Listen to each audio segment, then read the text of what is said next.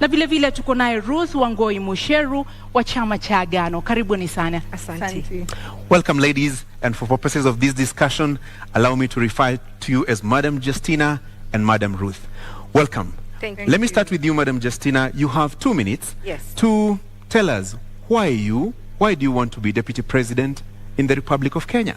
Thank you very much, Kashori and Zubeida, and thank you everyone who is here. We appreciate. Justina Wamae is emotionally intelligent, she's vibrant, she's someone who looks into the future. And given the fact that I was born in Kibera and I am where I am today, I feel I've achieved, which is encouragement to anyone at home. In 2013 and 2017, I must say I was a consumer of this production. I was at home watching, but today I'm part of the production. So I feel very humbled, and given that I understand the role of a DP, that you deputize the president in all execution of his duties, I am ready for it. My educational background in procurement, having a master's in procurement, links with the public service. We are out to run an efficient government, a government that looks into how we are managing our money. So that gives me the upper hand. And again, being 35 years a youth, I can resonate with the challenges the youth are facing. Besides, I had ran for Mavoko in 2017, member of National Assembly, and many people were asking why the member of National Assembly. My drive then was to go into National Assembly and formulate and sponsor bills that are youth responsive. So when I speak here, I know the plight of the youth, I know the plight of the women, and my focus is telling the Kenyans the truth, that it is not easy, but we are going to make it. The future is beautiful for Kenya, and that is what Roots Party stands for. Naam, shukran sana Bi Justina. Bi Ruth, una muda wa dakika 2 kuanzia sasa kutueleza mbona unatosha kuwa makamu wa rais wa Jamhuri ya Kenya. Asante sana Zubeda.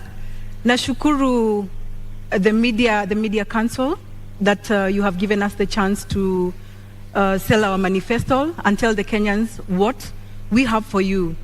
I am Ruth Wangoi Musheru. I am a daughter. I am a wife to one Mr. Mutua.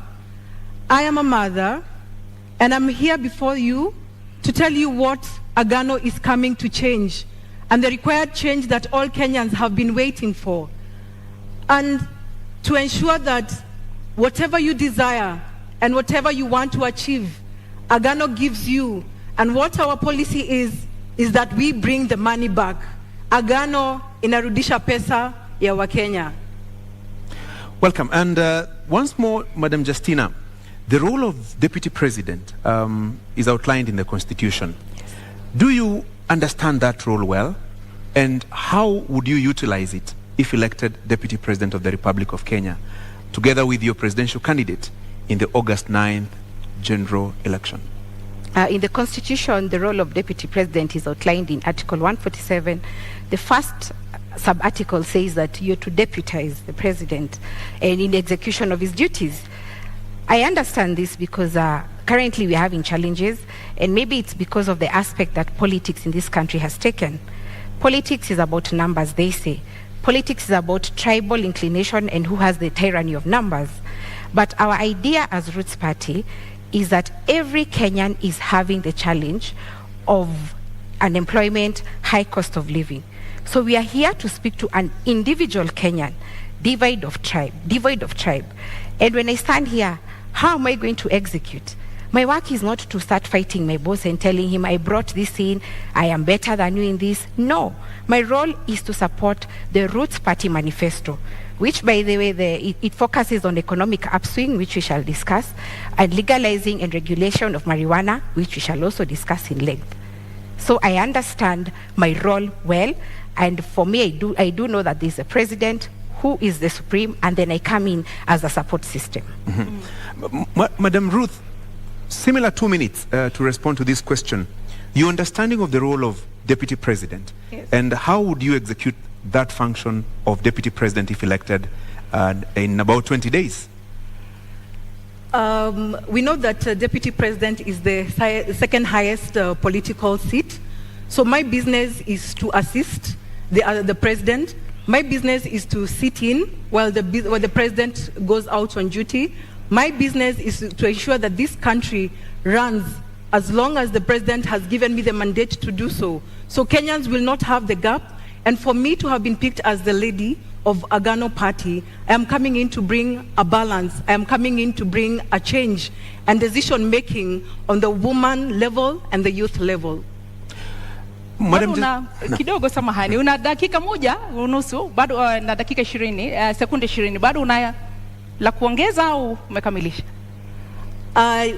Makamu wa rais huwa anasaidia rais mwenyewe, huwa anasaidia kutekeleza majibu ile, the work that has been given to her in the presidential aspect. So my business is to assist. My business is to play the part of assisting and implementing what the captain and the 5th Mwaure David has stipulated.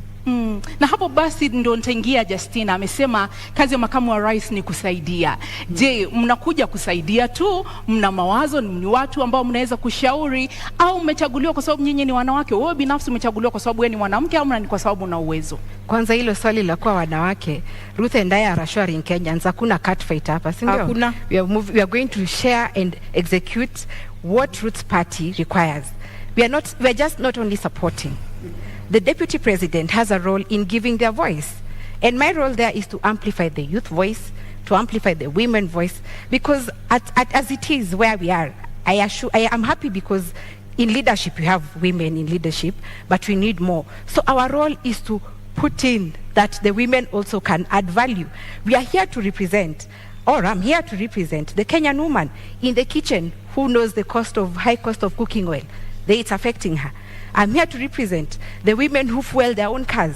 I'm here to represent the stay-at-home women who, when you tell your husband to give you money, he starts thinking you're not spending the money well. Yet it is the economy that has deteriorated. There's so much inflation. So it is not just to support. That is part of it.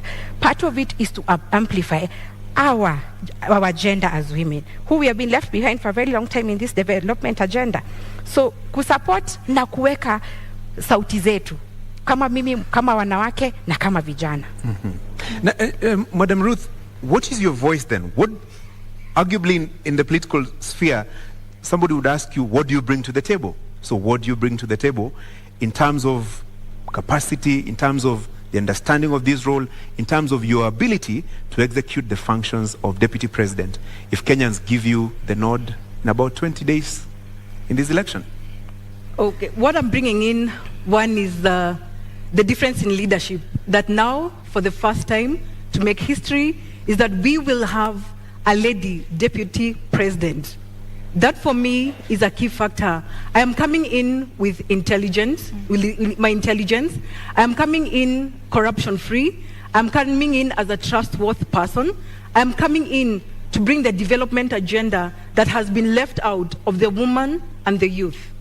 Na Bi Justina, inakutia wasiwasi kwamba kwa upande mmoja mnaonekana ni kama kidogo kama Ruth Party mnakuja kukiuka maadili? Unaogopa kwamba hiyo inamweka kidedea Bi Ruth katika kinyang'anyiro hiki, kwamba unaonekana nyinyi mnakuja kuharibu, yeye inamweka kidedea katika kuvutia kura zaidi? Inakutia wasiwasi?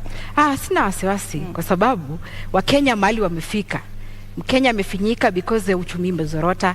Idea zetu ni za kusaidia Wakenya.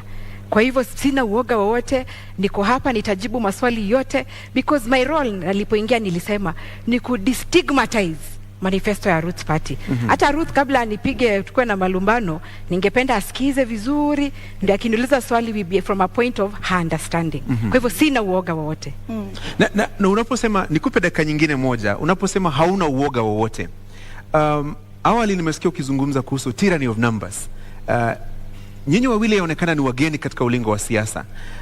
Hauoni kana kwamba kuwa wageni kule kuna wapa ile disadvantage mkilinganisha na wale ambao pia wanagombea wadhifa huu wa kuwa naibu rais? Nyinyi ni wageni kwenye ulingo wa siasa. Ndio, naweza kuwa mimi ni mgeni, lakini mgeni huja na heri njema. Miaka 30 tunaobishana nao wamekuwa kwenye siasa. Tyranny of numbers imetumika kila saa kusema watu wetu. Lakini kama iko sahi, ni kila Mkenya awaze ajiulize, hawa viongozi ama hii serikali inanifaidi aje kibinafsi? Kwa hivyo mimi na Roots Party tunaleta a mind shift. change of mindset. Mkenya akuwe selfish kivyake, aseme ingawaje kabila langu liko uongozini sijasaidika, lakini hawa hata kama sio kabila langu wako na agenda na wanataka kupeleka Kenya mbele. So I'm not scared in any way. Anakutisha Ruth? Anakutisha Justina? Not at all, not at all. Tuko hapa kuleta mabadiliko ile Wakenya wanatarajia. So we are coming in to bring the change. Hii ni uongozi mpya. We are not frightened with the fact that there is tyranny of numbers. Those are numbers. But the actual fact is Wakenya wamechoka. Tumekuja kuleta mabadiliko ile wamekuwa wakingojea. Madam Ruth, 30 more seconds. Where are those numbers? Unasema you also have your numbers. Where are those numbers? The numbers are there, Francis. You know, as the fifth Mwaure Wahiga said, some of these research institutes have been sponsored.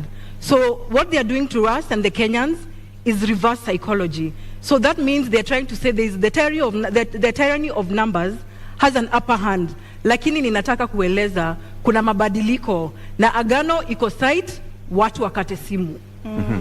Na vile vile Bi Justina, yes. Tunapoangalia katika uongozi na katika nafasi ambayo mmesema kwamba mnaielewa vyema ya makamu wa rais, tuseme kwa mfano kesho mgombea urais kwa tiketi ya Roots Party awe kwamba hawezi kuongoza, tuseme umechaguliwa, nini ambacho kinakupa hiyo motisha au uweze kuwa na ule ushawishi wa kuwa kwamba unaweza kuongoza kama rais wa Jamhuri ya Kenya? Kweli unatosha kuongoza kama rais wa Jamhuri ya Kenya? Zubeida, ukiangalia leadership iko na two aspects, the hard and the soft. The hard ni what you have been doing, legislations and regulations, but the soft is you talk to the hearts and minds of Kenyans. Hearts of minds of Kenyans inasema 5.5 million of Kenyans are unemployed. 1.2 million of Kenyans live below the poverty line of 220 shillings daily. That is what Kenyans are speaking about. Na hiyo ndio inanipatia courage, nasema ingawaje labda amwezi jizungumzia, mimi najitoa na nazungumzia. That is the truth of the matter, that Kenyans are struggling. Pia niko hapa, I'm representing the many parents who take loans to educate their children. Unajua wazazi wetu wakati walikuwa wanaona ati wao wakichukuliwa kazi ilikuwa after form 4 wanaenda kazi kwenye benki. But now our time, mzazi hiyo time akaona labda degree ndio itasaidia mtoto wangu apate kazi. Unfortunately hakuna kazi, wazazi wamejekelea loans. Kwa hivyo mimi nazungumzia wazazi wetu, nazungumzia ule youth hana kazi, nazungumzia mpaka wale watu ambao in 1998 kulikuwa na bomb blast. Our Kenya wengi, over 3,000 were never compensated. And this comes to the respect. Unajua wenye walilipwa ni watu wa American Embassy and the Tanzanians and those Americans who are victims. But Kenyans were not compensated. In my thinking, mtazamo wangu ni kwamba hawakulipwa kwa sababu Kenya haipewi heshima. Utapewaje heshima na una pesa? Angalia Middle East. Wakenya wanaenda kutafuta greener pastures, wanatesekea huko. Many a times people ask ati ambassador anafanya nini? Lakini niulize, ambassador na pesa ya mafuta, sisi hatuna, ni madeli tumejaza tele. Atawezaje kusimama na huyu mwingine? So our idea na Kenya kinanisukuma ni kwamba tunataka Kenya ipewe heshima, and we want when we talk, venye mzungu alisema put your money where your mouth is, tuweze kuongea juu tuko na nguvu. Madam Justina, 1 minute. There's something that has come up about sponsorship. Are you being sponsored by anybody? Your ticket to run for this presidential race? No, we are not being sponsored. And this is a question I'm posing. Where should we have the best ideas than the sponsoree, if that's the question? Our idea is unique, we are fresh, we are new, we are not being sponsored. The challenge we are facing is that when we say that this one is doing well, people say we are being sponsored by the other. When we say we anafanya vizuri, tunasema si hivyo. But the politics you are pushing right now is that politics you are doing. Politics is about amplifying the voices of Kenyans, giving different interest groups their voices. Na mwenye anashinda tunampa heshima. So we are not being sponsored by anybody. We are here mpaka mwisho. Ruth, where do you get the impression that they are being sponsored by anyone? Clearly, wanakatata kutupatia even our own marks. In school, even the student who has 0 wanarudishiwa karatasi yake na scorecard. Lakini sasa our research institutes wamekuwa sponsored, wanatoa huyu mtoto mmoja, which I seriously think that ni kupunguza, wanapunguza namba zetu. Probably we could be a threat because Kenyans are tired. They want new leadership. Na haswa iwapo hampati ufadhili au msukumo kutoka kwa mtu yeyote, haswa nani anafadhili kampeni zenu kama Roots Party? Our mode of campaign ni kama ile ilitumika na PM wa India Modi. Wakenya wamechoka in a way, they tell us come to Nakuru. Tunawaambia hatuna pesa.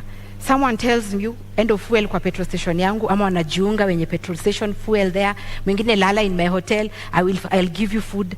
Bora mkuje Nakuru muongeleshe watu. That is our mode of campaign. And by the way, hakuna pesa si tumeibia Mkenya, and that is what hiyo kasumba tunataka kubadilisha. Kenyans, I blame you for poor leadership.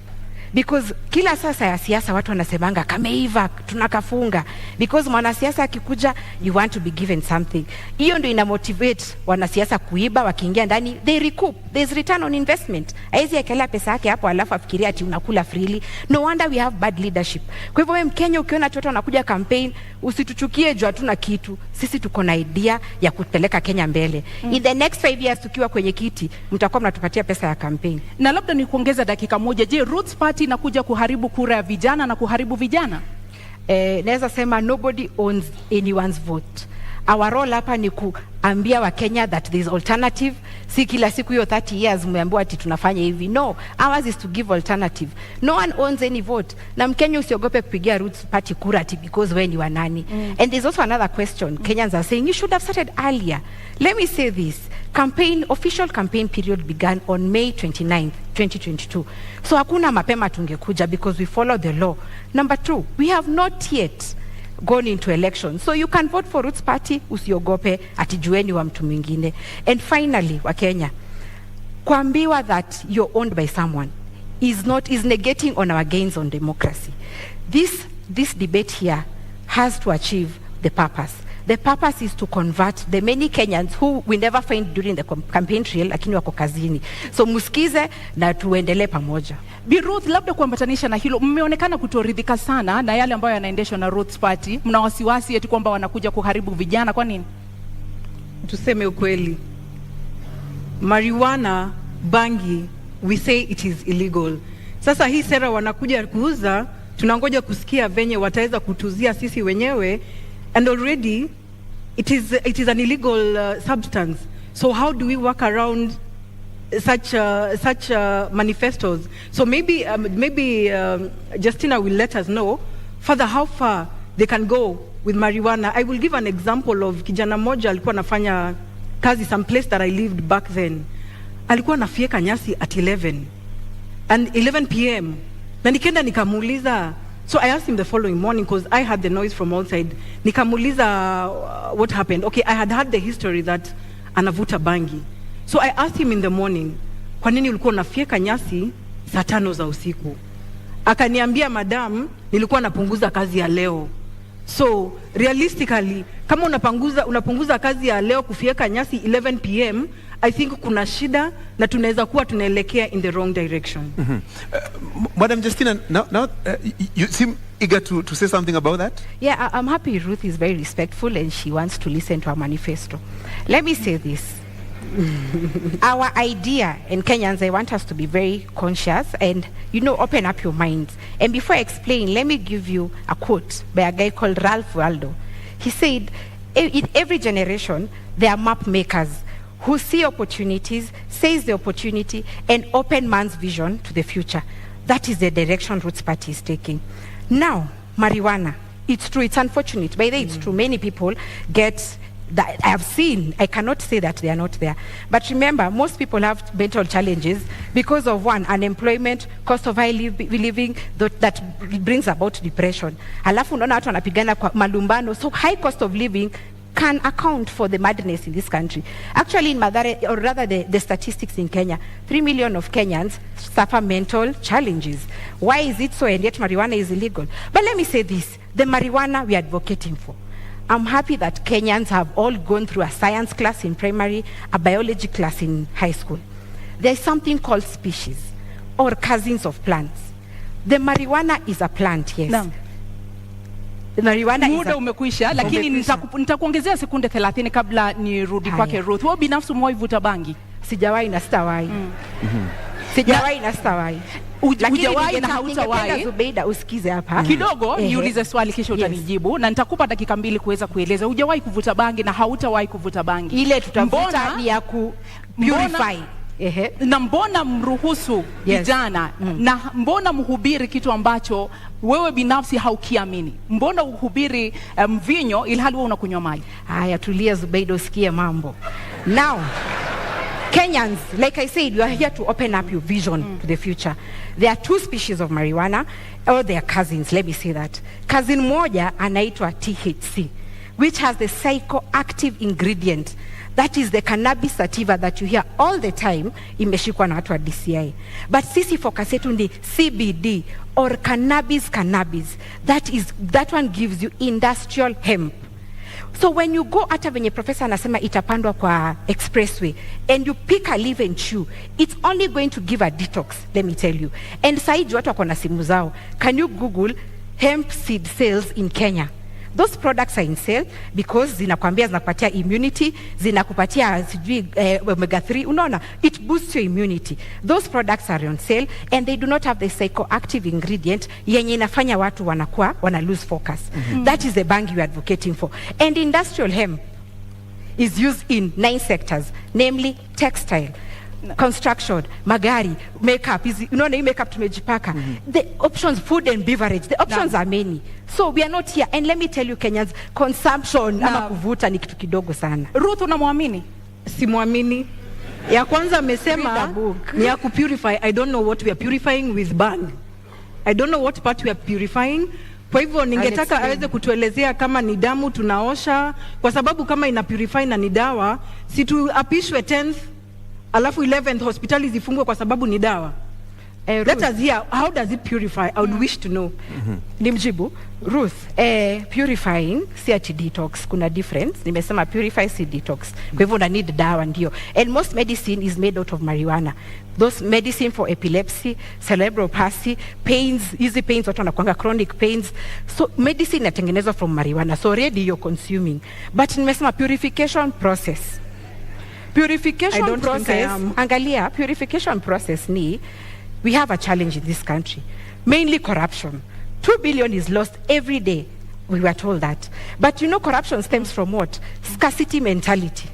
There are no other options in this country to make money. So everyone wants to go into politics where the salaries are lucrative. So your scarcity mentality, unaingia, you amass for yourself.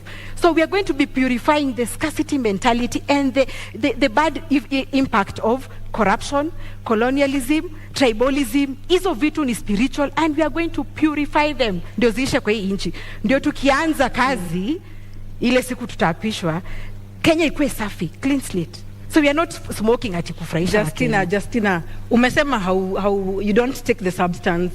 Na umesema that means we are all consumers of bang through medicinal, yes, the medicinal part of it. So that means then why are we having it legal in our constitution?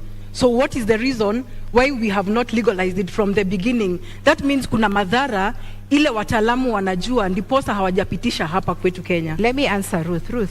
Ukiangalia nakada ilipatiwa gazettement in 2001. The economic challenge at that time, we had a government, a new election was coming up in 2002. There was teacher strike, banker strikes, the economy was doing badly. So IMF told Kenya, come up with a law criminalizing marijuana. And you know IMF ni akina nani? China is there, France is there, UK is there, Canada is there, US is there, they have legalized. So for them waliona, our jinga Joanna do, let me use that word. We give them, we curtail their opportunities. Remember, we have arable land, plenty of land for this thing. So they curtailed our potential to invest in this so that they can give us loans on high interest. That was the idea. And when I say Kenya inastahili heshima, it's because we are disrespected juu hatuna pesa. So our idea, if they have legalized, yet they're the same ones who are coming here to tell us it's wrong, then I think we are still being colonized. Aki Justina, mi sija approve hiyo. I don't expect you to do kwa manifesto yako. Sababu Jamaica would have been a first world country. They are doing so well in terms of their economy. Their GDP is great, more than ours. Imekaa sana, basi imekaa sana. They are doing well. They are doing well. Take a book. Madam Justina, in 2 minutes. Yes. Marijuana is not just illegal in Kenya. It is also illegal in other countries. Yes. We've also seen situations in this country where certain people grow marijuana. Why have they not been rich if growing marijuana was such a lucrative business? When you look at our neighbors, let's talk about Africa. Malawi has legalized for medicinal and it's restricted. Uganda is doing it, but it's the Israeli government who have come in to help them. As it is with their loan, Uganda was about to go the Sri Lanka way. So Uganda went to Israel, their land is rocky. So they came here and they were located in Uganda, 500,000 acres in terms of a bilateral agreement, and they are reaping returns from that. So the other countries, they have done it. Why not us? Why not us? Why should we not do it? That is my question. And like I said, our role is to open the vision, Kenyan's vision into the future. Marijuana is versatile. I said it is used in 9 sectors: food, beverage, medicine, construction, textile, makeup, easy fiber za gari. A headlight today, ukigongewa headlight yako, goes for 27,000 for those who own cars. But you know why? Because the demand is in Kenya, but the supply iko China. So of course the forces of demand are in place, na ndo maana inakuwa costly. And I'll say this, there is this governor of Minnesota, he was called Jesse Ventura. Jesse Ventura was in wrestling a while back. But why he was fighting for legalization of marijuana in Minnesota was because after 41 years of marriage, his wife suffered epilepsy. And he was pushing because when he took her to South Carolina, she got well. So the idea is, do not control the supply, control the demand by making sure it's going into the 9 sectors that you have said and for export. That is our idea. Madam Ruth, I can see disbelief all over your face. I still do not agree to all this theory. Na ndiposa naambia wa Kenya, kateni simu, agano iko side. This is not practical. The law tells us clearly that it is illegal to have bang. So how else, na amesema, na yeye mwenyewe alisema ama amesema sahi, that they will smoke bang on the 10th. I'm looking for a happy mother. I am a mother. Ruth, I'm looking for a happy mother CBD, that will, no, CBD. I am looking, allow me to answer. I'm looking for a happy mother who will attest that mtoto wake amevuta bangi and they are okay. Yeye mwenyewe pia najua ni mama. Nataka kujua, atakubali mtoto wake avute bangi on that 10th.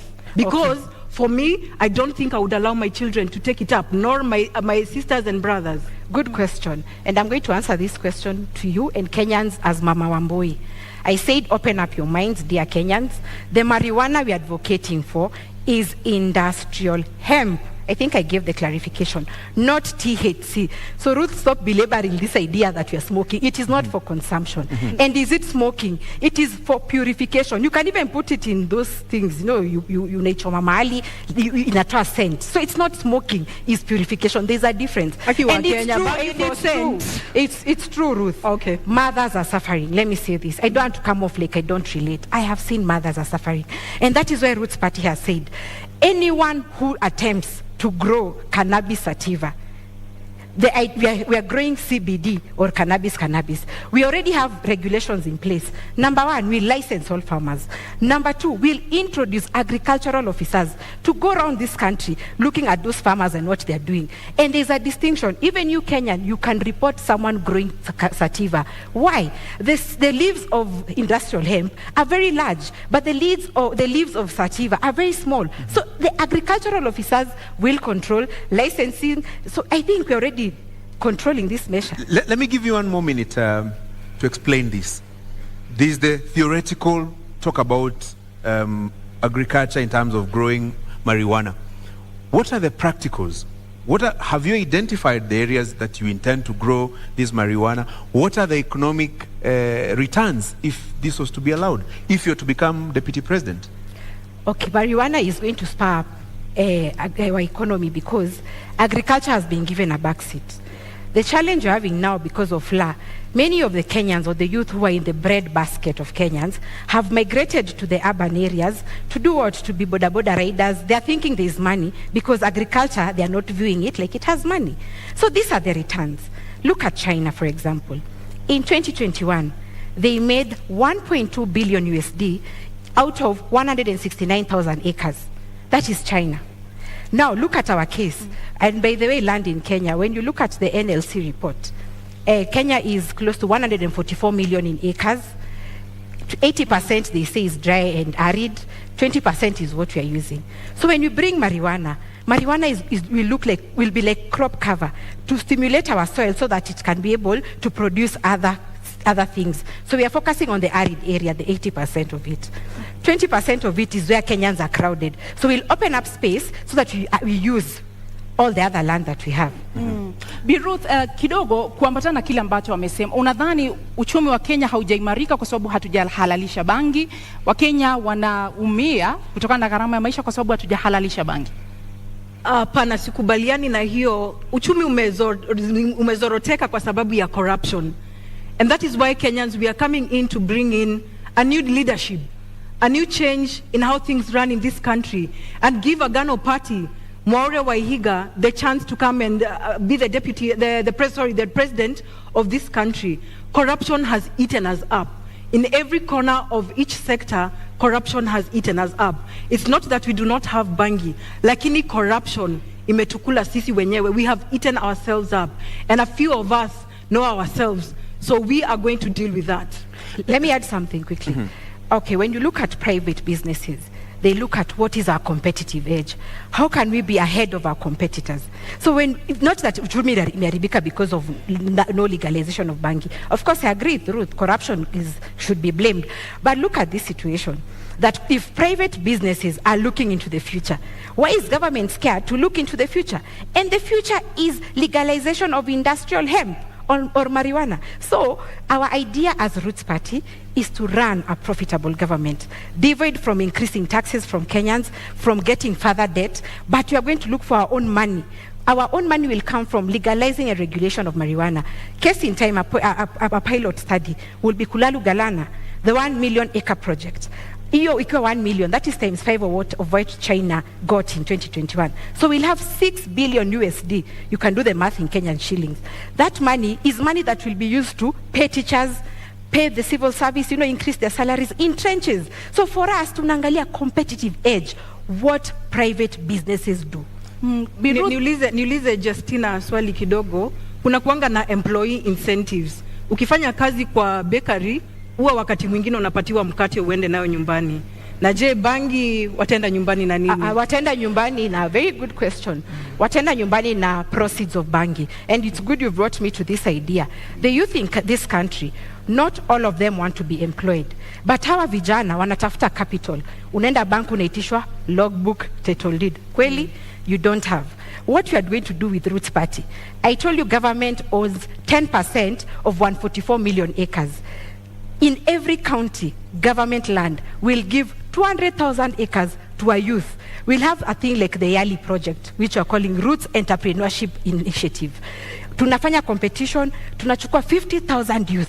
Kwa hiyo mradi ya 200,000 acres. Na ujue bangi grows in 4 months. So akishauza hiyo bangi yake, hiyo proceeds, 2.8 million according to hesabu za China, youth atakuwa na capital, seed capital ama capital to boost their business. So you won't take home bangi, Ruth. You'll take home capital for investment. But ni illegal, lakini bado watu wanavuta. I don't know how we will deal with those incentives. So those are the challenges in this country. In fact, we should ask the ones who are in government now, why is it illegal and Kenyans are smoking? That's the question to them. Kwa hivyo Ruth, kwa wewe ni kuhalalisha kutohalalisha bangi au ni swala la maadili? Kutohalalisha, the constitution does not allow. Lakini unaona kwamba inahujumu maadili? Sorry? Inahujumu maadili au haswa tatizo lenu kama Agano Party ni kwamba bangi ni mbaya, haistahili kuhalalishwa au ni swala la maadili? Ni maswala ya maadili na si Agano Party, ni wa Kenya. Kama it is already legal, it is currently illegal. So how safe is it? How safe is it when we start taking it up? That means we are destroying a whole generation. We're destroying our children. I am concerned as a Kenyan. Zubeida, you're being unfair to Ruth. You know Ruth cannot support our manifesto, so it's true atasema ni mbaya. Let me give you some 60 more seconds, Ruth. Yes. Is it a question of faith and values that drives your opposition to the Roots Party's manifesto and proposal to engage in marijuana farming? It is more values. It is more value and faith too, yes. It is more values and faith too. Because I'm trying to look at right now, currently what is happening in Kenya right now. Nirudie statement. It is illegal. Lakini watoto wamejaa madhare. Wamama wanalia pale nje. So I'm wondering, how many are smiling? How many are going to smile? How many are educated out there to know that hii ni biashara, mtoto hafai kuvuta? Children are idle out there. Watajaribu kuvuta kidogo, and you know the consequence is going to be what we all know. Watoto tunapoteza ufahamu, tunapoteza future. I think I was clear on the control measures on this, Ruth. Nilisema the seed will be CBD, tutatumia KEFIS, tutapatiana licenses, we'll reintroduce agricultural officers to man or inspect what Kenyans are doing, and we are also going to bring back the NYS, those ones who have graduated, to control government marijuana. So I think the control measures, and that is why we are saying legalize and regulate. Unajua hata ile shamba iko thika pale ya mananasi iko na control measures, lakini bado watu wanaiba. Sasa it is our Kenyans, we need to change tabia zetu venye Ruth anasema. Yes, you take electrical fence, I don't know. I don't know. Very well. Let me move you now to a different aspect of this debate. Yes. In 2 minutes, Justina, you're not alone in this race to become the next deputy president. You also have Martha Karua, Rigathi Gachagua. What sets you apart from them? And are there issues that you agree with them and their manifestos, and those that you don't agree with? In 2 minutes. Let me first say I respect the ones you've mentioned, because I remember 30 years ago, I was a young girl, they've been in politics. So being on the same ballot paper with them is very humbling.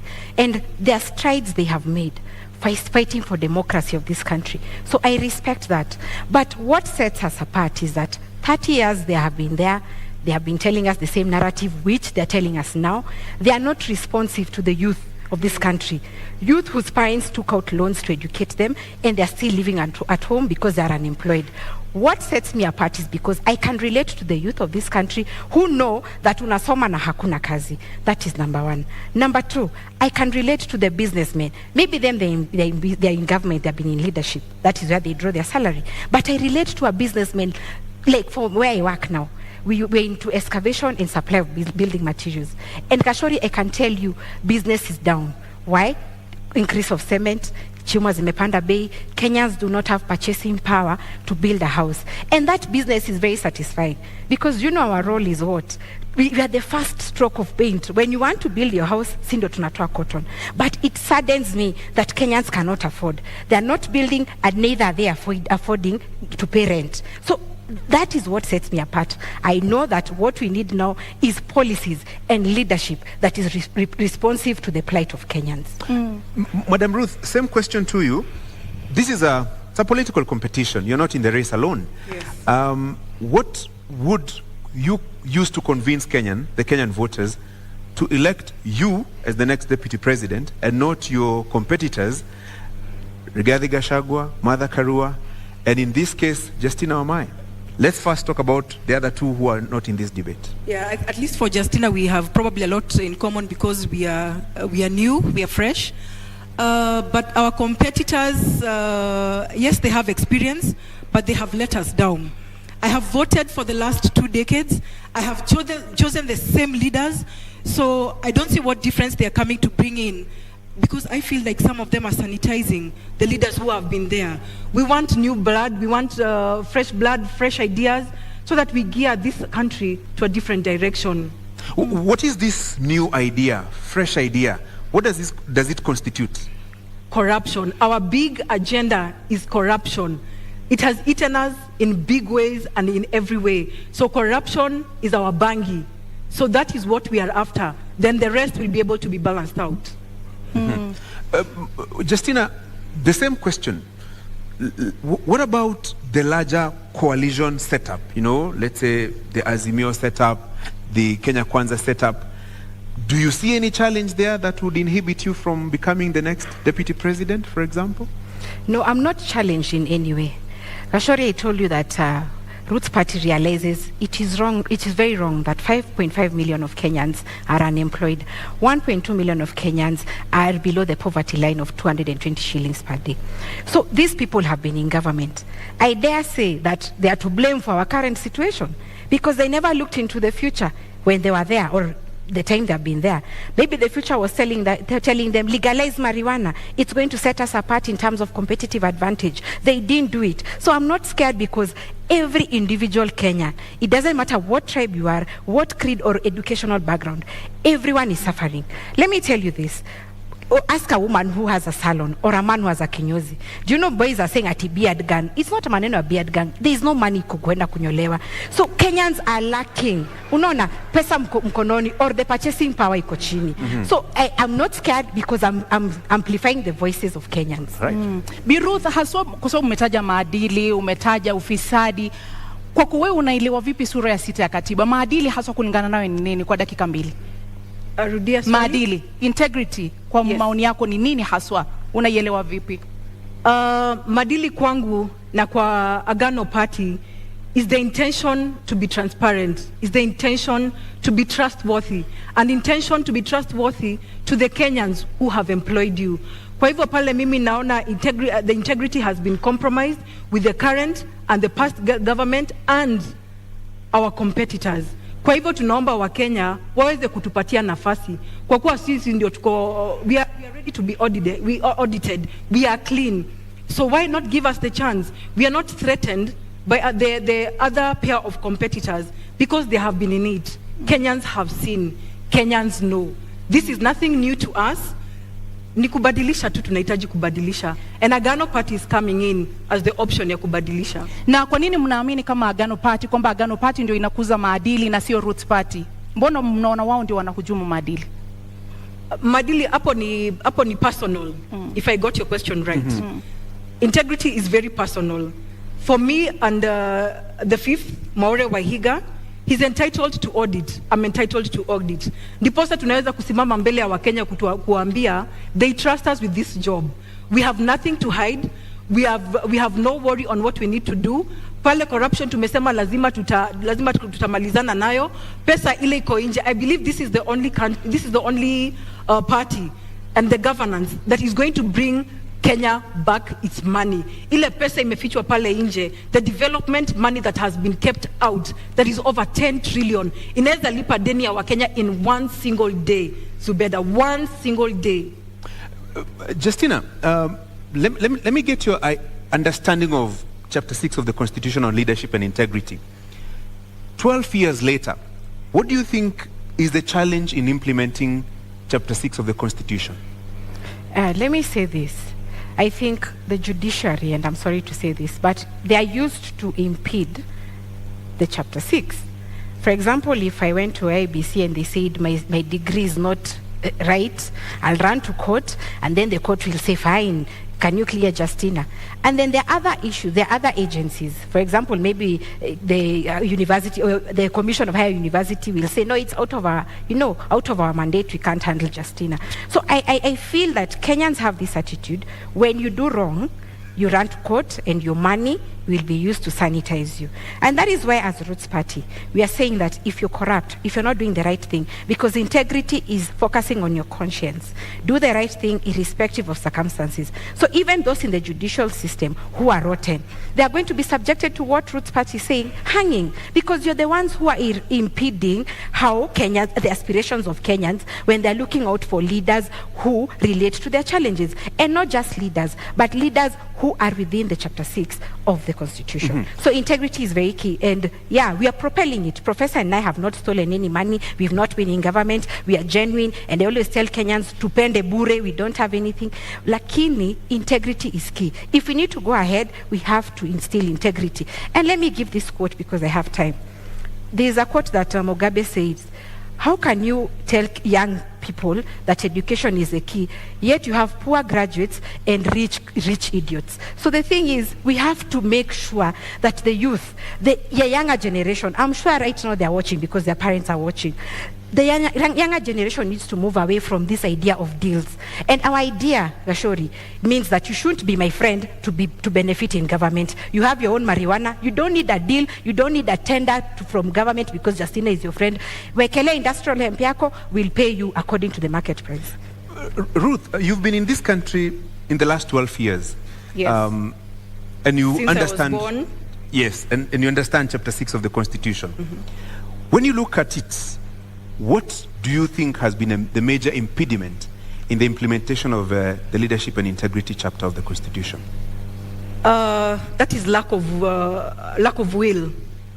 We have leaders that are not willing to change for this country. So just as much it's going to cost us, just as much I'd wish to tell Kenyans that without very big words, if we don't decide to change the leadership of this country, it will cost us another 5-10 decades. So integrity is paramount to us as a Agano Party. We are the clean. We are the only option for Kenyan citizens. Tafadhali mtupatie kura. Tutakuja kuleta mabadiliko. Give us practical examples of how you will deal with corruption and implementation of Chapter 6 of the Constitution, because there is the saying, yes, and there is the doing. Agano Party has a covenant with Kenyans to abide to the constitutional law. And we say, if you do not follow the law will follow you. For us, nobody is above the law. If you have been in corruption, you will face the law. We are not hanging anybody. Na umenielekeza mahali ambapo nilitaka kuelekeza wewe binafsi. Unadhani tutaweza kukabili ufisadi kwa kuwanyonga wale ambao ni watuhumiwa wa ufisadi?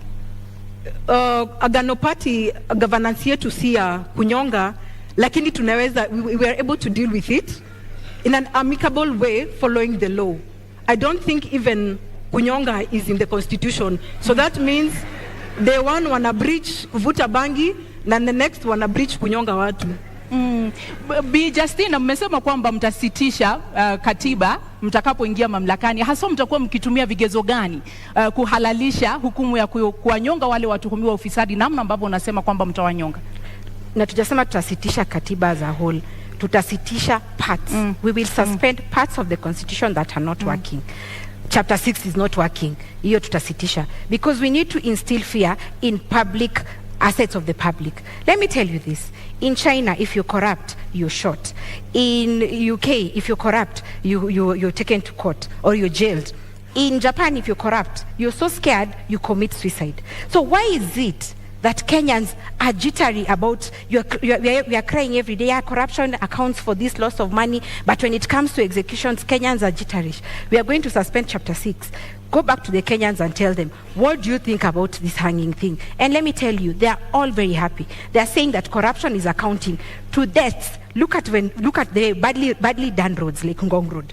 Ngong Road is badly done, a local contractor. And we are assuming that the money was used as kickbacks and then they had to save some little money, so they didn't give qualities. So when that person dies or someone is in an accident and they die, it's not an issue. When medicine is stolen or medical money is stolen and people die because there is no medicine, it's not an issue. Let me tell you, Kenyans, it's about time we be stand on corruption. Our idea is instilling fear in the minds of Kenyans that public mali ya umma ipewe heshima. Na hukumu ya kunyonga, yes, iliharamishwa mapema miaka ya 80. Haswa ni nini, ni kigezo gani ambacho mtatumia kuona kwamba sasa inaweza kufanyika? Kwa sababu ni kitu ambacho kimeharamishwa nchini Kenya. Ni kwamba mnaona kuna mapengo, kuna nafasi katika katiba ambayo mtarudisha hukumu hiyo, au haswa utekelezaji utafanyika vipi?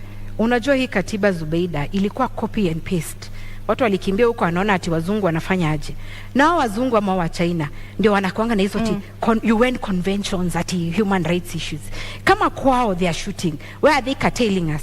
And that is why I'm saying Kenya haipewi heshima. We need to be firm on this, because sisi ndio tunajua shida zetu. Hakuna mtu wa UN ama nani who are feeling our pain. Sisi wenyewe ndio tunalala njaa, sisi wenyewe ndio tunateseka, hatuna kazi. So we are going to look at it as Kenyans. In fact, katiba kama ingekuwa inafanywa public participation, ingekuwa ingetranslatiwa in all tribes. Mtu asiseme ati because nani amesoma niko sawa. No. Ruth, the last time in this country somebody was hanged, a convict was hanged, was in July 1987. 35 years later, would you agree, would you support the hanging of convicts, and particularly those who have been found culpable of corruption? Francis, I'll go back to the law. We have a covenant with the Kenyans. We have a covenant with the law. The law clearly stipulates we are not allowed to hang. So what business do we have hanging convicts? There is a law that enforces corruption, the people who have committed corruption. So for us, ni kumaanisha wakivuta bangi on the 10th, one, that is breach of law. Sijui kama hanging is part of it, because it is breach of law. They have broken the constitution. So I don't think I would agree that we need to suspend part of the law. We just need to probably sit with experts if we need to revise. But I don't think we need to hang people's life. People deserve to live and be corrected. Ruth, there are very many injustices. Let me give, for example, Anglo-Gleason golden bag. Yes. Money was stolen in this country. So in your opinion, the Agano way, how would you do it if it's not hanging? It is law. They follow law. Which is? Si tunafunga. Wamefungwa watu Anglo-Gleason. Sijaingizwa kwa ofisi. Tuingizeni Agano kwa ofisi muone. We will deal. That is the question. We will deal, but you know, if we are saying, why would we want to hang people? You have a sister, you have a brother who probably just needs to be corrected. So why hang? Na wenye wanakufa because of road accidents, lack of medicine, au si wa Kenya, wenye watu wameiba, wanakufa. That is unplanned. Here KEMSA unplanned. Life is life. Ruth, life is life. No, KEMSA, the Anglo-Leasing, all this is planned. Mtu akigongwa na gari, that is very unfortunate. And God forbid. Those unfortunate instances, we cannot debate on because that. Because of road design. But we are discussing about, surely. Road design. We can. Sorry. We can. Okay. Kwa hivyo Bi Justina, yes. Kama Roots Party, kwa kuwanyonga mtarejesha vipi mali ambayo wameiba? Mtatoa vipi mali ambayo imetumika vibaya, imeibwa, pesa ambazo mnasema zimefichwa katika mataifa ya ughaibuni? Ukinyonga yule mtuhumiwa, hiyo mali itarudi vipi kwa Wakenya? Na wacha niseme, atusemi mtu akigongwa na gari anakufa. Nasema people who are given jobs, like to build Gong Road for example, those people want to save on money. So the road design does not, they save money, so wana save pesa and wajenge barabara in a cheap way. But niseme hivi, there is a process, Zubeida. We are not just going to pick someone at because media imesema is they are corrupt. We are going first to remunerate kuongeza mshahara vizuri, judges, policemen, we have to increase their salaries because they are bait corruption, because mtu ameiba pesa kidogo anawapatia. We have to give them increase their salaries. However, there is a judicial process, a fair hearing. Go process ifanywe na tukusikize. Na pia tunapeana caution. It's not like the chicken gate case in the UK. Hapa Kenya taijaisha. So pia watu wa judiciary, they will notice they have to speed up this nini. So kutakuwa na hiyo wapelekwe the process. We have to get the assets back. We have to recall the assets na pia waende wakanyongwe. Ruth, sijui kama wote watakubali, because if I know I'm being hanged, so why should I tell you mali iko? There is the process. There is a judicial process. Maybe the first two might be caught with the process ya rudisha mali alafu tunanyonga. But someone else will think, kama unataka kuninyonga, finish me, wacha wengine wakulie hiyo pesa. Okay, so I don't think I would justify that. But for us, we are saying the corrupt, we will go even for the big fish. Sisi hatuogopi, tunataka pesa irudishwe, ndio imeweza kuumiza economy ya hii country. We have our president is planning to give a moratorium where the Kenyans who have stolen our money, wameficha development money, warudishe, wanapatiwa nafasi ya kurudisha. Hapo pale mtu anapitisha ile wakati umewekwa, so from there the law takes its course. In 2002 there was such. Why has it not worked? Maybe in your opinion, I'm not saying because you're not in government, yes. Truth, but you need to show Kenyans that you understand. So, it was there in 2002. What in your opinion is what is the reason why it didn't work out? The idea that you're sharing, in your opinion? Leadership problems, Justina. We are different leaders here. Let's talk, because you seem to agree on the seriousness and the challenges of corruption in our country. Yes. Given an opportunity, Justina, in 2 minutes, given an opportunity to be the next deputy president with the government that you will form with the presidential candidate that you're supporting, what are the specific areas that you would target in terms of dealing with corruption practically? Because there's the whole question of administration of justice. And like I said, the three arms of government they are being threatened. How? The independence rather is being threatened. When, for example, the executive says this, someone runs to court, and then the process is stopped. That is the backdrop of why we are going to suspend the constitution. But yes, administration of justice is there. But again, has it worked for us?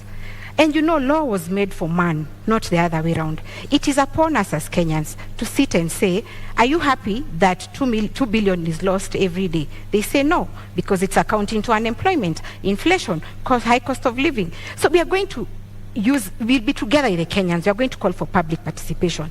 And the Kenyans, I can tell you, they are very happy about it. Because someone is feeling like, I wake up like in Meru, I wake up at 4 a.m. kuchukua hiyo mira yangu, I pack it. Someone is eating the taxes. Mtu anajifanya ndio mjanja kuliko wengine. So Kenyans are tired. Of course, that aspect is there of administration of justice. Lakini gashori, Kenyans are suffering. So sisi tutaka participate now, and many of them are supporting this. We need to instill fear in assets of the public.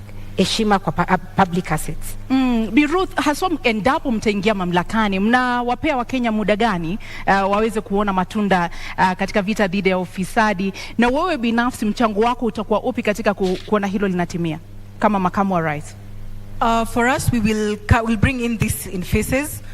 Kuna ile pesa iko nje, in the money that is stashed illegally abroad. For that, we can even say we have started even implementing our 100 days.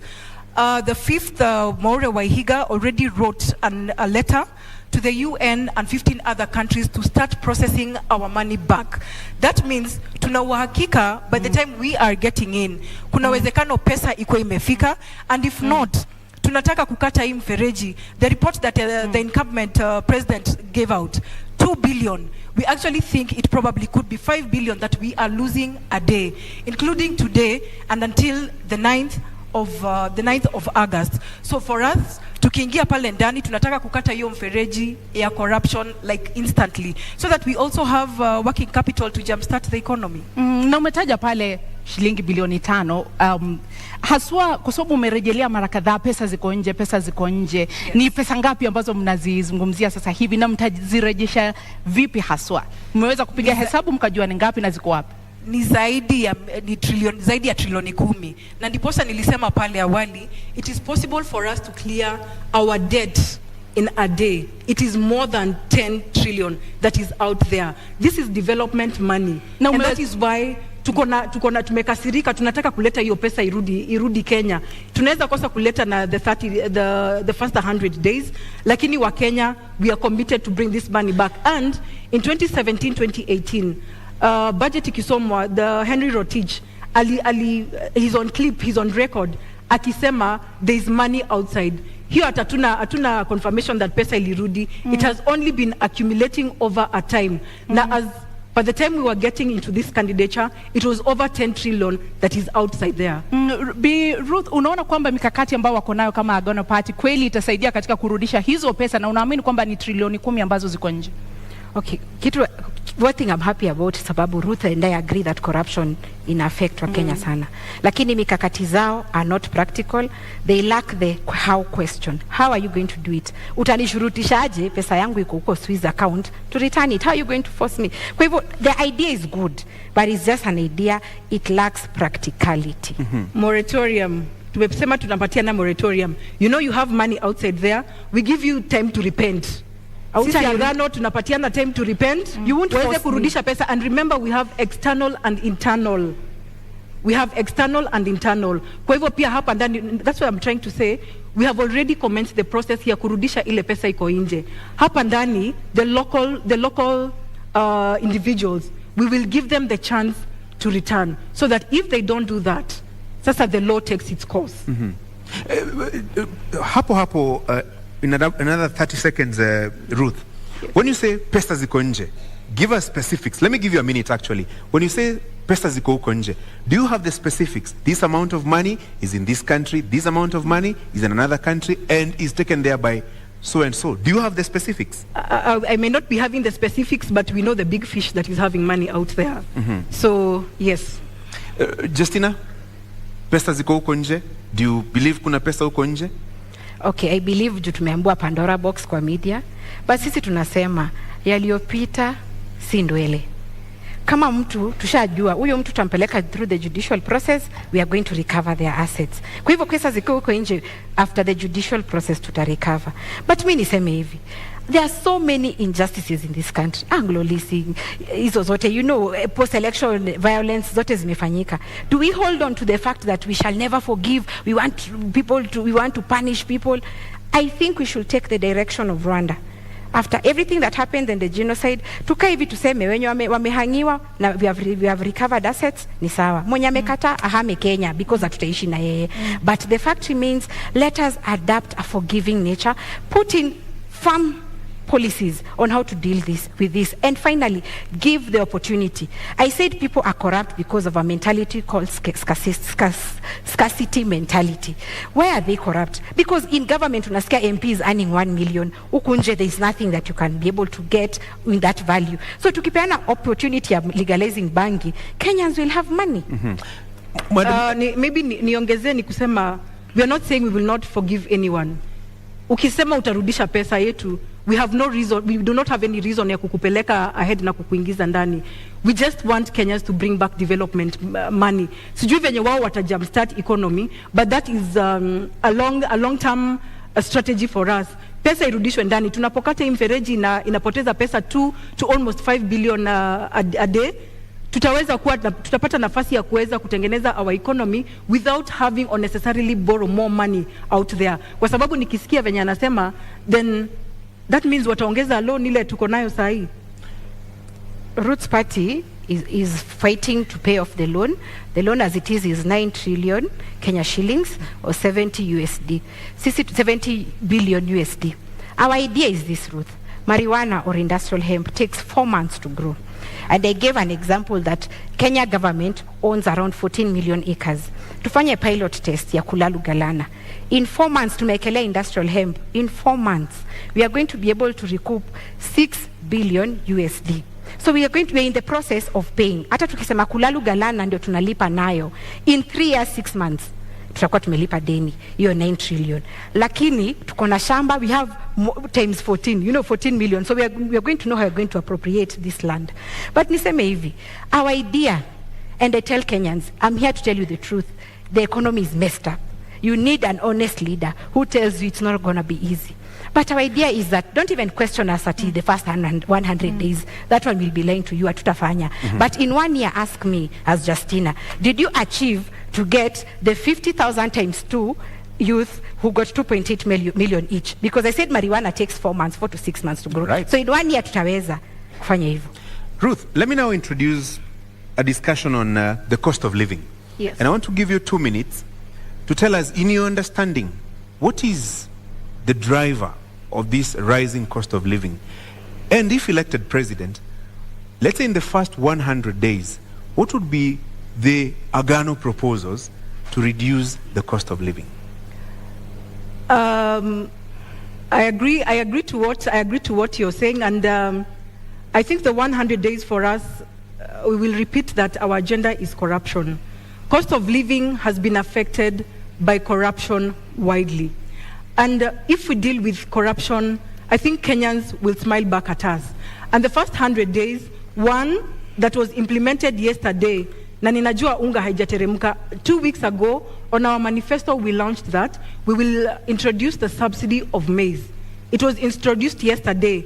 Na Wakenya wameambiwa to wait for 2, 3 to 4 weeks for it to be felt. Jana nimepitia kwa supermarket, bado unga ni 230. So for us, we still have to bring the subsidy for Kenyans to be able to eat, because a hungry nation is an angry nation.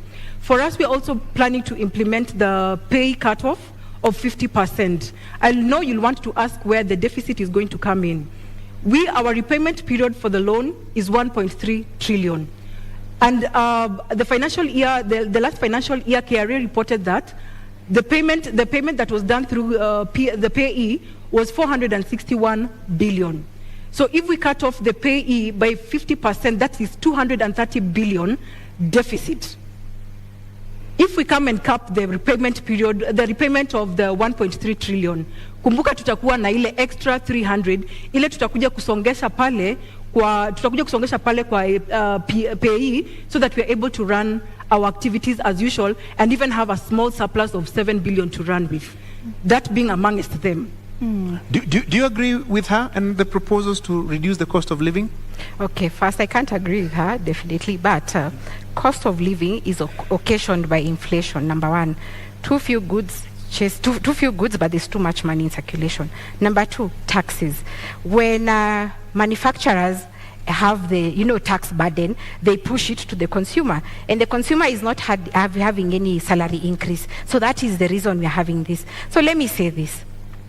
We are not going to do the 100 days, that's a lie. But you ask us after 1 year when you get into office, that one, we are going to widen the tax base. Why? I said marijuana is used in 9 sectors, across 9 sectors. Example, paper. We are going to give life to pan paper. Pan paper had been given life, but again, the logging law came in, so they don't have raw materials. We'll have marijuana that will be used for that. So our idea is to drive local economies whereby a Kenyan, instead of importing something from China, like the people of Nyamakema, their stuff was burnt for lack of quality, let them organize themselves, have local industries. If it's textile, plastic, paper, printing paper by the way is very expensive. So when we have local economies, we are going to widen the tax base so that a corporate tax shouldn't be 30%. We can lower it because we have more in the tax net.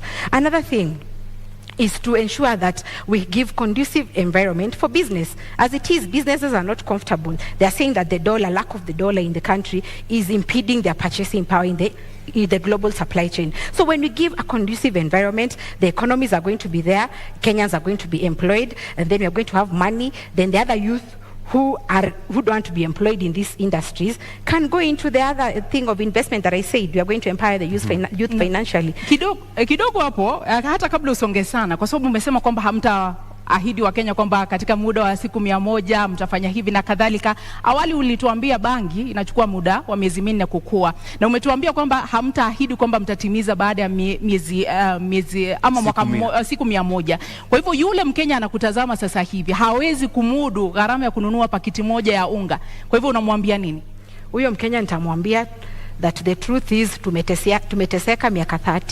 1 year tunaweza vumilia, but we are putting in, Kenyans need an honest leader. As it is now, hii maneno ya kusarakasi na siasa is what is getting us here. We are being honest. We are saying, of course, they have put in the unga imeshukishwa bei. But sisi tukiangalia the truth, marijuana also gives flour. We can look at alternatives to the challenges. If maize flour is costly, then marijuana flour can cook ugali, can cook chapati.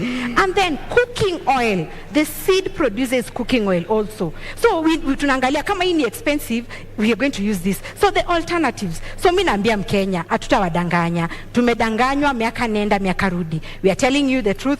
Question us after 1 year.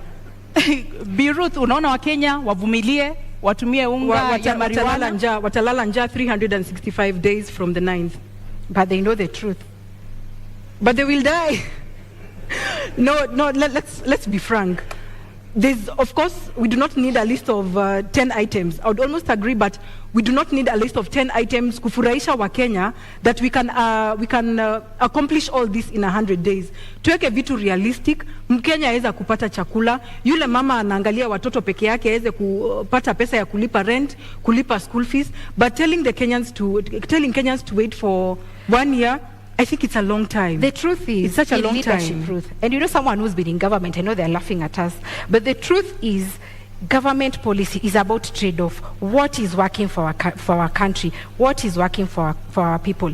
So if we come here and say, tutaangusha bei ya mahindi, farmers walitoka Ushago, they came to Nairobi. There is rural to urban migration. They are border riders because farming doesn't have money. It is about us giving the conducive environment for agriculture to thrive. Watu warudi Ushago, they grow the maize, they grow the marijuana, they do the Mira Act, and actually we are giving Kenyans an alternative. If you're a Mira farmer, continue doing, no problem. But we need Kenyans to know it's not about the government doing things. We won't lie to you, and that is why leaders or politicians lie to us. It's about telling Kenyans the truth. Here is a trade-off between a very bad situation and a worse situation. I think maybe I think agriculture has money. Sijui kama hapo tutakubaliana, lakini agriculture has money. I will give an example. My grandmother amekuwa ametegemea majani chai. They have brought up she brought up 8 children. Lakini sai mkulima wa sai analia. So if we restore back our economy, that means hata ule mtu hajasoma ataweza kuongeza pesa kwa mfuko, na tuweze pia kukata hii importation tunaleta ya michele, na kuna project, kuna schemes kama za Moya tunaweza patia wakulima nafasi to boost themselves back, na Wakenya waweze kupata chakula ya kukula. Just like even the maize, people are having maize in the granary. Kwa nini tunaleta mahindi kutoka nje? Tupatie nafasi wa Kenya wajijenge. I believe farming has money. Yes. Pia ule akona ng'ombe ananunuliwa maziwa 30 shillings lakini inauzwa 60. Wacha tujaribu kubalance out. Sikusema agriculture doesn't have money. You said but wait, as it is, the global prices, declining global prices. Sahi watu wa Kisii wanasema 1 kg of coffee or tea wananunuliwa 30 shillings farm gate prices. Sugar cane inatoka 4,112 per ton. Sahi mahindi 3,000. Na sahi ekelea fertilizer. So the input cost of agriculture as it is so costly that you as a farmer you're not getting money. Na niongea about maziwa at a dairy farmer. By the way, hemp produces animal feed. So our tukitengeneza animal feed, which is very costly as it is, they impede maziwa production. Kutakuwa na so much milk that Roots Party is telling Kenyans, and we are promising Kenyans, kutakuwa na maziwa ya Roots na mayai ya Roots, because animal feed will be affordable. Kenyans can take milk as they wish. So our purpose is to reduce import costs in agriculture, but agriculture has money. No, that's when I quoted you, Justina, and I think the pricing right now of the food products is because of a leadership issue. It's nothing that the Kenyans cannot produce. Tuko na mchanga, tuko na maadili. We only need to give Kenyans ile nafasi waweze kulisha Wakenya wenzao. Just that. Let's stop saying ati mahindi it's in toxins, whereas the strategy is kuleta mahindi binafsi, unaleta hapa kwa nchi, unajitengeneza wewe mwenyewe, lakini unafinya yule mkulima ako pale Murang'a, ako pale Kisumu, hawezi pata return on investment. Kwa hivyo let us try to promote what we have locally, because this is a blessed nation.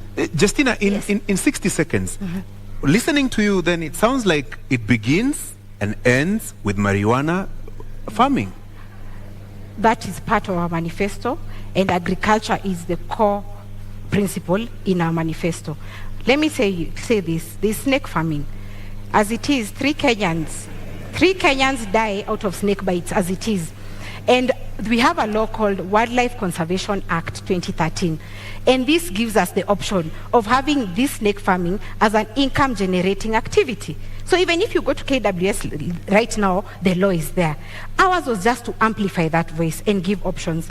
Like I was saying, 3 people are dying every day because of snake bites. And why? The antivenom we import in this country is from South Africa and India mainly.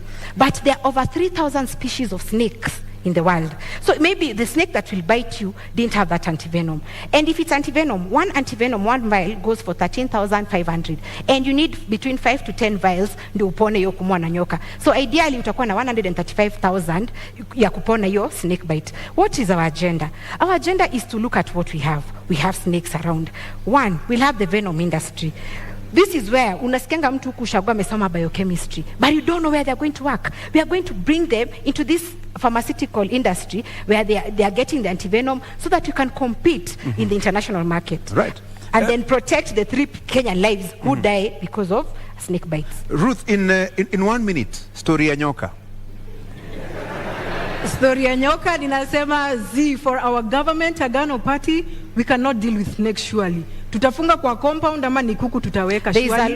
Ndio tupate mayai. Then again, how much do we have to wait for this venom itoshe ndio Wakenya waweze kupata medication, whereas we are going to start, probably, if at all they get the chance to lead from 10th, tutaanza kurea from 10th ama tuko na za kutosha Kenya. What business do we have putting in snakes here? We have amplified what is there. There is a law, Wildlife Conservation Act 2013. Today is 2022, so it's been there for a while. And it gives this leeway for wildlife snake farming as an income generating activity. Let me tell you, our idea is making Kenya an export hub, putting money in the pockets of Kenyans. Ndio tunapata ile foreign exchange tulikuwa tunaambiwa tukiwa shule ati Kenya is earning foreign exchange from wherever. So yetu ni ya kwamba let's get other alternatives, income generating activities for Kenyans and to sustain our export manifesto. So how much venom do we need probably? Like I said, do the math. One vial goes for 13,000. You can check, you can Google. One vial goes for 13,500. If we do it locally, we are going to lower the cost. And remember, even your government, if you win, is going to incur the cost of importing antivenom. So why not have our own here so that we can lower the cost and save the lives of Kenyans as we create an industry. An industry for this venom thing. There's someone at home amesoma biochem. Me unaonanga ama pharmacist sijui nani. They only sell in chemists. There is no employment. Our target ni kuemploy everyone. Mwenye amesoma asiregret. Mwenye hajasoma kuko na hizi zingine economies anaweza invest in. So yetu ni kuweka pesa mkononi. Na Bi Justina, ni baki kwako kabla kurudi kwake, na una muda wa dakika 2 kuweza kujibu hili. Kwa yule mtazamaji au mkulima ambaye anakutazama sasa hivi, imekuwa vigumu kwake kulima mahindi yake au kahawa yake, majani chai na kusafirisha nje. Itakuwa vipi kwake ukianza kumwambia sasa tufuge nyoka tusafirishe sumu? Kama hawezi kusafirisha mahindi, ataweza vipi kuuza soko katika soko la kimataifa sumu ya nyoka, fisi? Haya, niseme hivi. Bangi, nyoka already kuna frameworks na ziliwekwa 2013, tutafuata hizo. But bangi, ile challenge mkulima sasa yako nayo, tukaangalia kama ni farmer, kuna watu wanaitwa KTDA au coffee board au wote. They come here, they take your produce, they go sell it and then come back to pay you. Many times wanakuja wanakuambia you even you owe us. Unaona? And that is why farmers wanakasirika, wanasema hii ni ya nini? Our idea of marijuana, because this is fresh, snakes is in the law. Idea of marijuana is we are going to cut down this brokers, these KTDAs atuataki. Hii tunasema buyer representative anakuja kwa gate yako. If you've sold 50 kgs, we are going to ensure ananunua according to the price, market price. You're given your money cash as opposed to venye KTDA inapatianga farmers annually. This farmer needs to educate their children, anataka kusustain maisha yake. That is why farming is no longer lucrative. So we are going to cut off the brokers au watu wote wako katikati na buyer representative. Kama ananunua, anakuja kwa farm gate, anachukua produce, anapatia cash, unajipanga na pesa yako. Na hao nyoka wataiko wapi? Ni kwamba mtajenga vibanda. Unajua sasa hivi ukienda kule mashambani, kila mtu ana mahali ambapo anaweka kondoo, ng'ombe. Kwa hivyo sasa utajenga pia panyoka, fisi na vitu vingine. Na hii agenda yetu inaleta msisimuko. But I'm happy because Kenyans are opening up their mindset. Maneno ya nyoka. There is the Wildlife Conservation Act 2013 that stipulates the process and the procedures and the systems. KWS itakuja kwako. You show interest, yeah? Expression of interest.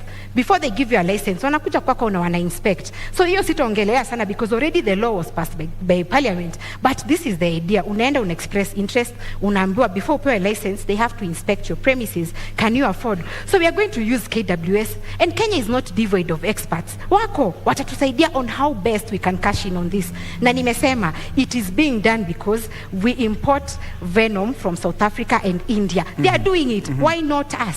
Ruth, utafuga nyoka? I think for Agano Party, our governance, we leave the snakes to the zoo. Tunakuja kuziona, tunaziangalia, tunasoma. That's good for us. Pesa nayo. Justina, Yes. I'm looking at this from a practical point of view. Yes. If you want to introduce, let's say, tea farming or maize farming, you give farmers seeds, fertilizer, and everything else. So what will you give to somebody who wants to engage in snake rearing? What will we give? Yeah. Like I said, Gashori, the law was passed in 2013. KWS, we are not doing it at Justina or Professor Gachagua. No, there are regulations in place. Hao ndio wataenda na KWS will advise them as it is mali watatoa hiyo nyoka because there's already a research process in place wako hapa Ngong Road ni a government, it's government owned, na ina support KWS in this process. So what we are saying, hatutapeana nyoka. Justina Wamae or Gachagua won't go and give snakes. No, we will work with the experts, and Kenya haikosi our experts. We'll work with KWS, but the fact is we have amplified the voice that this is an alternative income generating activity. Una la kuongeza kabla tu Naona KWS wako na kazi mingi ahead of their government, ya fisi na ya nyoka. For us, we are safe again. We leave them in the zoo. They were expecting, the law is there, the Wildlife Conservation Act 2013. Those were just my remarks. Yeah. Naam, tuingie katika mada yetu ya mwisho katika mjadala huu wa leo ambayo inahusu kinyang'anyiro hiki ambapo kipo, namna siasa zinavyoendeshwa.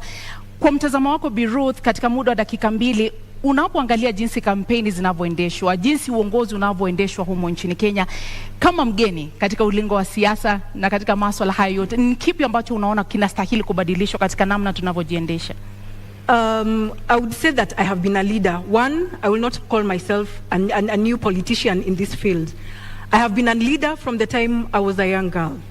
And I almost actually got into the Nairobi gubernatorial in January 2021, a governor with David Mwaure. Lakini Kenyans and Nairobians know what happened. Iyo maneno ilisimamishwa. So what I would bring in different is to ensure that we get rid of this PR. Tumedanganya wa Kenya for too long. People have been asking hauna experience, but if the cost of experience is what has happened over the years, I'd rather come in as the new option. Mtu le amebadilika, mtu ako trustworthy, mtu ako na nafasi ya kubadilisha maisha ya Wakenya, kushughulikia wanawake, kupa wanawake sauti, even the youth.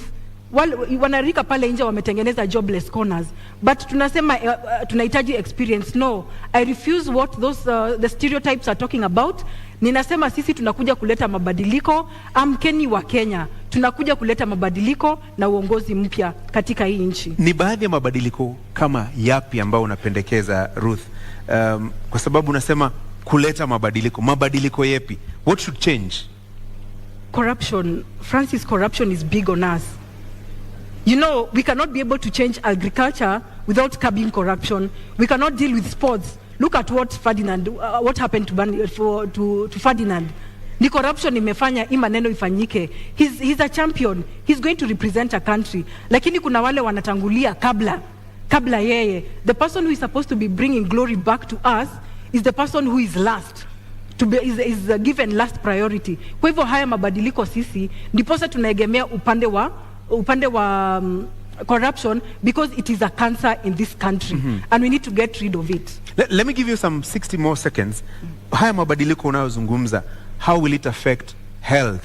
How will it affect the young people who have no jobs? How will it affect infrastructure development na mambo kama hayo? Tukipambana na corruption, tutakuwa na operational capital. Remember, we'll be able to create jobs for the youth. Kuna wale wamefanya degree, 2,000 of them probably after every year wana graduate, hawana makazi. Wakienda kutafuta kazi, they're being asked for 3 years experience. It is not bought over a shelf. Tunataka kupatia the graduates nafasi waweze tunapatia graduates nafasi kuweza kuingia kwa makazi with a minimal experience with a minimal experience, which means tunaweka mikakati ya kuweza kuwapatia nafasi kuingia immediately after graduation. There's a graduation program. Na watu kama wa informal sector tunamsha the industries that have been dead. During COVID, we got to learn that we can make masks we can make locally masks.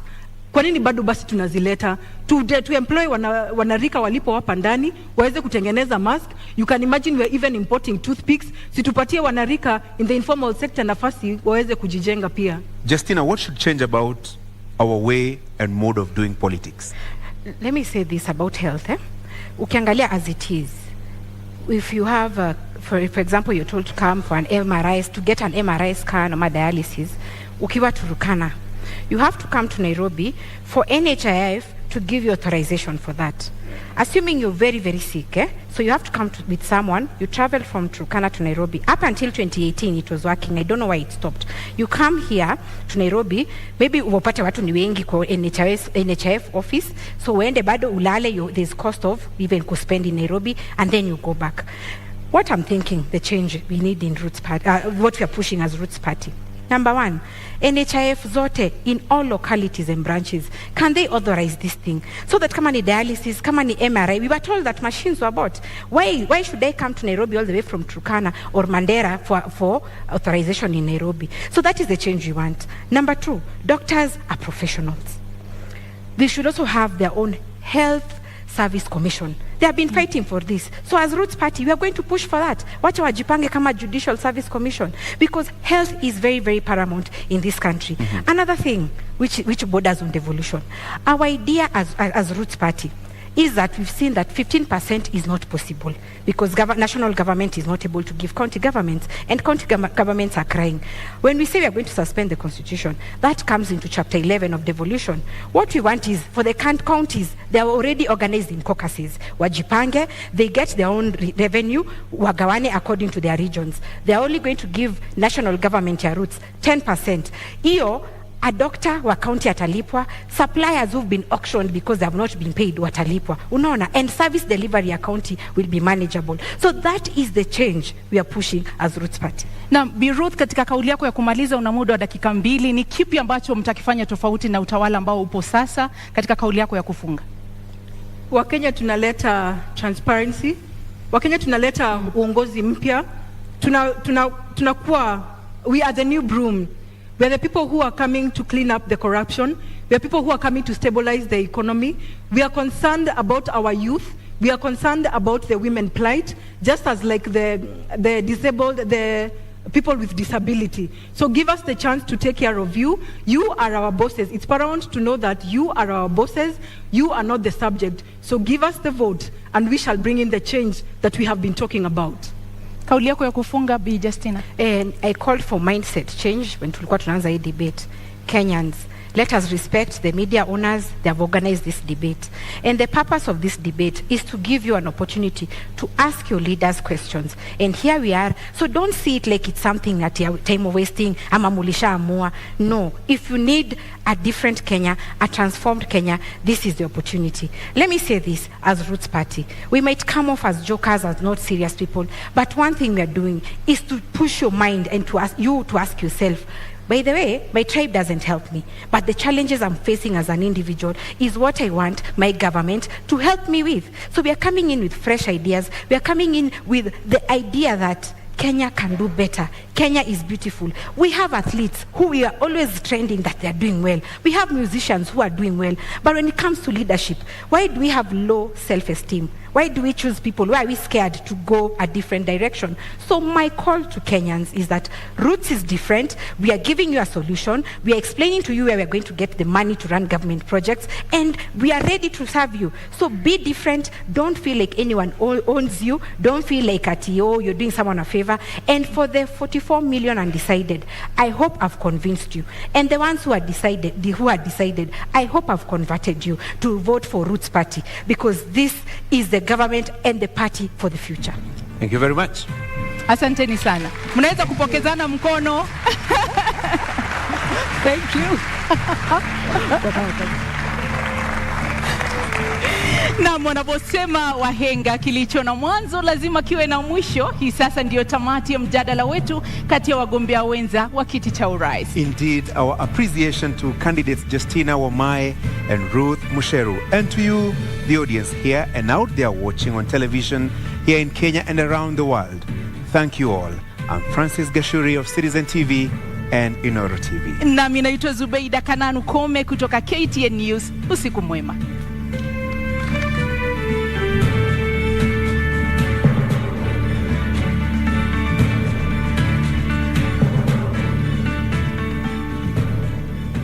Thank you for staying with the deputy presidential debate. Debate 1 has just ended just moments after Justina Wamae of the Roots Party and Ruth Mutua of the Agano Party faced off there in debate 1. Debate 2 is kicking off in just a bit, but my panelists are still here with me. In fact, some of the leaders are already here, within the vicinity. We're waiting for Martha Karua, Azimio la Umoja, One Kenya Alliance, and Rigathi Gachagua, who is from Kenya Kwanza, who is just arriving for the debate 2, which will kick off in the next 1 hour. And I'll be crossing over to Ken Mijungu in just a bit, and Michelle Ngele was standing by for that conversation shortly. And my panelists are still with me. Professor Alfred Omenya, urban planning expert, is changing places with Professor Gituro. Nerima Wako, executive director, Siasa Place, is still here. Dr. Nancy Baraza, former deputy chief justice, is still with us here. Saska Labarakwe, public policy expert, is also with us.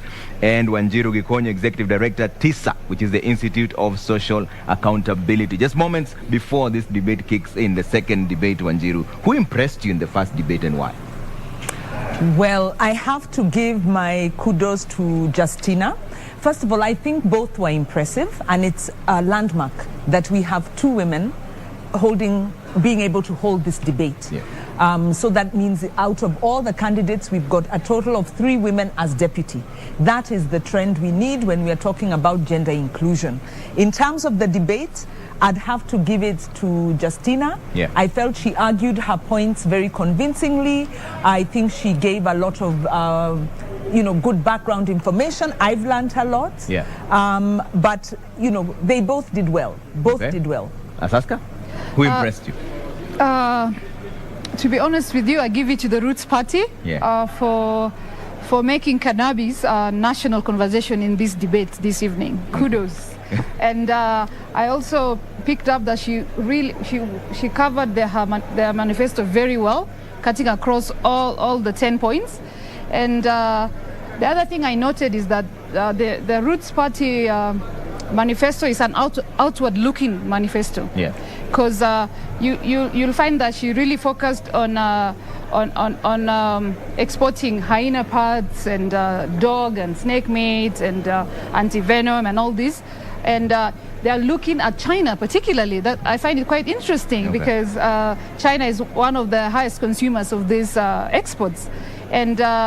And because of this, she's really hammered it down on legalization of marijuana. Yeah. And she made it clear to Kenyans that, hey, we're not just going to work in an empty space, We'll have laws and regulations guiding the farming of marijuana. Yeah. So I found it very interesting and captivating. Dr. Baraza, were your expectations met? Are you convinced now? You're waiting to be convinced whether this is an alternative option?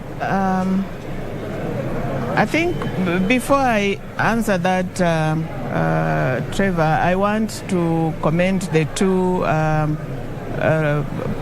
candidates. Yeah. I think, as Wanjiru has said, I think our democracy has grown.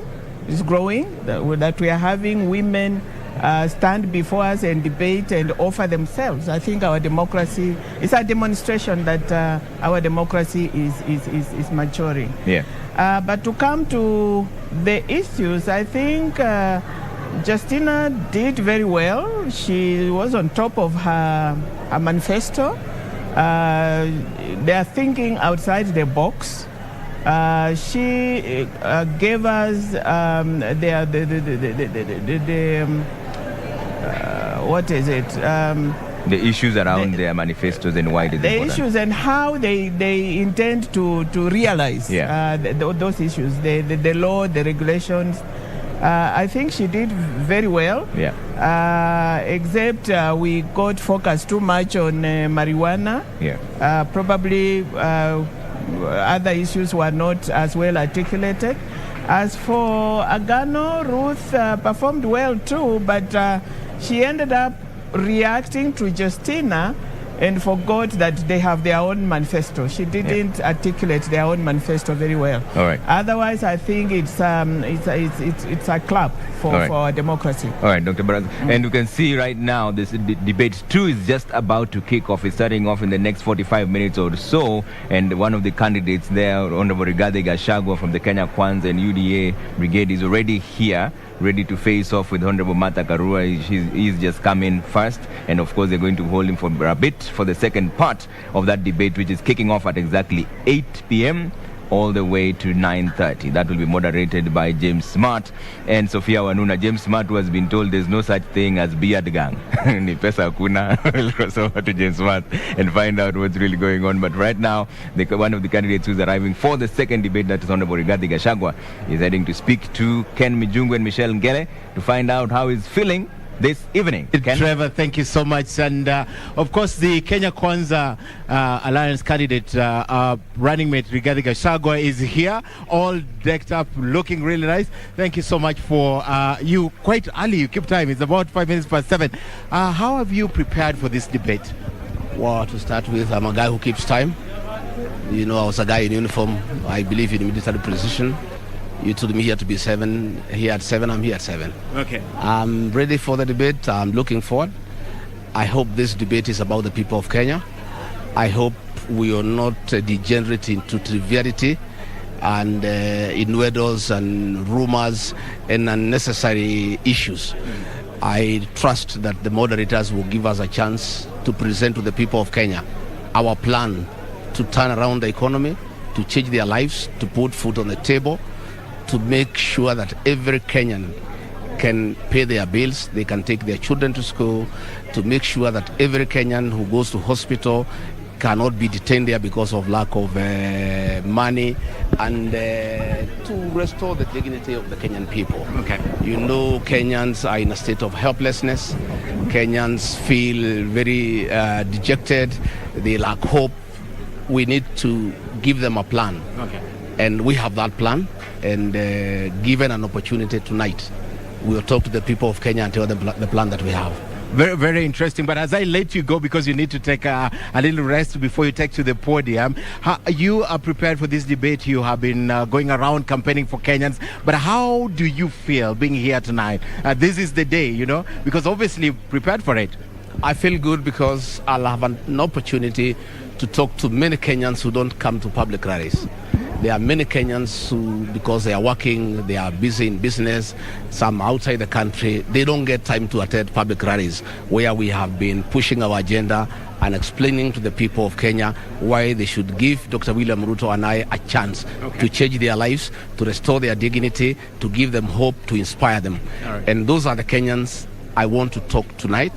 And I trust and pray that the moderators will not be trivial. They'll give me an opportunity to talk to the people of Kenya about our plan and convince them that we have the best plan for them, and that is why they should come out on the 9th of August and vote for Dr. Ruto and I. All right, regarding Gachagua, running mate for the Kenya Kwanza, all the best as he walks in to now take his position. And Trevor, very interesting. He's a man who keeps time, and he says he's ready for the debate, and I know we are also ready. Over to you, Trevor.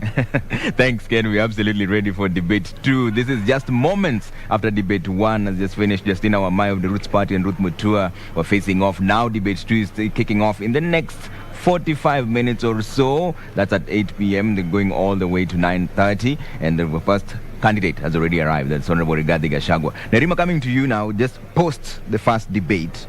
Who impressed you and why? Well, I would have to say that as well. I agree. I believe it was Justina Wamae. You could clearly see in the way she articulated herself that politics is something that she is well versed and used to. She was able to use very personal stories. She identified with the people, the audience. A lot of times with her responses, you could hear the audience chiming in and laughing. But also the fact that she had tried to stand in Mavoko and also applied for a permanent secretary position. It shows you that even in her articulation of responses, she could see how things work within the counties. Okay. And Nerima, I'm going to ask you to hold that thought. Now the interruption comes to you for the first time. At least that's one vote on your side. Let's go over to Busara Naman, who's standing by with Justina Wamae of the Roots Party. Post the first debate and let's find out how she's feeling. Busara?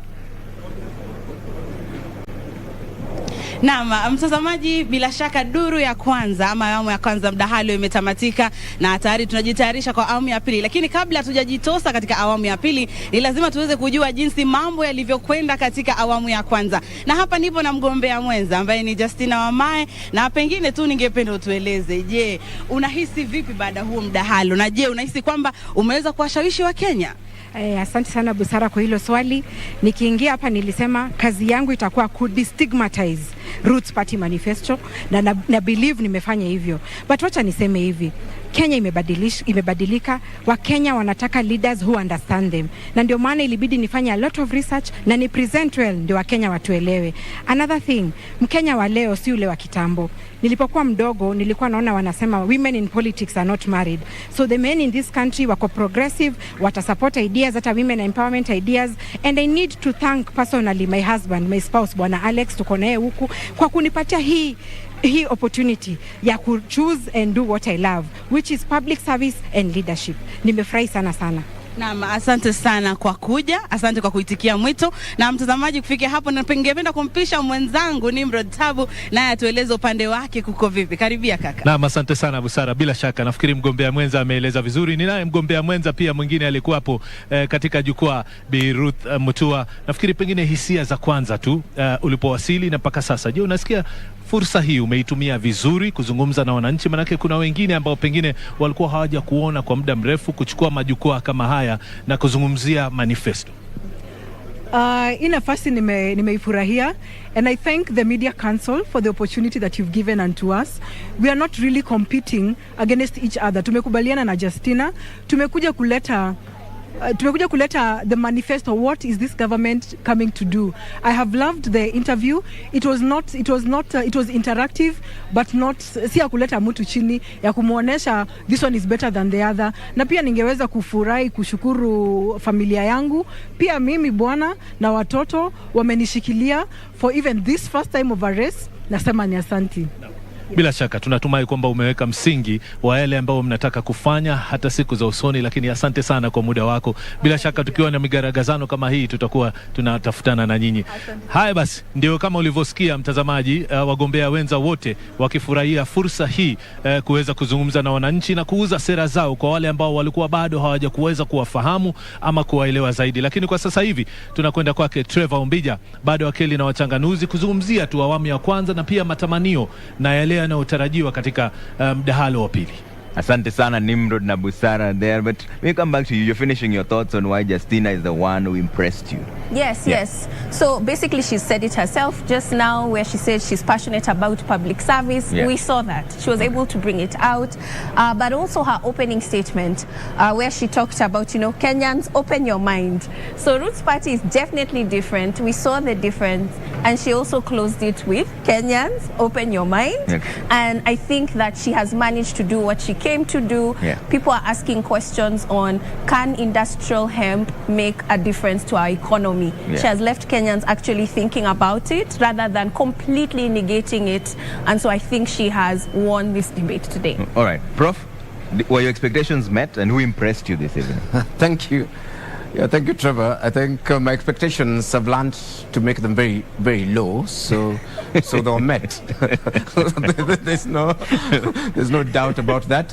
I think I really liked Justina and Ruth's party. Because I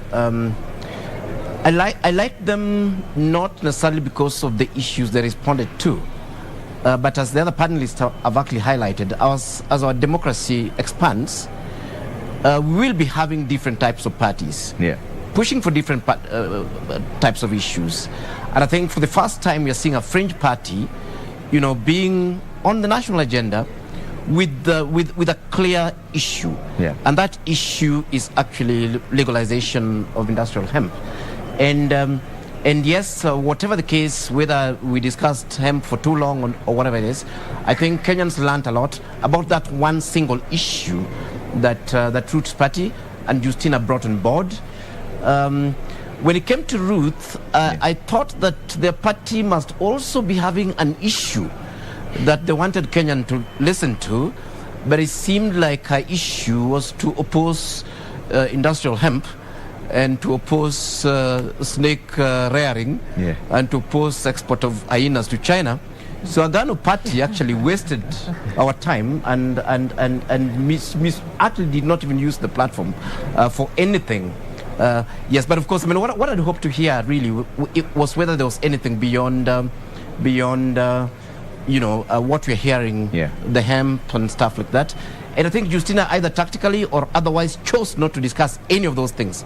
Whether it's devolution, whether it's other issues around agriculture, whether it is youth employment, and all that. But on their single agenda of hemp, it was clearly put on the table. And my own suggestion to them is that they should not really campaign about anything else. The other things they can leave for Azimio and Kenya Kwanza. Let them focus on hemp and educate us accordingly. Okay. Dr. Baraza, on the issue of the rule of law, Justina says judiciary is the one that is to blame. Because in her own words, money will be used to sanitize whoever is accused of any matter. Do you agree with those statements, that it's the judiciary that is to blame?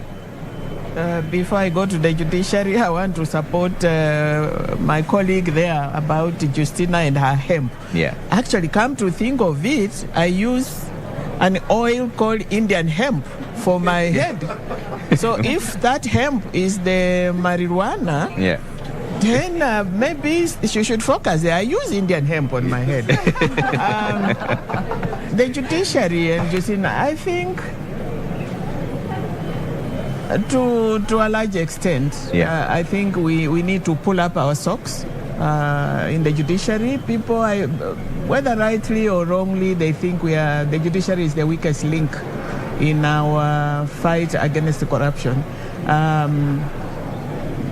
The delays in cases, the drama that goes on around the cases, especially cases on corruption. I think we need to, the institution needs to pull up its socks so that we can very, very ably deal with the issue of corruption. Can the solution be the death penalty and death by hanging? Because the last time this happened, and Gachagua brought it out very well, was in 1987. She says that will instill fear if it is brought back. We have the death penalty. It is there. Yeah. It's not like it has been outlawed. It is there. And it is for capital offenses. I don't think corruption is a capital offense. So unless now we revisit it, but it is there. And I don't think it instills fear even in the murderers and the people who commit capital offenses.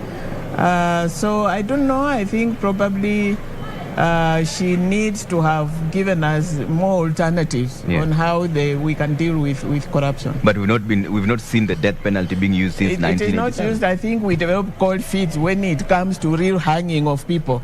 So we have just put them there in committee. They are there, and nobody hangs them. Okay. So and it's true. We hung the last, I think, in 1987. 87. Yeah. Yeah. All right. Let me bring in Wanjiru on this. Wanjiru, on the issue of judiciary, Justina says it's the judiciary that has failed Chapter 6 of the Constitution. Do you agree? Well, what I do agree is that we have a problem of corruption. And what I like about these two parties, unfortunately, too much time was spent on the Bangi issue and not enough on the other issues. But if you look at the manifestos, there is the hanging provision in the Roots Party, and then the Agano Party really, actually, their centerpiece is fighting corruption.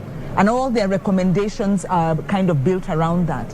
And what I like about that is they are forcing, they may be fringe parties, but they are putting an issue that Kenyans, that bedevils our society, but Kenyans also feel about at the center stage. Because if you look at the larger parties, the Azimio Party, of course, has, a human rights crusader and a governance crusader for the deputy. But if you look at the manifesto proper, the proposals they have on fighting corruption have not been brought out. They are not quantified. They look like the platitudes that litter all our other proposals. Copy paste, let us do this. So we are not getting action. If you look at the UDA manifesto, actually they're almost telling us, let's rethink this corruption thing. It's not that big a deal. They also have some good proposals to strengthen the redress institutions, but they're leaving out the leadership and integrity. So we need the fringe parties, and I hope they'll stay the course to keep this center stage. Is it the judiciary? Well, the judiciary is definitely a weak link. In fact, Transparency International did a study on the judiciary and found of all the institutions, it's possibly one where corruption is most rampant. But by the same token, part of the paradoxes of our governance, the judiciary has been the bulwark or the protector of the Constitution under this dispensation against an administration that was really violating the Constitution. So I wouldn't put it all on the judiciary, because we've got, how do cases start? Cases start in the administrative process, and there are administrative sanctions. We have a commission on administration of justice.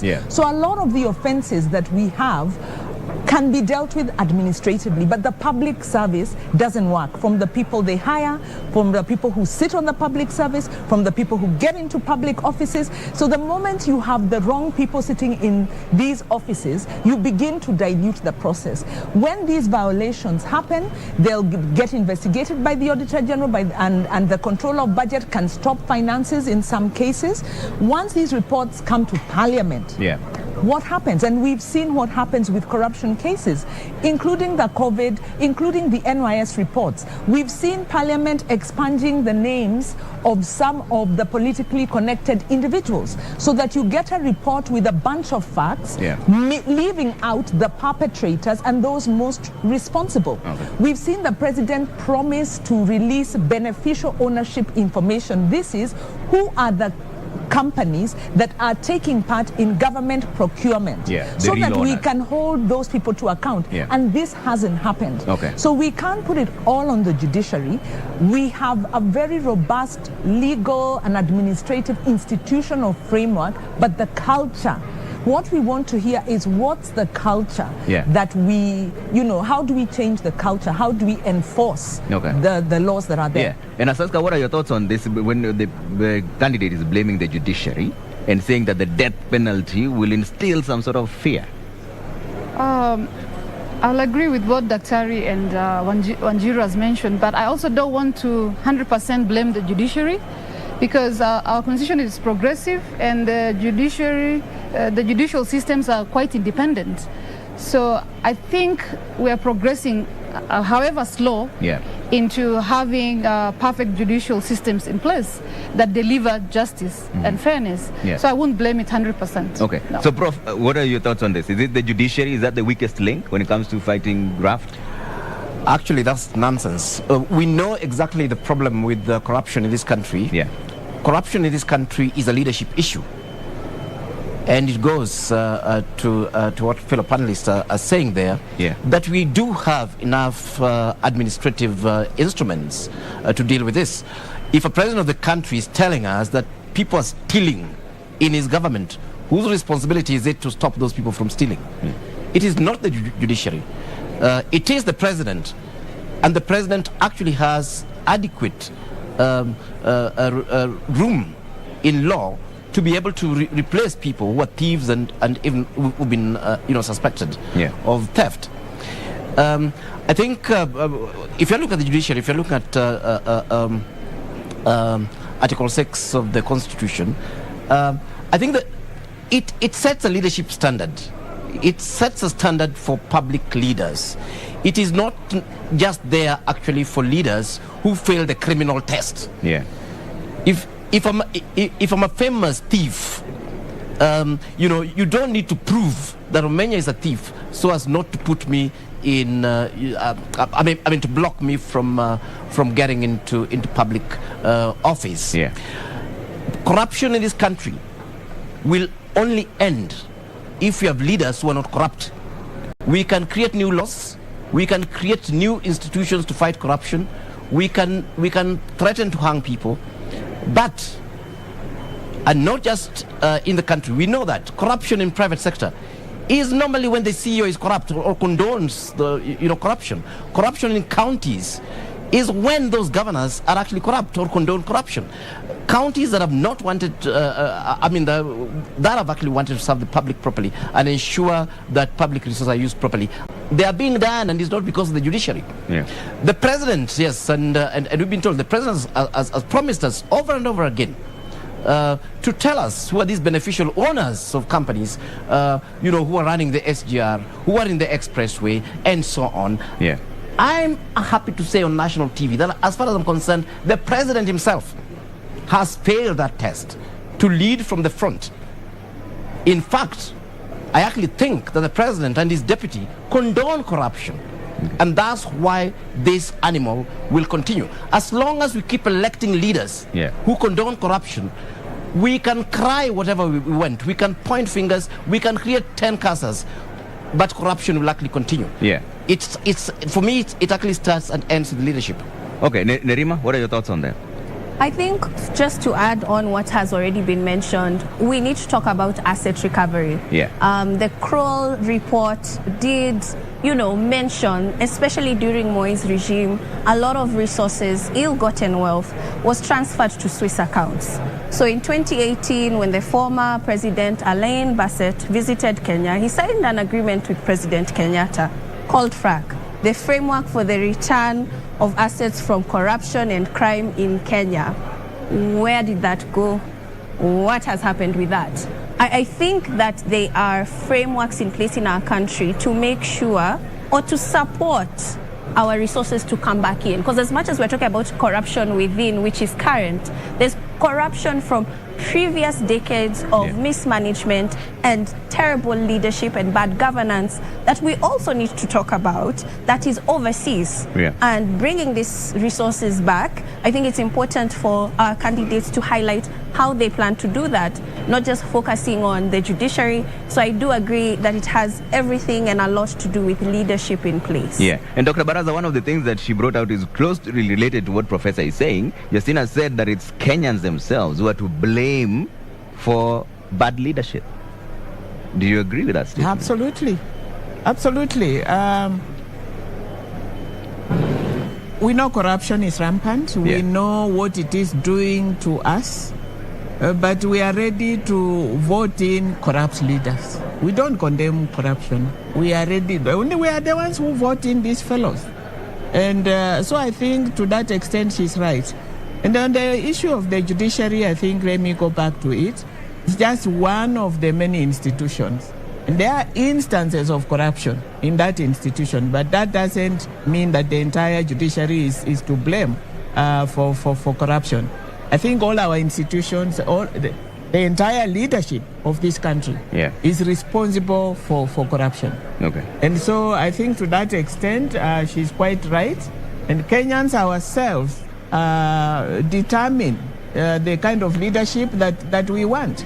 And so if we elect corrupt people, we put them in place, and they come and play musical chairs on us. We are promised there is going to be a lifestyle audit. We are all ears out waiting for the lifestyle audit, and that is the surest way of finding out how we are making our money and who is making this money.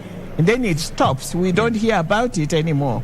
And we continue. Okay. And right now, I think our biggest problem is celebration of money. We don't care where money has come from. Our little boys and girls are driving the most expensive vehicles in this country. Our economy is a small economy. Where are we getting this money from? We don't ask those questions. We are celebrating corruption. Okay. Wanjiru, is it the electorate that is to blame for all the mess that we are in? No, I respectfully disagree.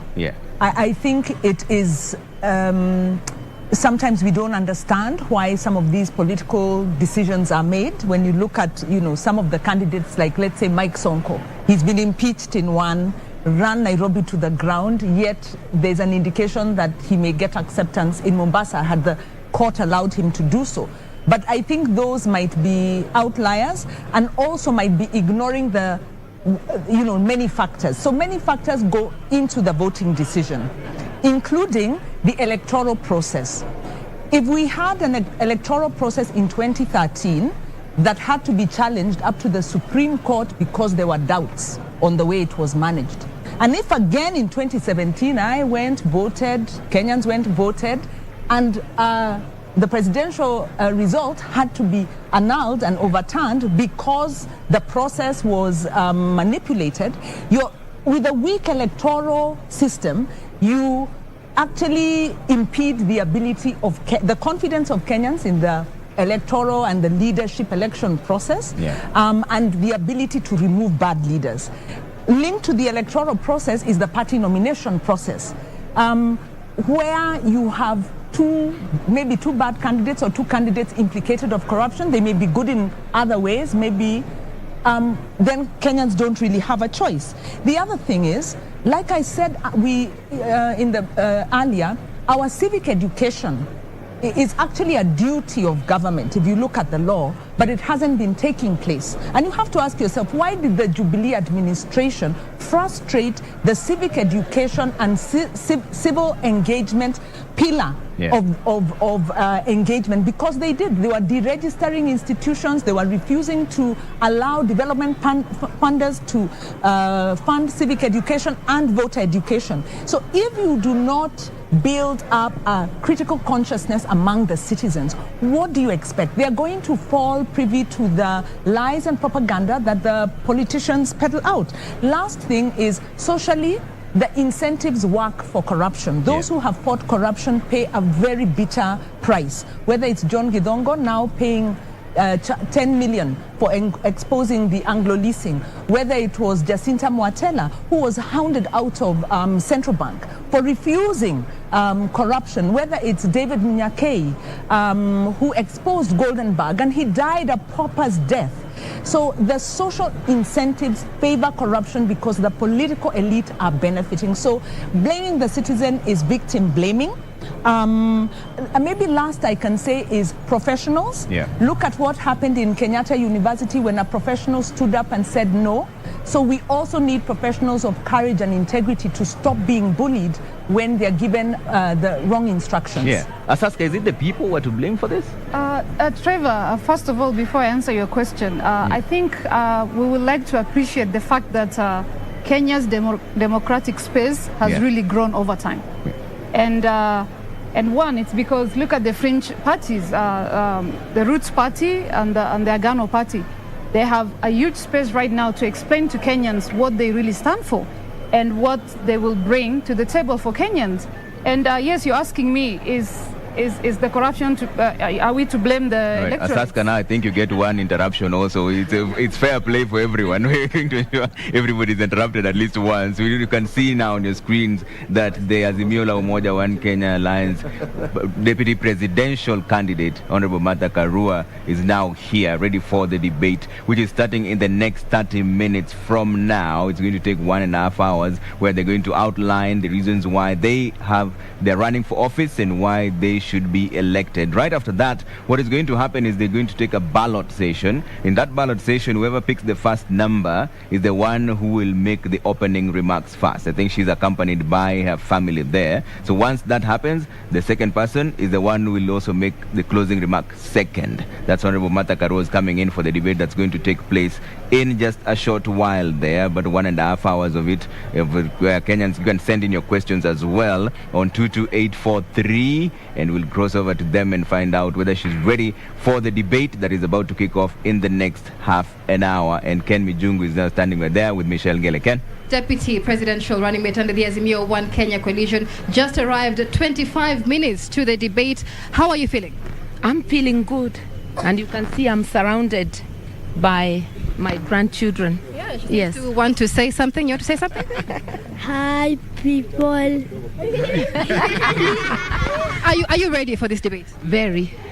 Yes. All right. Say something. Hi. Do you wish her well? Okay. Yes. No, all right. Please vote for Azimio. All right, that is Martha Karua. She is the second candidate to arrive for this debate, setting the stage for the debate. Among many others, Kenyans expecting a heated debate, where amongst center stage will be how these candidates will implement their manifestos. Trevor. Thank you, Michelle and Ken Mijungu there, speaking to the Deputy Presidential Candidate for the Azimio la Umoja One Kenya Alliance. Honorable Martha Karua has just walked into the podium. The debate kicks off in the next half an hour from now. They'll first go into the balloting session, where they pick their numbers. That will determine who will make the opening remarks and who will be the first one to make closing remarks as well. But as Asaska, we are talking about now, we have to switch gears. As you finish your talks on that, let's now talk about the one that's coming, the debate that's coming. What are your expectations for this particular debate between Honorable Gachagua and Honorable Martha Karua? Yeah. First, before we jump into that, can I finish on the corruption? Yes. Thank you, Trevor. So in regards to corruption, I think one thing that I want to bring it out is an overall lack of commitment to fight corruption. And it begins from our household level all the way to the top leadership. I think it's time for us to be serious about corruption, for us to face corruption head on, because I think we're losing a lot of money to corruption and it needs to go to better use. Okay. And the other issue is, are we blaming the 22 million voters? No, yes. In one way, yes, we vote to people we know, most likely experienced politicians. As much as we have the fringe candidates, we feel like we go with who is famous and who we know based on our tribal and ethnic lines. So yeah, changing gears here. Okay. What I expect on the second tie of the debate is on both Kenya Kwanza manifesto and the Azimio manifesto, they really have some impressive commitments, and one of it is enhancing devolution. I want to see how well they're going to articulate the issue of devolution, particularly increasing the shareable county revenue. And the other thing is both parties are huge on social protection as a development policy. And one good example is the 600 Kenya shillings cash transfers to the most vulnerable community members. 6,000. 6,000, yeah. And my question is, as much as this makes an economic sense, is it affordable? Where is the physical sustainability of this initiative?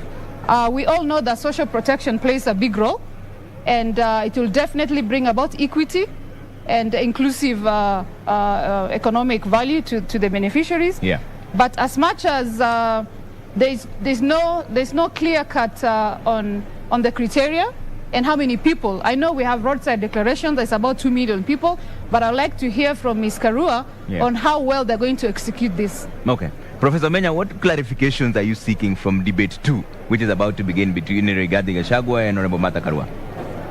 Yeah, thank you. I think we are really looking forward to this debate, and one of the major issues we have looked at the manifestos of the two parties. One is called a plan, the other one is called a manifesto for Azimio and for Kenya Kwanza. And the question really that I'll be interested in those candidates are answering is, what problem are they trying to solve? What is ailing Kenya? I think both of those parties have totally ignored what is ailing Kenya, and they're not talking about it. Of course, yes, we're talking corruption. That is costing the country almost 700 billion. That is more than 1.5 times what we send to the counties.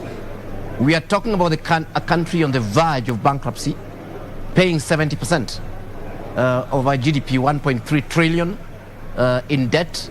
Is that debt sustainable? And are they giving us specifics? We are talking about a country where the price of unga fortunately was reduced, but of course, unfortunately, nobody can access it yet. And what Kenyans may not understand is that nearly half the country, 20 million people, are within that poverty bracket. People earning 200 shillings a day. That's the price of unga. There are 20 million Kenyans who cannot put food on the table. I need to hear from them what went wrong with Uhuru Kenyatta's economic policies and what they'll do differently. Of course, Wamae has told us they'll rear snakes.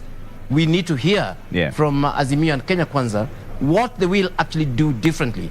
I need specifics. I need people who will be talking about Kenyans. Who are these Kenyans? Where are they? How many are they? If you're going to create jobs, where? How many jobs? How will that solve the job problem? We are talking about a country where you're looking at over 40 million, both poor and rich, who cannot actually be able to access basic health. These are some of the issues that we'll be talking about. But one of the things that we cannot run away from is corruption. We need to actually have clear plans on the table.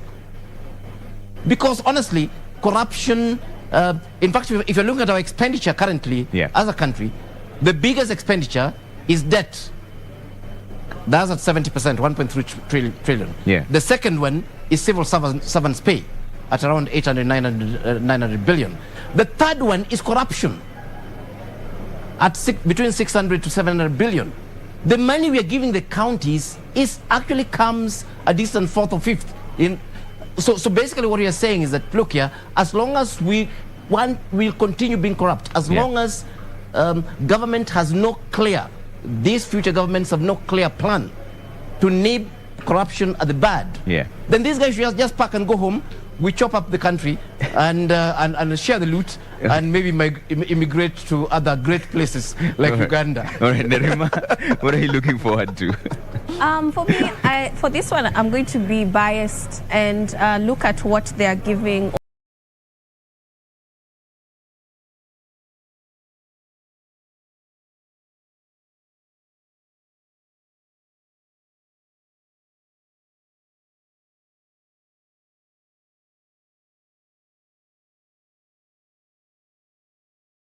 And I read that 50%, there's 30% who believe that corruption is profitable. 70% do not believe that corruption is profitable. So what are some of the responses they're going to give to that 70%? Yeah. And then finally, the fact that 73% are afraid to stand up for what is right. Why is that number so high? It shouldn't be that high. That means only 27% of young people in this country believe in standing up for what is right. Yeah. How are they going to make the environment conducive for young people to support the fight against corruption? But I think as well, another thing that concerns me is not even just how we're going to have the resources or things like that. It's the participation of young people. Yeah. Because in 2016, that same report said that 90% of young people are interested in engaging in politics. Yeah. The data from IEBC clearly shows us that only 39% are interested in participating in this election. So, whoever wins in this election has to deal with a population of young people that have decided to clock out. Yeah. They don't believe in your leadership already, and they chose not to participate by even registering. How are you going to manage that population? And how are you going to offer solutions to a population that didn't even believe in lining up to vote for you? Yeah. And how are you going to do it in a very difficult economy? And so integrity will be key, because we'll have to manage the amount of resources that we have. Yeah. And youth will have to see where their taxes are going. Taxes are high. We are all paying them indirectly. And a number of youth in that 2016 report do not believe in paying their taxes. Guess what? That number has increased as well. So how would you convince the youth that their taxes is being used for the betterment of this country, and they're able to see the results of them paying those high taxes? Okay. Dr. Baraza, are you expecting anything different before I come to you, Asaska? Are you expecting anything different for debate 2, which is about to kick off? Yes, of course. Yeah. Very, very concrete strategies on how they are going to deal with these issues that touch very directly on Kenyans.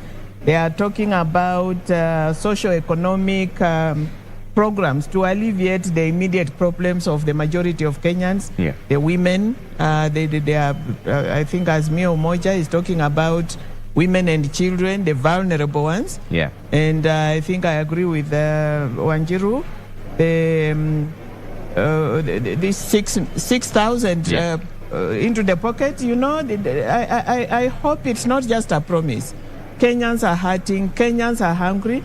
I think I need to understand that, how that money is going to be sourced and when, because Kenyans are waiting. Issue of devolution, I want to hear concrete steps towards strengthening of devolution. Women, of course, I want to hear about what it is they are going to do with women. Okay. And all right.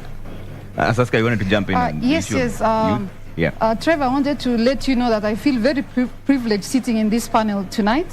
Because I'm a minority, I'm a woman, I'm Rendile from Marsabit, and I like that Azimio Manifesto have mentioned about peace and security. And I know as an individual, as a resident of one of the northern frontier counties, Article 238 of our constitution does guarantee peace and security for every Kenyan. And I feel like as a northerner, we've been left out. Particularly, most of you know about the conflict in Marsabit. People are being killed every single day. Unfortunately, it does not make it to news. And what I'm expecting today is to see what Ms. Karua and Mr. Gachagua have for the northern frontier counties. Okay. And one, on peace and security. Number two, on equal access to education and health. And more so security, because we know peace and security are the main drivers of our economic development. And that's why we are so behind. Yeah. I'm really keen, quite biased, if you may say so, but I want to see what they have for the northern frontier counties. Okay. Wanjiru, one other thing that we have to touch on before we cross over to the debate is the affirmative action. Yeah, the Kenya Kwanza manifesto talks about giving 50% of the positions to women. Same as Azimio also talks about empowering the women in their manifesto as well. But is this all about positions? And how come we've consistently failed on the 2/3 gender rule? Right. I think the failure of the 2/3 gender is similar to, also has fallen to the, the lack of implementation of the promise. But there's also the issue of patriarchy, which means it is more difficult for women to access capital for their businesses. It is more difficult for women in politics. And so that is why the affirmative action comes in, to level the engagement ground. Yeah. And we'd like to see, of course, we've already seen today that 3 of the parties have already begun to implement the affirmative action principle by ensuring that the candidate for DP is a woman. Yeah. And so we need to look at their proposals, but also the actions of the party as they go on, because we don't want any more false, empty promises, so to speak. And of course, when women get in there, they need to ensure they push for that gender principle.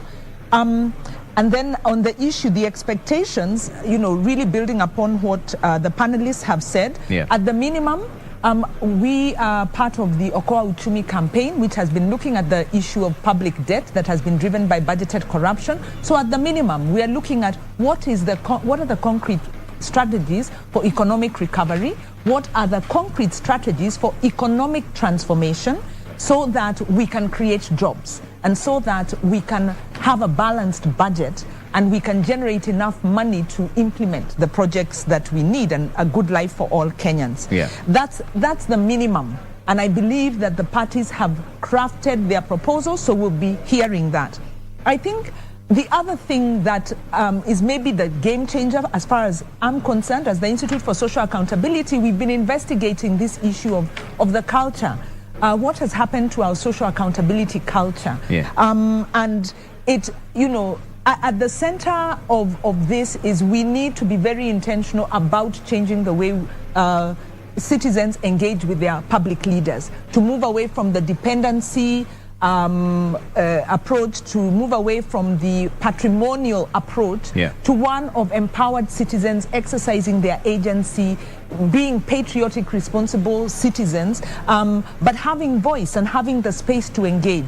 So I'm very keen to hear what's the role of the citizens. What's the empowering role of the citizens? Linked to that, what are the strategies to transform the public sector? Because corruption doesn't just happen, outside of a framework. There are public servants who are recruited who approve these schemes across the way. Like I said, we've seen an amazing example just this last week when the dean of Kenyatta University refused to hand over land to the cabinet president. Because it was unprocedural. And, that shows a lot of courage. So and then also maybe borrowing from Nerima, who looked at the study from a positive point of view. When we go back to the Kibaki regime, much as the Kibaki regime didn't do well in fighting corruption, they did have the prime minister's, under the prime minister's office, the public sector transformation unit. And that unit is the one that transformed the way we get our IDs issued, our passports renewed.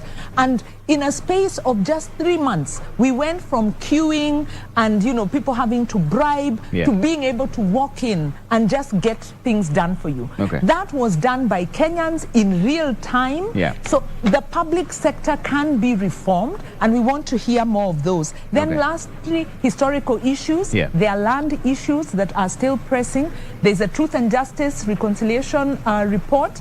Those issues are still pending, and I believe a lot of the problems we have at present is the failure to address those issues. All right, a lot to be packed within 1.5 hours. But Dr. Baraza, you brought up the issue of women and the role they play. How come we've consistently not been able to implement the 2/3 gender rule? Patriarchy.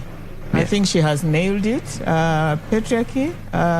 Parliament has on several occasions failed to pass the bill on the legislative framework for realization of the not more than 2/3 gender rule. So there has been a lack of political will to push that agenda. But basically, it's patriarchy. Does the solution lie in appointments? Because the Kenya Kwanza manifesto says they'll give 50% of all appointive positions to women. Is that a solution? I think it would be, but it would be better if it is within a framework. Yeah. Because it can be done today and the following time it is not there. That's why we need a legislative framework for it. Okay. But that would be a good beginning if they give women those numbers. Yeah. But still, we'll need the legal framework to sustain it. Okay. Professor Menya, what are your thoughts? Is it just patriarchy? Is that where the problem lies? Is that why we've been unable to get the 2/3 gender rule? I think again it is it's a leadership issue still. And I agree 100% with Dr. Baraza on this one, that the leadership that we have been given, looking at this thing as tokenism. Yeah. I think it is quite possible to implement this within the existing frameworks we have, if parties actually put mechanisms within the party themselves. I mean, one obvious example would be to use party lists. And within the party list, you ensure that, the different genders are represented accordingly, so that if a particular gender quota is down, then of course you go for the other gender. Yes, but of course we know that they are not interested in doing this. The day they would be, it would actually reflect, is very, very easy to do. We have very many competent Kenyan women. And let me say on air, without any fear of contradiction, that in the architecture department at University of Nairobi, where I was, we are almost reaching gender parity. Yeah. 50-50 on the students. But it's because we believed there was nothing wrong with a Kenyan girl in terms of studying architecture, and we went out to schools and talked to them, and they came not on affirmative action. Yeah. They came on competence. We have enough competent Kenyan women. In fact, I think the problem is the other way around, that we have so many incompetent men occupying positions, and you can't figure out why. Yes, so I think it is political will, and on this one, I believe that, in fact, the political parties and government must be forced, using legal frameworks, to actually realize gender parity, as was envisaged in the Constitution. Yeah, but Nerima, what are your thoughts on this? Because there's someone who complains and says that the critics say that even those same appointments that we're talking about tend to be very skewed, and it's more about a political reward for political loyalists rather than the people who are competent. There's a sense of that, but also this time it's a little bit different because party lists have been rejected. The parties had tried to put in individuals as favors, people who had stood for elective seats and lost them in the primaries, for instance. And, IBC was very, very clear in ORPP. And so when they submitted them, they were rejected, and they've been given a timeline within a week, which is ending this week, to submit a new list. So we have seen the challenges in the space, and the right institutions are working toward fixing those challenges. But I also feel that the public doesn't quite understand the role of women representatives. Nerima, I have to interrupt you one more time because we're crossing over to the balloting session now. This is an important session. Let's see what's going on there with Nimrod Tabu and who was taking us through that. Hi, basi Naam, asante sana Trevor. Bila shaka kama tulivyofanya katika awamu ya kwanza, Mheshimiwa Rigathi Gachagua yuko hapa, Mheshimiwa Bi Martha Karua vile vile, wote wamefika hapa, ugombea mwenza kutoka Kenya Kwanza na vile vile Azimio. Tutafanya kama tulivyofanya desturi ya kwanza, nitawaruhusu mmoja achukue kijikaratasi na mwingine asante sana. Halafu tuwaonyeshe watazamaji, yule atakayekuwa ya kwanza basi atakuwa ni wa kwanza kuingia katika jukwaa na kuweza kujitambulisha na kupata fursa ya kutoa kujibu swali la kwanza. Asanteni sana na natakia kila laheri katika mdahalo wa leo. Asante mtazamaji na kurudisha kwake Trevor. Thank you so much. And point, because the balloting then means whoever picked the first number is the one who will make first opening remarks and will be the first to make closing remarks as well. So that will be Honorable Rigathi Gachagua of the Kenya Kwanza team who will make the first opening remarks and also the closing remarks. Yes, Nerima, we're coming to you before we cross over to the debate which is about to begin in the next 3 minutes. Yes, I think that one way to debunk a lot of these positions is understanding the roles of them. And for women representative, I feel a lot of people complain about that position because they don't necessarily understand the role of women representative. Because a lot of people come to me and say, how much does she get? What does she even do there? Is it even necessary? I wish we would ask the same questions about our members of parliament across the board and ask them evenly so that we have the right people representing us and understanding how important it is to have people who qualify to represent us. Yeah, but as a young person, Nerima, what inspires the youth to vote? Because there are those who claim now, just like Justina just said, that it's the people who are electing the wrong leaders. What inspires them to vote? They have to be able to recognize an individual who identifies with them and their issues. I see a lot of youth who follow people that they feel are speaking sense to them. All right. I have to take a quick break now. When we come back, it's time for debate number 2 between Honorable Rigathi Gachagua and Honorable Martha Karua. That will be moderated by Sophia Wanuna and James Smart. Stay with Deputy Presidential Debates.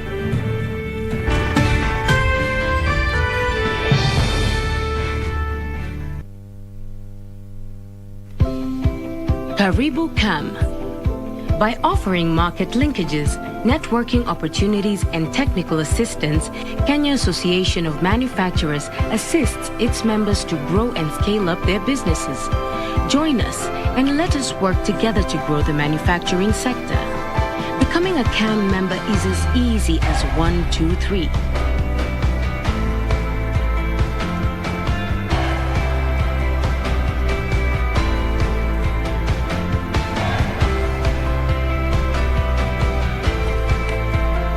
Kenya Association of Manufacturers, driving global competitiveness. When we hate, demonize, and divide,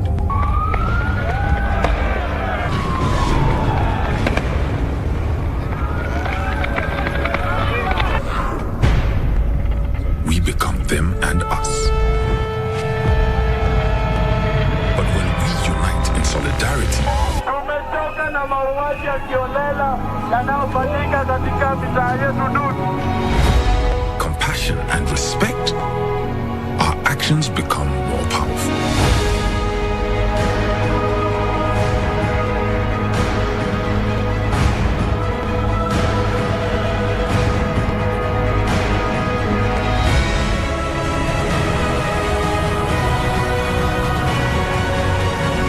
And together we can change the world.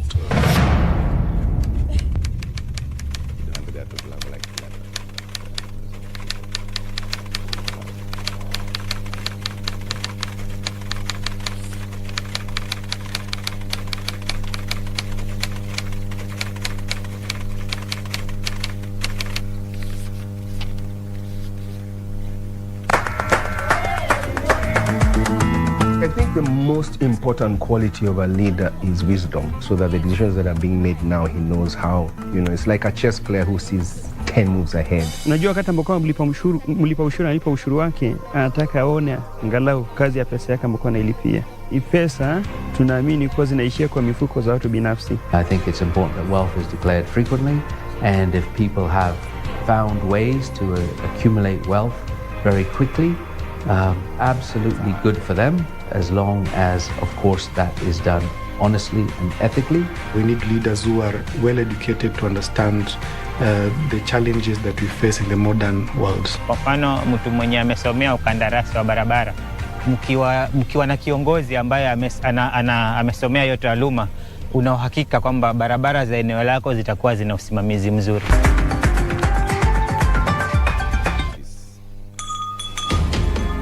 What is a secondary school in Kenya? It ranges from 106 high-cost national schools educating 3% of the learners, where you find ultra-modern libraries and laboratories, the most experienced principals and teachers, and the best teacher-student ratios. To 7,019, some barely established, understaffed, lacking basic facilities, sub-county schools, educating over 60% of learners. Given that KCSE is the most consequential examination in our education system, isn't it fair that we level the ground for all learners to excel by narrowing the capacity gaps between the worst and best schools to deliver quality education? Usawa Agenda calls for a sub-county schools upgrading program and a change from the capitation model to enable small schools to grow. Without these, SDG 4 is a false promise to most Kenyan children. Check it. Let's talk about banking. Or let's talk about dreams and goals. Your dreams, your goals. If you're like Louise, you value doing biz with ease. Or maybe you're like Dan, a family man with a plan. At Diamond Trust Bank, it starts with one dream, one goal, one deposit, and one transaction. Pamoja, let's make it happen. So don't just bank with us, bank on us.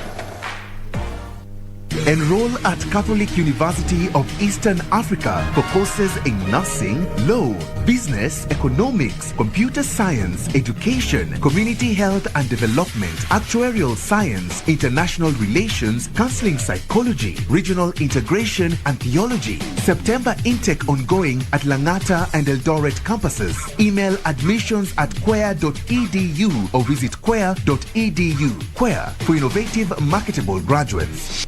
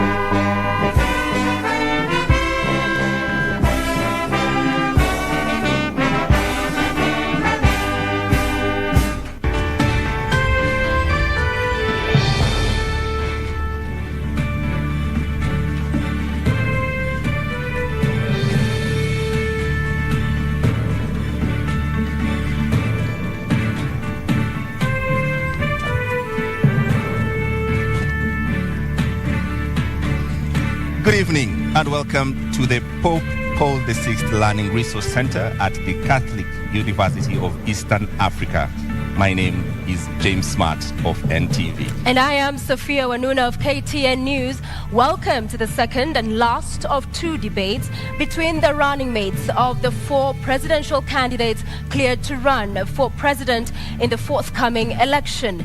This is the fourth of 6 national televised debates organized through a joint media presidential debates initiative, bringing together literally the entire Kenyan media fraternity.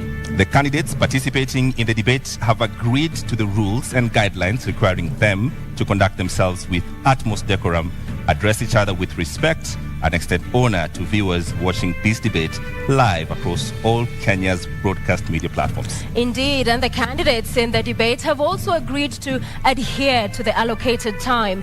Each candidate has 2 minutes to make an opening statement, 2 minutes to answer a question, and 60 seconds for a rebuttal. The topics have carefully been selected after a thorough assessment of the state of our nation and the sentiments of the regular Kenyan voters in various parts of this country. In line with the debate rules and the best practices, the questions we shall ask have not been shared with any of the campaign teams, neither were they discussed or formulated in conjunction with anyone.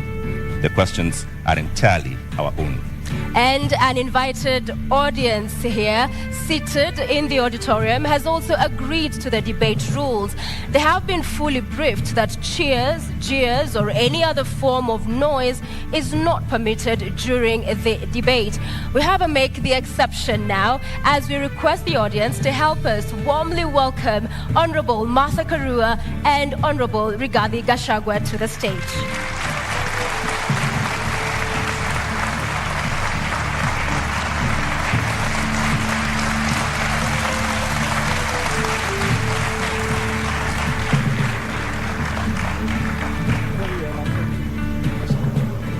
Karibuni sana. Honorable Rigathi Gachagua occupying podium 1 in order of that balloting exercise we just witnessed a few moments ago. You have heard the rules of the debate, and we look forward to a fruitful engagement this evening. We'll begin with your opening statement, Mr. Gachagua, in 2 minutes. Thank you. My name is Rigathi Gachagua, born and brought up in the slopes of Mount Kenya, Herega village 57 years ago. Family is the basic unit of society and the nation. Strong families make strong nations. I'm the head of a family, and it is my pleasure and privilege to introduce my family tonight, who are here with me. My wife of 35 years, Pastor Dorcas Wanjiku Rigathi, and my firstborn son, Kevin Gachagua, a software engineer, and my secondborn son, Dr. Keith Ikino, a medical doctor who helps me to run family business. Tonight is a defining moment for the people of Kenya. The people of Kenya are in anguish. They are in a state of helplessness. They have no food. They don't know where to get their next meal. They are devastated. They need hope.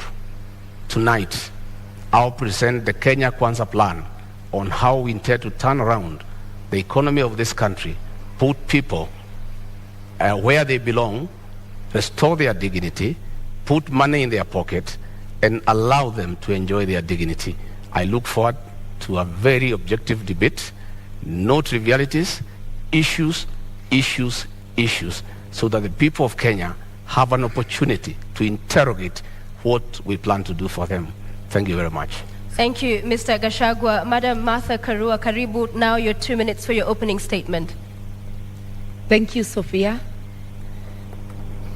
I was born and brought up in Kirinyaga, and I want to thank my parents, who are still alive, thank God, for instilling the values of honesty, hard work, community, and respect, values that hold good to this day. In this debate and in the audience, I have my family, my 2 children, Wawira and Edward, my grandchildren, 4 of them, my brothers and sisters, some of them, others are online. I represent the Azimio hope for this country. Azimio, together with Kenyans of goodwill, is out to rescue this country from the stranglehold of corruption cartels. This country can't breathe. We cannot get the services that people do require because monies intended for public service are going into the pockets of corruption cartels, who then become instant millionaires with huge bank balances. We intend to help this country, to help citizens get their country back, and all the resources of this country will be utilized for the best interests of the entire nation, not a select few. I am here to discuss those issues, and I am glad that my opponent is also talking of issues, which is what we have been calling for in our campaign. I'm able, ready, and willing. Thank you very much, candidates, for your opening statements. Let's introduce the elephant in the room and start this debate. The question of the deputy president. It has dominated public consciousness in the last 5 years. I'll start with you, Honorable Rigathi Gachagua. What kind of a deputy president will you be? You have 2 minutes. I come from a background of management. I have been in public service for 15 years. I've been in private sector for 15 years. I've been in legislation for 5 years. That gives a 35-year experience of public service and engaging with the people. I am a hard-working man. I'm very passionate. I have zeal to serve. I'm an active man. I wake up early. I don't take alcohol. I have all the time and the commitment to put my all to serve the people of Kenya. I have a very good idea of what I need to do to assist my candidate, Dr. William Ruto, in the management of the affairs of this country, give him backup, be available, move around the country to implement development programs, listen to the people, be available to the people, because we have the bottom-up economic model. It's about the people. If you have noted, we have gone around the country in all the 47 counties and held economic forums, listened to the people, had very extensive consultative process of what the people of Kenya want from us, and that informed our manifesto. And we were not surprised that critics were saying our manifesto is too detailed and meticulous. It had to be, because it had to capture the issues, the aspirations of the Kenyan people, what they want us to do for them. And our manifesto is a clear plan that is informed by what the people of Kenya want us to do for them, to dignify them, to improve their quality of life, and to give them a chance to prevail and be men and women of substance. Thank you. Honorable Karua, the same question. What kind of a deputy president will you be? I'll be a deputy president who is respectful of the Constitution, of the people of Kenya, of my principle, and a person who will obey the rule of law and do the best to support my captain to deliver for this country. The oath of office dictates that the interests of the public are paramount in everything a government does. I will help my captain to stick to the rule of law, to ensure that what is in the Constitution is fulfilled.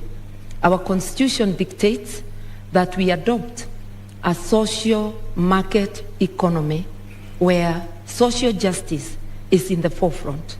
That is why Article 46, not 47, talks of socio-economic rights. You will notice that in our manifesto, we are talking about giving social support to those who cannot have any income, who do not at the moment have any income.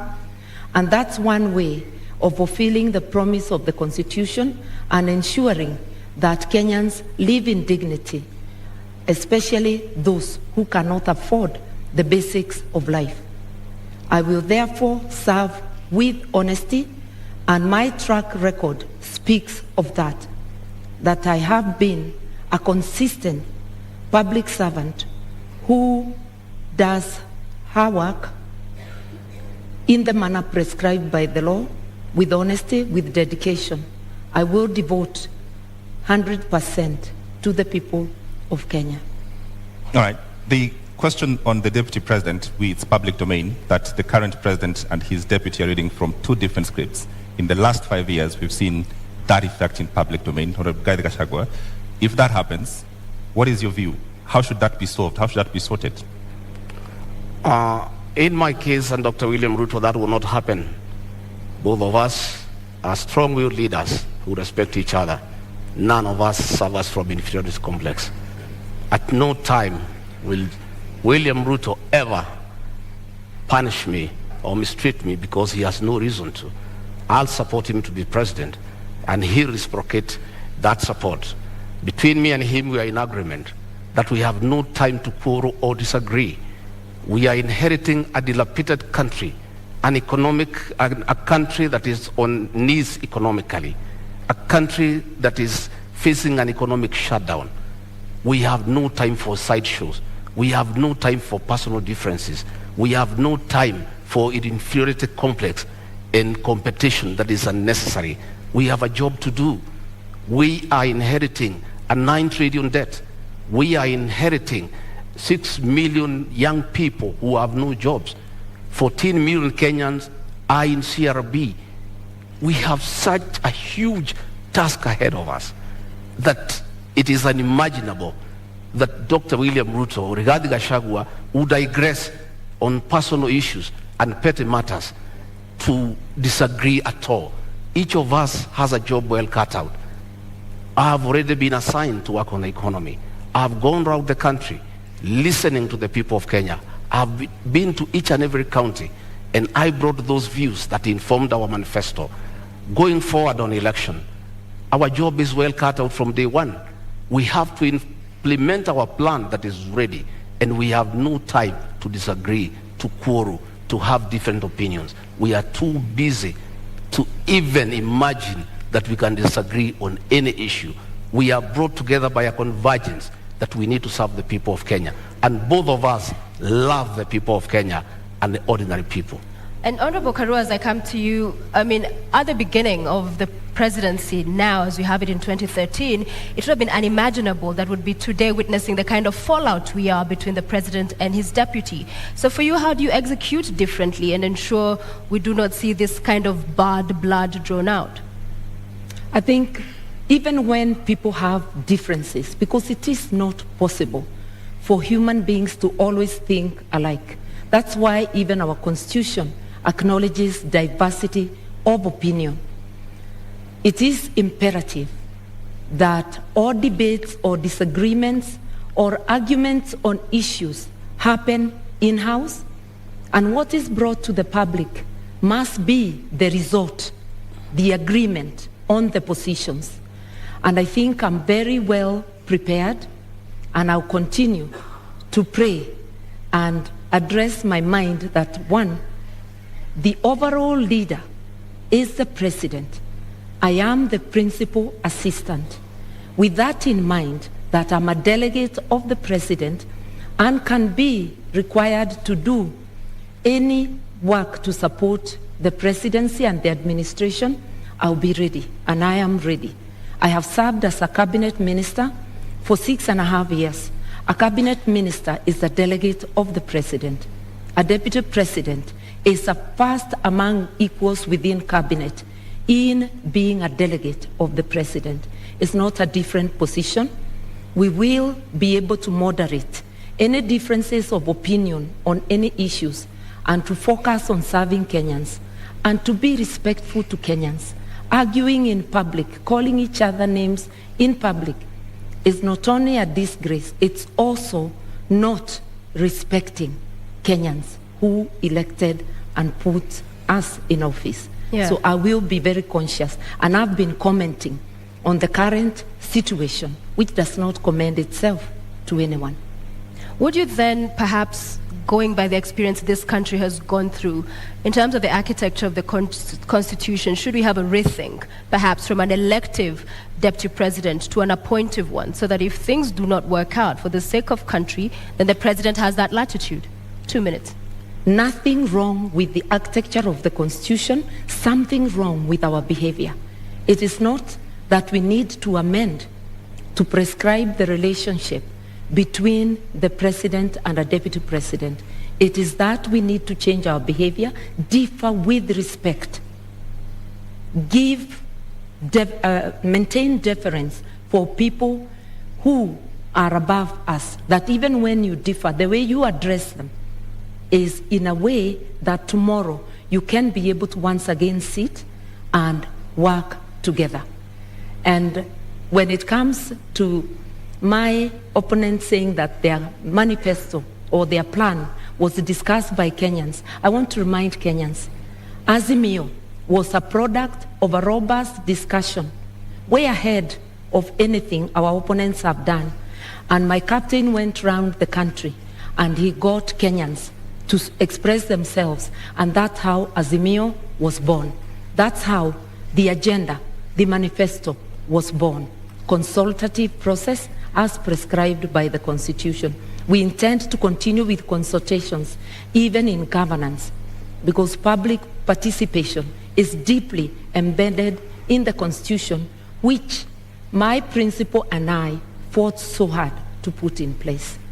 All right, Honorable Guy, the same question. Supposing this were to happen, we've seen before, and it's been part of our history, people call themselves brothers and friends, and then they have a fallout. Supposing this were to happen, would you think it would be possible and great for us to have the Deputy President be an appointive position so that the President has the leeway, essentially, to fire you? That is a hypothesis. I like to look at life from a positive perspective.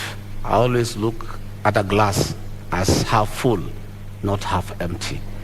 I have no doubt in my mind that we are a formidable pair. We are a pair that has been brought together by a common convergence to serve the people of Kenya, to spearhead, chaperone, and implement the third liberation, that is the economic liberation for the people of Kenya. And what has brought us together is so important that no sideshows can come in between. The focus that is before us, the need to restore the dignity of the Kenyan people, is such an important aspect of our lives, of our leadership, that it is incomprehensible that we could think of having sideshows and things that are necessary. And by the way, the situation between President Uhuru Kenyatta and William Ruto has not been brought because of ideological differences. It has been brought because of an inferiority complex. Right. People must allow strong leaders to prevail. And you shouldn't have a problem when your deputy is strong and sharp and focused. You should just be able to accommodate him and use that as a strength to serve the people of Kenya. Had President Uhuru Kenyatta, in a second term, allowed William Ruto to help him manage the affairs of this country, we will not be where we are today, where Kenyans have no food, where unga is at 250 shillings, that they have to run around to look for a package to try to deal with it to save this election on their part. If he had allowed Dr. William Ruto to help him like in the first term, all the stored projects will be going on. He should have used the strength of William Ruto and harness it and use it to augment his leadership and to strengthen it for the benefit of the people of Kenya. However, Honorable Rigathi, just quickly to follow up on that, we have seen Martha Karua in 2009, it was, resign after they disagreed with the president as a minister. You saw the former deputy governor Nairobi, when they could not work with the governor, again resign. So isn't it on principle that those who push for, if it doesn't work out? I don't think it is honorable to be a quitter. I think you must fight from within and pursue what you intended to do. When the Nairobi deputy governor quit, he left a vacuum in Nairobi, and that allowed President Uhuru Kenyatta to bring the military into the city. You know, because if he was there, the mess in Nairobi will not be. You cannot be a quitter. You must fight on. My sister, Mother Karua, quit President Mwai Kibaki's government when Kibaki needed him, when Kibaki was in trouble, when Raila Odinga was making life impossible for him. Mwai Kibaki needed Mother Karua. And at a time when Mother Karua needed to assist Mwai Kibaki, she quit. Mwai Kibaki is and has been the gentleman of Kenyan's politics, an amiable old man, a good man, a respectable man, a man who was listening to everybody. Any leader who could not work with Mwai Kibaki, I have serious doubt that leader can work with anybody else. Just a quick reminder to the audience. In the auditorium, we did agree to a set of rules. Silence, please. No laughing, cheering, jeering. Let's just follow the conversation to allow us to have civil engagement and for understanding and hearing every of the candidates as they articulate their thoughts. Thank you very much, Mother Karua. Response? For those who do not understand principle, they can never envisage resigning.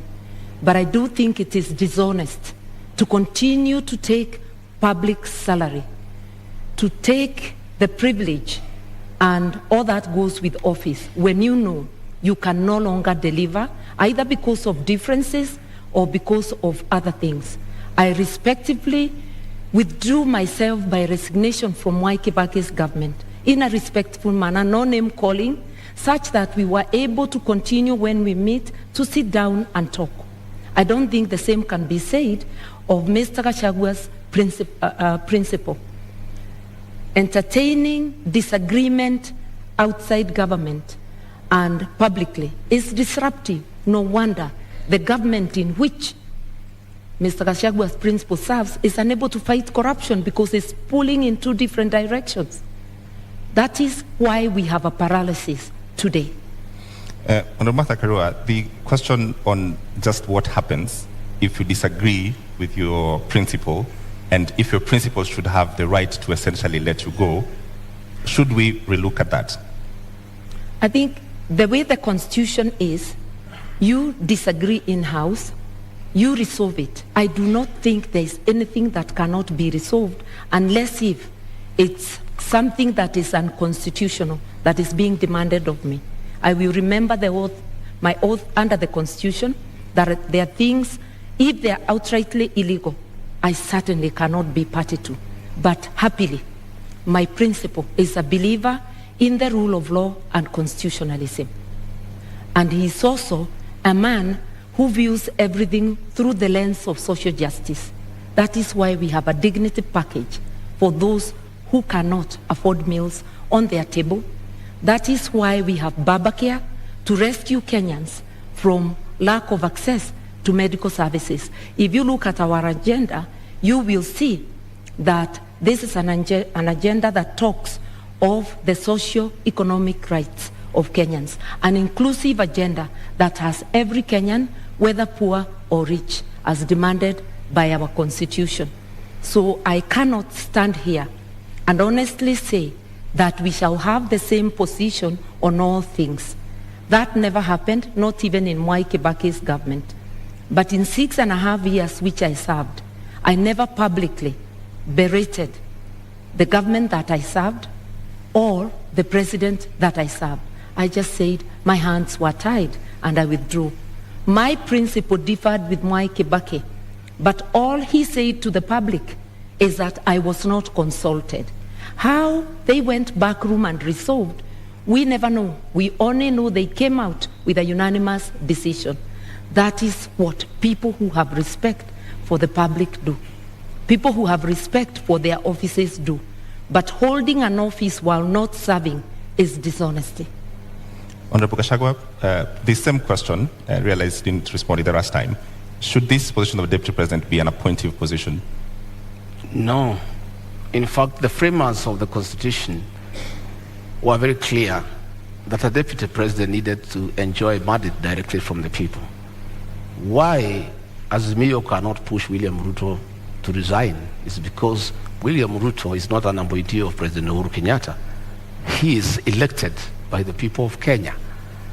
If it was the previous constitution, William Ruto would have been sacked a long time ago and replaced with Gideon Moi. And that was the plan. The plan was to provoke him, intimidate him, humiliate him, persecute him and his friends and his allies so that he could quit government and allow President Uhuru Kenyatta to appoint somebody from a family that they share the same issues and the same values. But because William Ruto was elected, he was able to hold on to his position. And he continued serving the people of Kenya when he was assigned duties by the president. The duty he has been allocated all the time without failure is to welcome the president and the Nyayo National Stadium. And he has done it in style because that is the duty he has been allocated. He has gone ahead to chair IBEC because that one the president cannot deny him. It is there in the PMF Act. There's nothing the president would have done. But the president chose not to allocate him duties. And the president has been crying that since he did not allocate him duties, his government has come to a halt. And nothing is going on.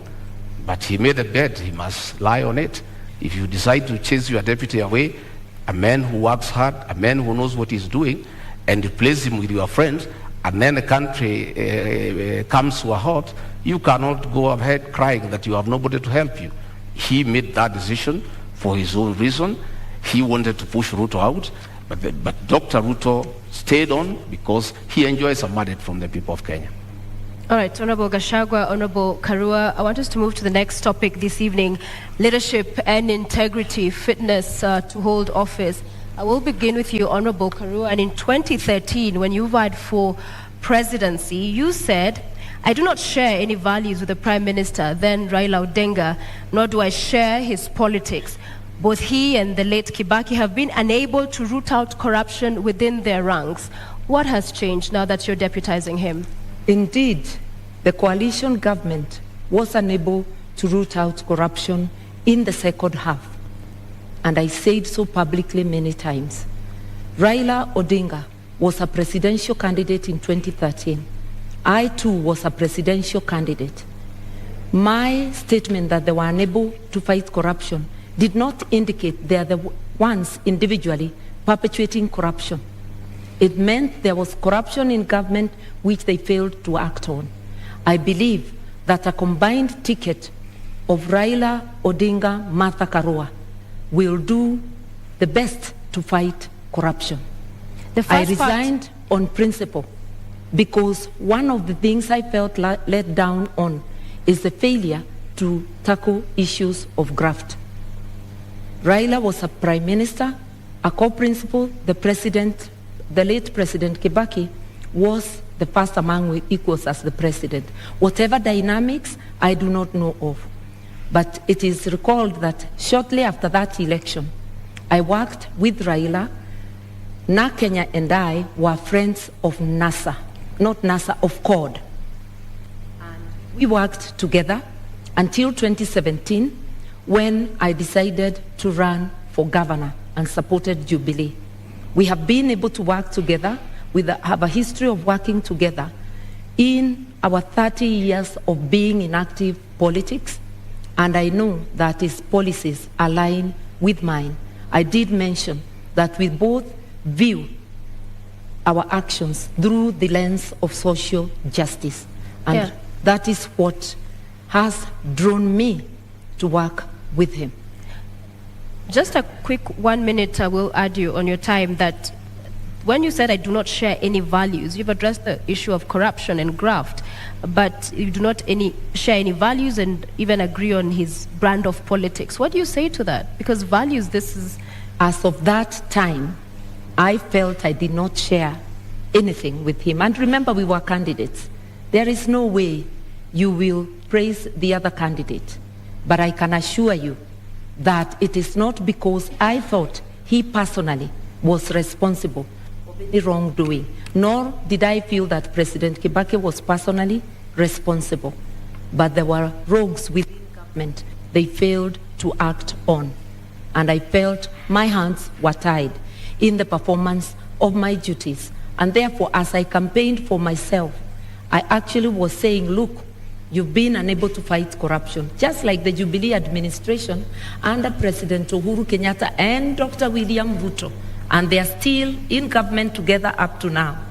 And we saw Dr. Ruto attending cabinet a week ago. They've been unable to fight corruption. You can't hold one side of government and say the good one is mine and the bad one belongs to the other person. That's doublespeak. Honorable Gachagua, just a moment. I think Honorable Mother needs to come through to the people of Kenya on being consistent. Honorable Mother is on record saying that Raila Odinga and President Uhuru Kenyatta should retire together. Not a long time ago. She seems to have changed her mind that they shouldn't retire together. In fact, that President Uhuru Kenyatta should continue governing through proxy and Raila Odinga should purport to govern as a proxy of Uhuru Kenyatta. At what time did she change her mind? Because it's on record, she went public to say that the two of them should retire together.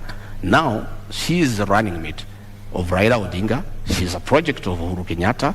The two people she said they should retire together. She seems to have changed her mind. And it is my considered opinion, and I believe for many Kenyans, that being consistent is very important in leadership, especially the position she aspires. You need to be consistent. When you say this today, you must be able to live to it tomorrow. All right, I want to allow Martha to respond, but first I want to come back to you to give you another minute. A moment ago you said that Gideon Moyo was supposed to be appointed. I want you to clear that up because, with all fairness, Gideon Moyo is not on this debate.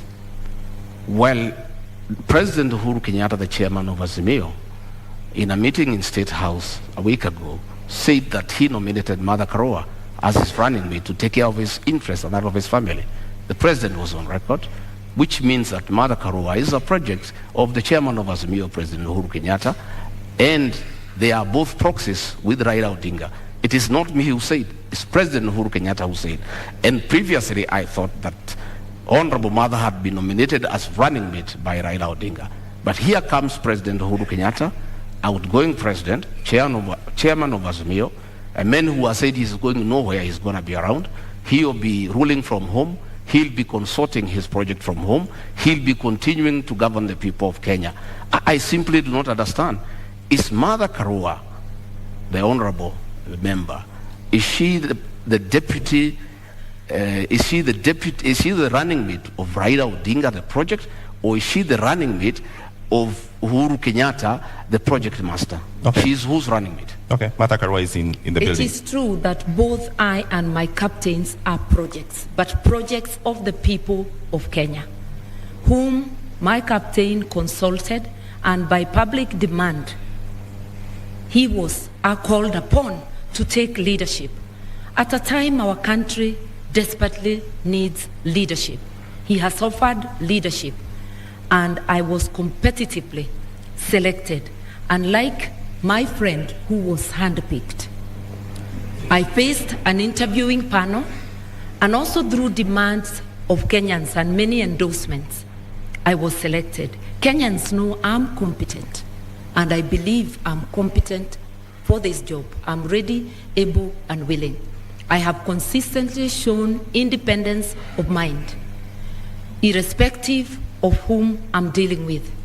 I will handle this job independently and with commitment to Kenyans. And I know my principal also, who has been a teacher of politics to Mr. Gachagua's principal. All right, Martha Karua, just a direct question to respond to Honorable Gachagua. What is the role of President Uhuru Kenyatta in Azimio?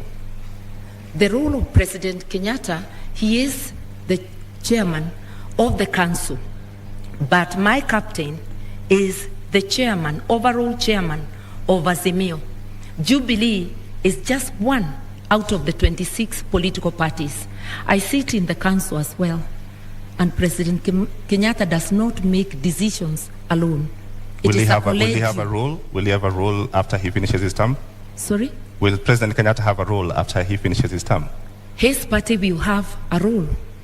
And if he continues to be, if he doesn't give his position in the council to any other member of his party, it would be a peripheral role as a member of the party. The incoming administration will be a Raila Odinga Azimio presidency. Just like the current Jubilee government, although Uhuru was a deputy president in the government of Mwai Kibaki, it was not a continuation of the Mwai Kibaki administration. It was an Uhuru Jubilee administration. Anybody who understands government would know that.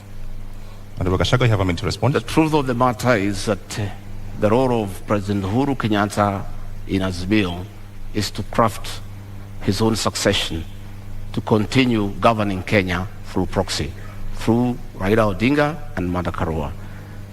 President Uhuru Kenyatta has already started assigning roles to Honorable Mother Karua, which means he is a leader, and in the unfortunate and unlikely event that they are elected to office, President Uhuru Kenyatta will continue governing this country outside his constitutional mandate, because there is a two-term limit. that the president should retire. But the president does not intend to retire. You saw how angry he was, saying that people are asking him to go home and asking where he's going. It looks like he doesn't remember that when he sought to be president for 10 years, he knew what 10 years is all about. He cannot complain that people are asking him to go. Nobody is asking him to go. It's the Constitution. But he's trying to circumvent the Constitution to plant a proxy government to continue governing from outside State House through Raila Odinga and Mother Karua, so that he can continue protecting state capture and conflict of interest. And Mother Karua has already been assigned that role. He was on record that she is the one he has put there deliberately to protect his interests and that of his family. All right, Mother Karua. It is important to be truthful in this debate. President Kenyatta has not publicly or privately assigned me any role. I'm sure he knows that he cannot assign any role to a minister in an administration he does not have. The person who has assigned me a role as deputy and has declared the intention to appoint me as Minister for Justice and Constitutional Affairs, apart from being Deputy President, is the Right Honorable Raila Amolo Odinga. My colleagues and his captains' beef with the President should not make them use this forum or use us as candidates to fight the President. We represent the aspirations of Kenyans, and yes, Kenya needs rescue, but rescue from corruption cartels, which my colleague may know more about. On the 6th of June, Honorable Gachagua, during a Meet the People tour in your constituency, that's Madeira constituency, the people you represent there, you said that because you perceive the matter you're currently in court over to be a political witch hunt, if elected, you'd see to it that your accounts are unfrozen, build a mansion, and perhaps go ahead and throw a party in essence. Mr. Gachagua, isn't this tantamount to subversion of the cause of justice, an admission that you made in this sentiment? To start with, I'd like to tell Honorable Mother we are not here to fight President Uhuru Kenyatta. We are holding him to account on his utterances. He has said he's going nowhere. He's on record. That's not fighting him. He has said he assigned Mother Karua the role to jail people. I don't know how she'll do it. She's not a judge. She's not a court of law. That is the work of courts of law, to jail people. It's President Uhuru Kenyatta who has said so. He has said that he has put her there to take care of interests. It's his own record. I don't want to respond to dignify ridiculous accusations by social media. Social media people assigned by the state have been following me wherever I go in the Republic, including my homes, to listen to what I say and twist it. I told the people of Madeira, they asked me a question. Mr. Gachagua, you bought a farm here and you have started building a house. What happened? Now that you are going to be deputy president, are you still going to live here? I told them I stopped building the house because the state froze my accounts to intimidate me and to blackmail me to support the handshake. And that money is frozen. And I cannot use it. That is why the construction of a house stopped in this area. When the due process takes place and the courts will deliver justice to Rigathi Gachagua one day, and my accounts are frozen, I assured the people of that area that I'll come and complete that house and live with them. And I'll take time to allow them to come and visit me. They asked me a secondary question. As deputy president, will you allow us to come and sit with you? I said, yes. I'm a junior elder in this community. I'll have time to sit with my fellow men over food, over a drink, and we share in the African way. I say the women in this area will come and sit with Mama Gachagua and have kesha, because my wife is a pastor and she likes doing kesha. And the women wanted to know, will they be allowed to come to the home of the deputy president to have kesha with Mrs. Gachagua? I confirmed yes. I'll be deputy president, but I'm still the same old guy who hangs around here. A very generous person who spends all his time with the people. All right, Mr. Gachagua, you have a national audience. What is the source of the money that was frozen? Because that is the context. Pardon? What is the source of this money that was frozen? I have said many times that I'm a victim of blackmail by President Uhuru Kenyatta, whom I served as personal assistant. President Uhuru Kenyatta wanted me to abandon William Ruto and join him in fighting him, and I said no, because he didn't give me a good reason. And he blackmailed me. He sent Nancy Gitawe, his advisor, to threaten me that if I don't abandon William Ruto and join him, I'll face the music from the state. Honorable And Gachagua, one problem started after another.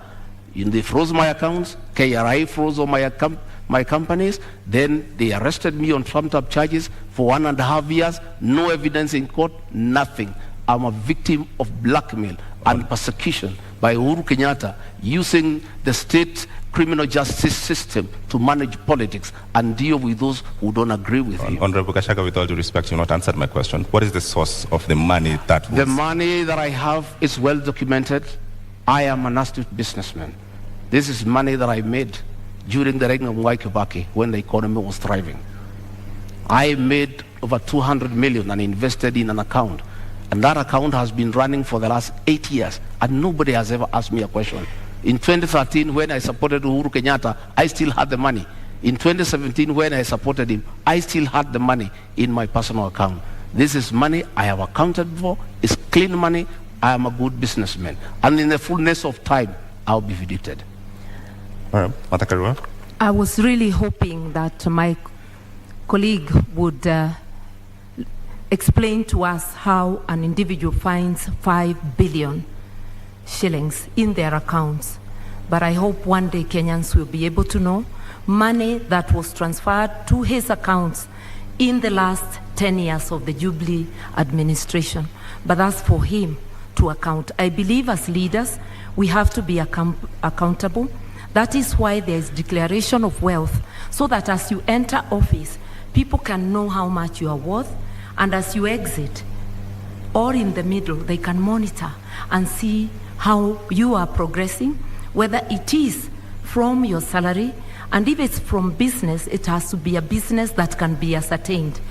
I think we really need to come clean, because if you cannot account for your wealth, you cannot be a good steward of the money of the people of Kenya. So this is a question to both of you. You've brought up the subject of wealth declaration. Yeah. What are you worth, Honorable Karua?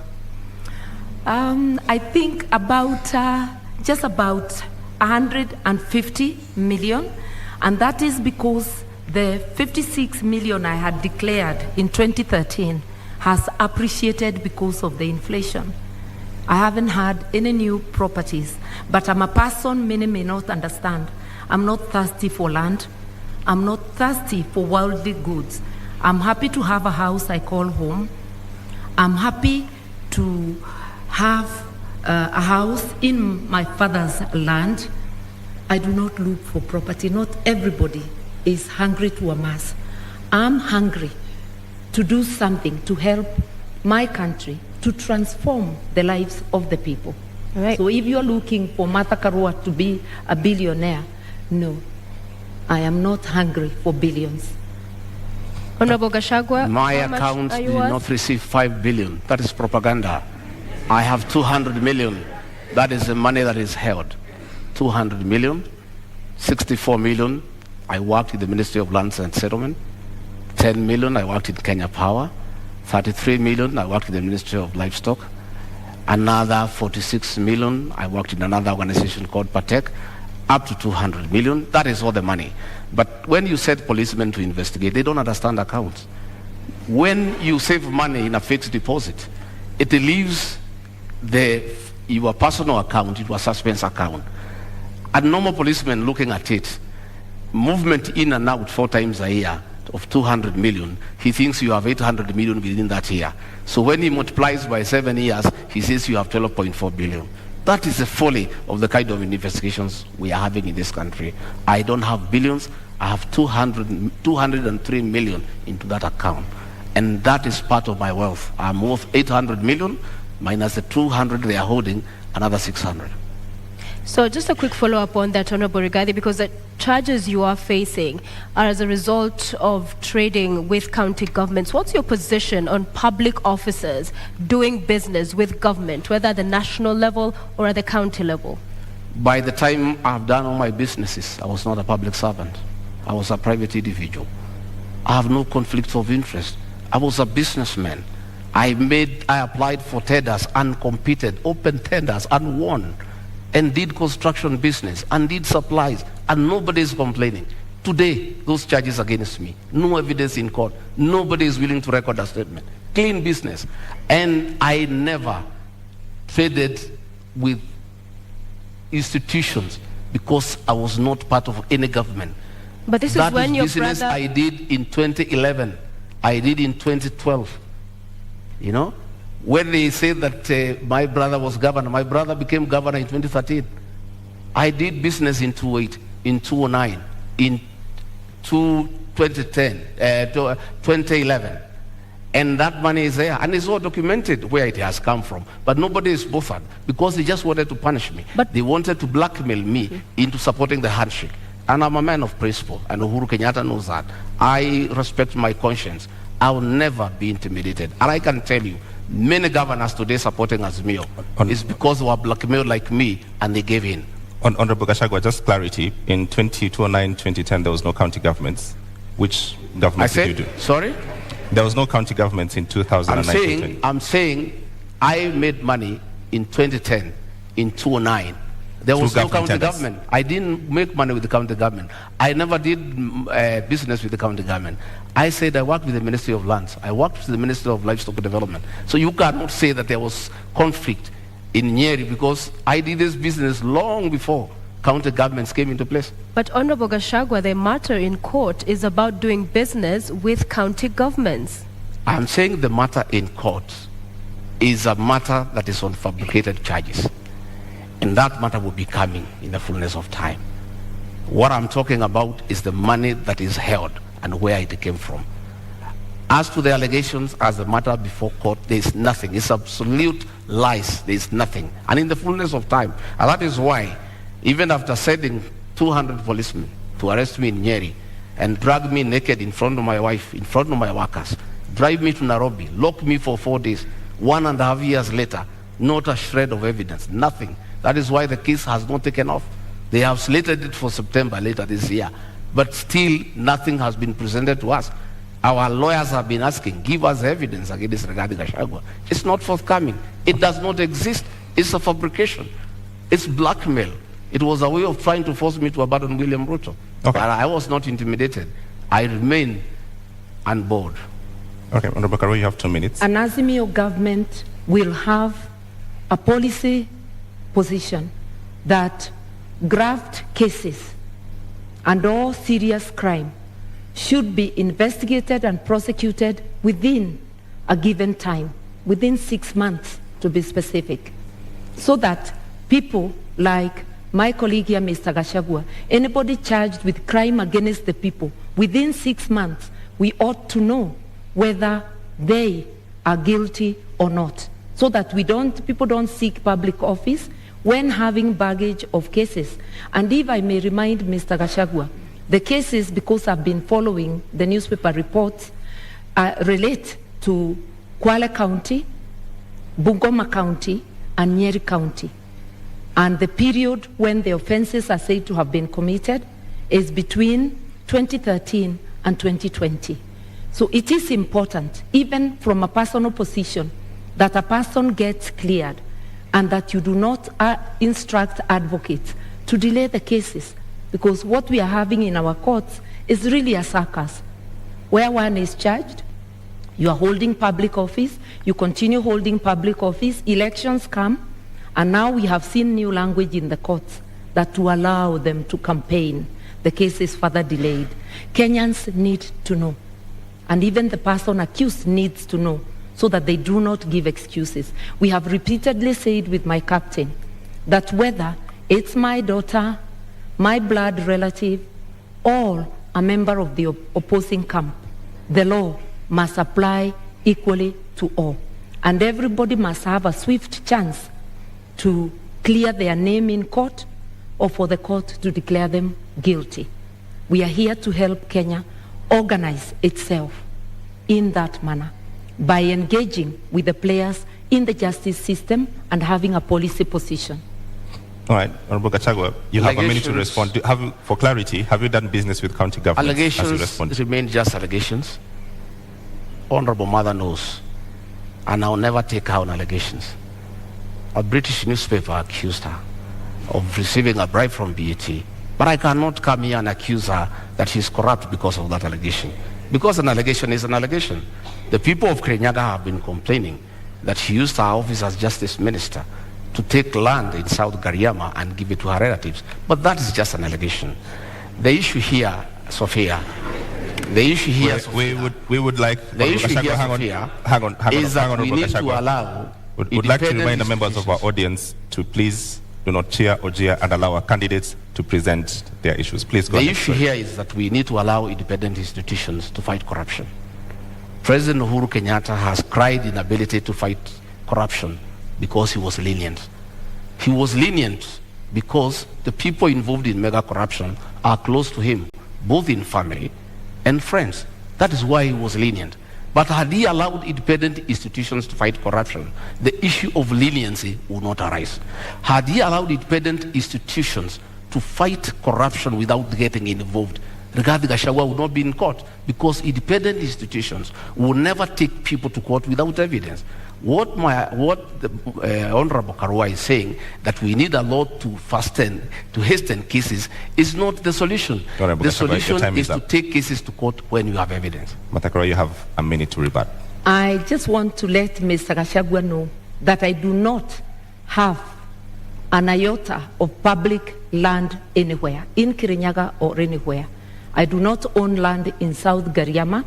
I am glad he knows they are just allegations. And I challenged the current administration that is there, and I'm not in power in Kirinyaga, that if there is truth to that allegation, then they must swiftly take me to court and recover. So once you challenge those making the allegation and they don't do anything about it, then the matter is closed. The only land I own in Kenya is the house I live in Nairobi, and the house up country, which is on my father's land, and he has included my name in the title. I said I'm not land hungry, and I'm not hungry for material wealth. Those who are hungry may never understand that. Relating to BAT, it was money paid to my campaign secretariat by a donor, not paid to my personal account. Later, it transpired that it was money from a company. The matter has been investigated in UK, and the file has been closed. I also challenged the DPP of the government Gachagua's principal serve in 2016 to investigate and prosecute me. All right, so those matters your time is are up. allegations. Thank you very much. Time is up. But now that we're talking about funds, you all are traversing the country with choppers and legions of teams. How do you finance your campaign, Honorable Gachagua? How much does it cost? Pardon? How much does it cost to finance your campaign? Pardon? How much does it cost to finance your campaign? Oh, the sound is not working here. Sorry. I can't hear you properly. I apologize for that. Yeah. How much does it cost to finance your campaign? Well, it's difficult because we don't have a centralized command. Our campaign, we are raising funds from people, and mostly is in materials, is in donations in terms of choppers, in terms of vehicles, in terms of fuel, in terms of personnel. And really, what you need in terms of cash is not much. This campaign of Kenya Kwanza is bottom-up driven.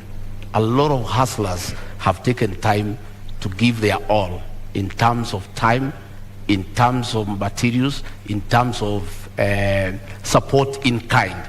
There isn't much about cash. So it's very difficult at this stage to quantify and say, this is the amount that we are going to use for this campaign. What I know is that in the next 1 week or so, we'll now be talking about real figures, because we have to mobilize agents, we have to mobilize vehicles, we have to get people to protect the vote. Those people need to be given allowances. That is when now we will come to the cost of the real campaign. All right, Martha Karua, the same question. How do you finance your campaign? Through public donations in cash and kind.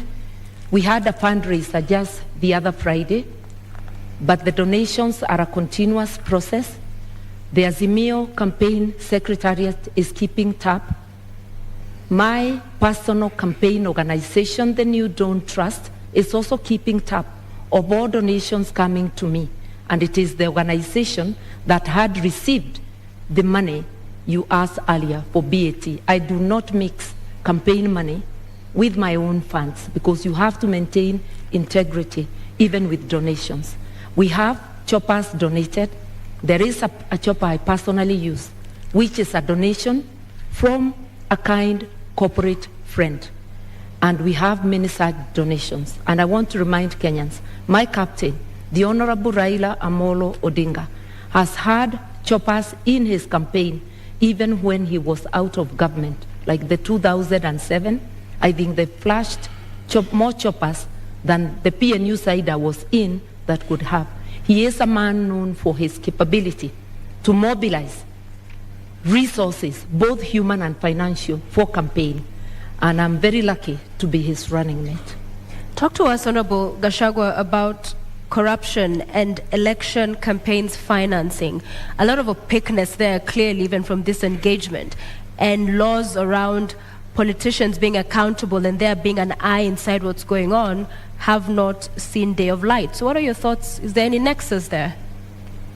Well, you know, campaigns, and you really cannot control the nations because people support a certain candidate for a certain reason.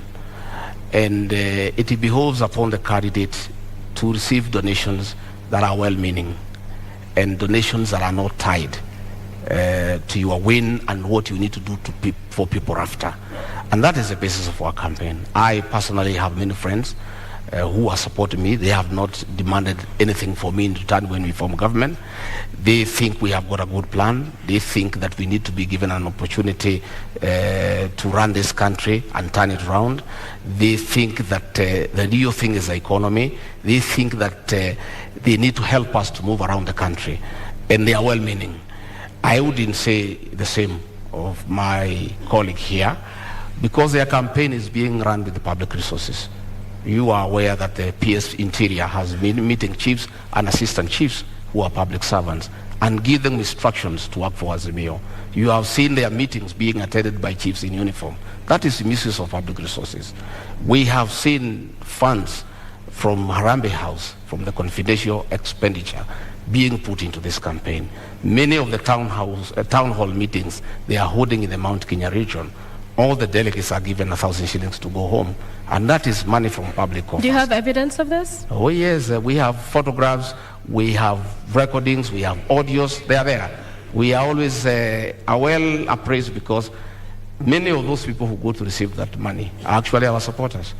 And they say they don't want to allow the elephant to die with the tusks. They need to remove the tusks before it is dead. That is what is happening. And public servants, the Cabinet Secretary for Interior is on record campaigning for Azimio. The Cabinet Secretary for ICT is on record campaigning for Azimio. These are public officials. They are public, they are paid with public money, but they are campaigning. That is misuse of public resources. And my colleague here, who says he's a stickler of the rule of law, has not condemned that because I would want her to condemn that because she says she's a stickler of the rule of law. And if she finds public resources are being used to propel her to office, she should be bold enough to say that is wrong. She should speak out against the misuse of chiefs and assistant chiefs by the PS Interior to campaign for her and her boss. Okay, Honorable Karua, just to build on that, all corruption scandals, Eurobond, Kimarer, Afia House, Kemsa, do find a dotted line into politics. As you respond to this question, how does Azimio and yourself going to deal with these questions that you have to deal with now? May I begin there by saying that Azimio government is very clear on what it will do. Both my captain and I have repeatedly said there will be no sacred cows. Anybody involved in corruption will face the law, irrespective of who they are.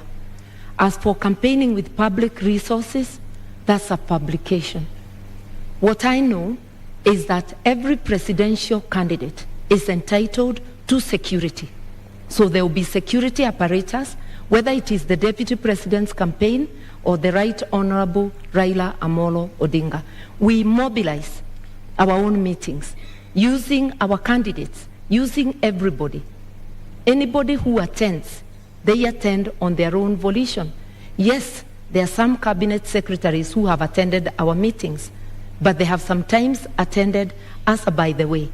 When they attend deliberately, it's of their own volition, and it's not because we need them to mobilize. Let nobody forget that there is no political operator who can mobilize more than the Right Honorable Raila Amolo Odinga. I also personally do not need help to mobilize. I've been in this game for 30 years. When Mr. Gachagua was still a DO, I was in politics. All right. You have a response to that? 1 minute rebuttal? Well, I have no rejoinder for that. My request is that it is about time we move to the real issues that the people of this country need to know. What is our plan? We have talked many issues, and that is a good thing. But the people of Kenya need to know, what does Rigathi Gachagua and William Ruto have for them? I'm hoping that debate will come around tonight, because it's important. Because many Kenyans are glued to the screens. They are waiting to hear. They want to know about health. They want to know about education. The public service wants to know about their issues. The police service wants to know about their issues. There are many people waiting, and I think I am guessing they must be getting information. Yeah. Honorable Gachagua, we are getting to that, and corruption is a big issue in this country where public resources... Corruption must be fought, and the real corruption is state capture and conflict of interest. What is state capture? State capture is where the people in power compete with citizens for scarce resources, where the people in power use their position to advantage themselves to get business unfairly, where people in power allocate resources to projects where they have an interest. I have an example. In the year 20, I want to tell you what is state capture and conflict of interest. This is Gazette Notice Legal number 1112, dated 26th June 2019.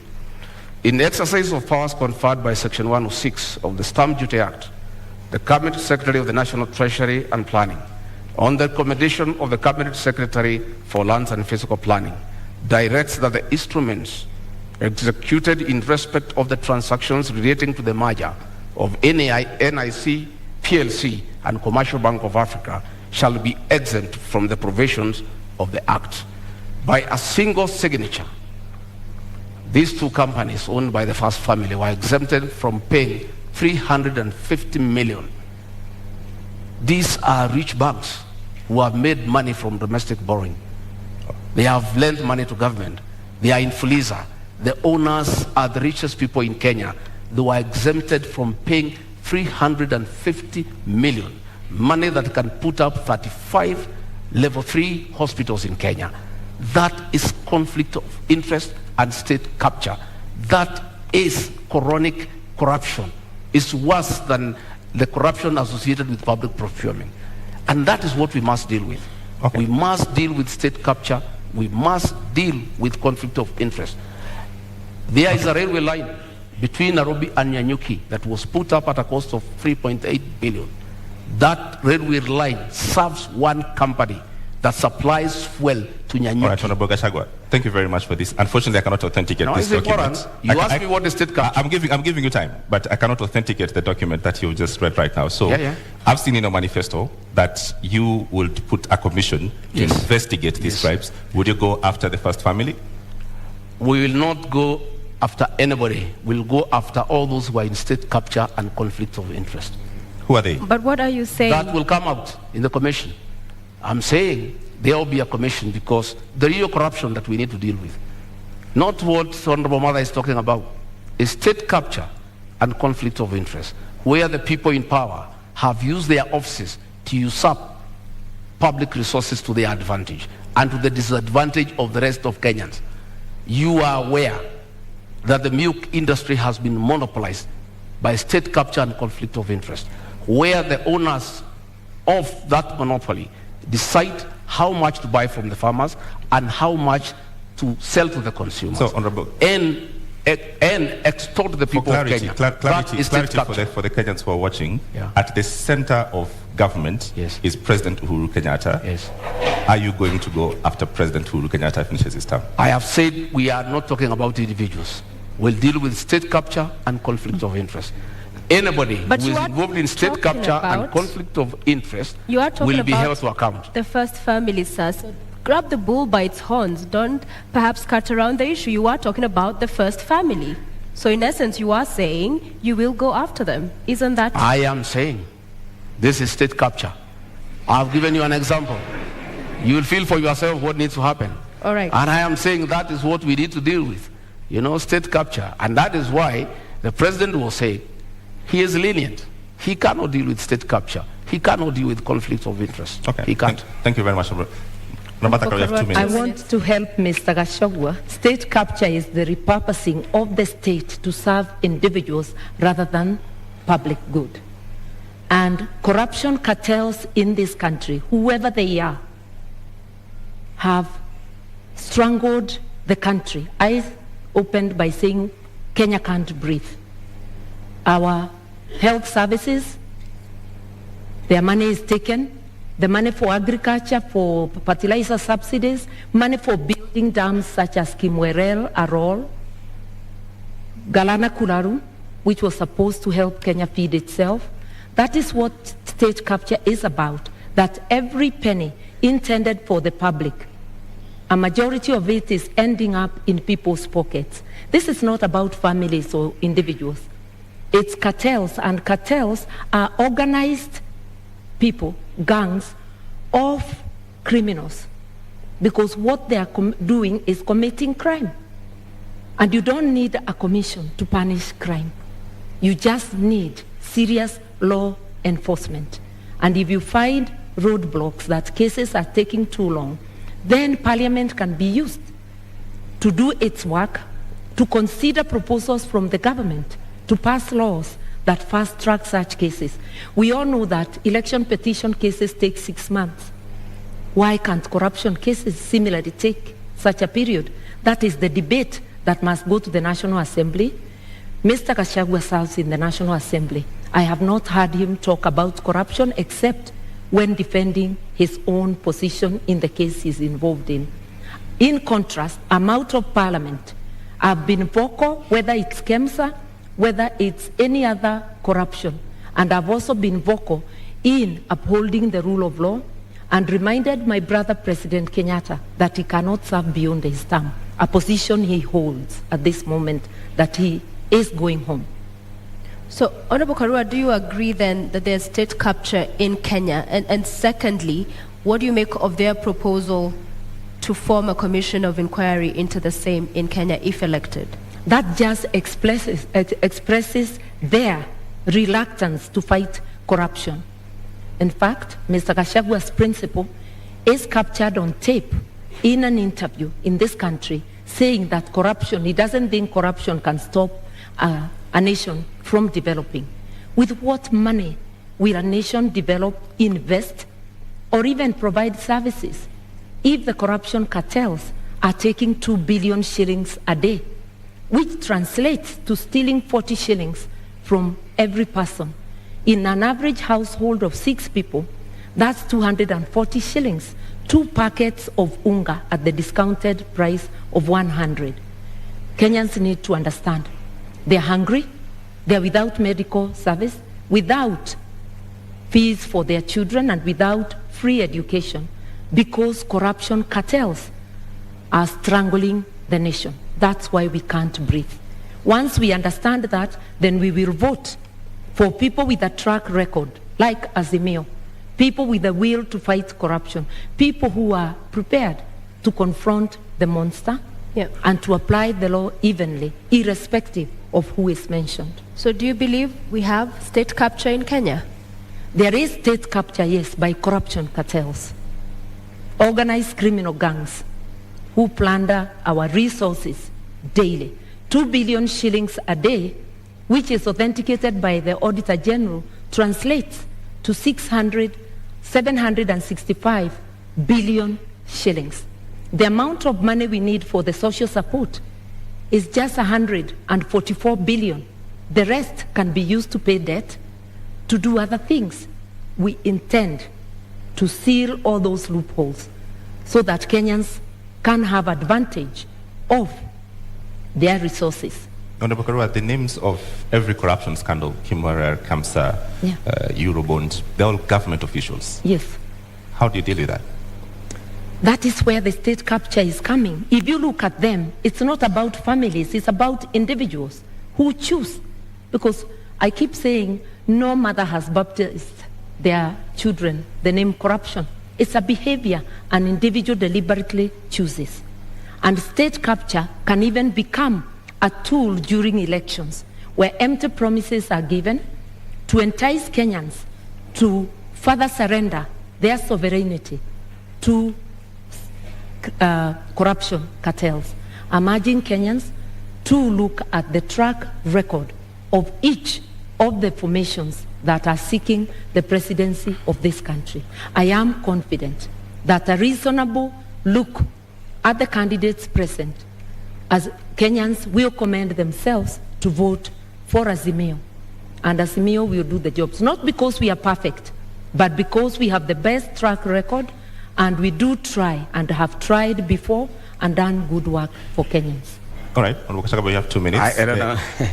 I don't know whether the Honorable Mother has taken time in their meetings with the chairman of Azimio to ask him. He said he is in charge of this country. He knows everything that goes on. Then we went ahead to say that 2 billion shillings is stolen daily. I don't know whether in her meetings with the chairman of Azimio, she has tried to find out from him who steals this 2 billion and why he has done nothing about it. In terms of fighting corruption, our manifesto is very clear. Our plan is sound and is in accordance with the Constitution.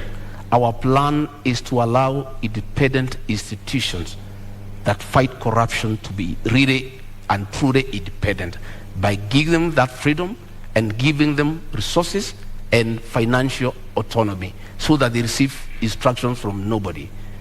On assuming government, we shall appoint the Inspector General of Police as the accounting officer of the National Police Service so that himself and the DCI have independence to do what they need to do on fighting crime and corruption without having to take instructions from anybody. Because you know, this, it is said, he who pays a piper calls the tune.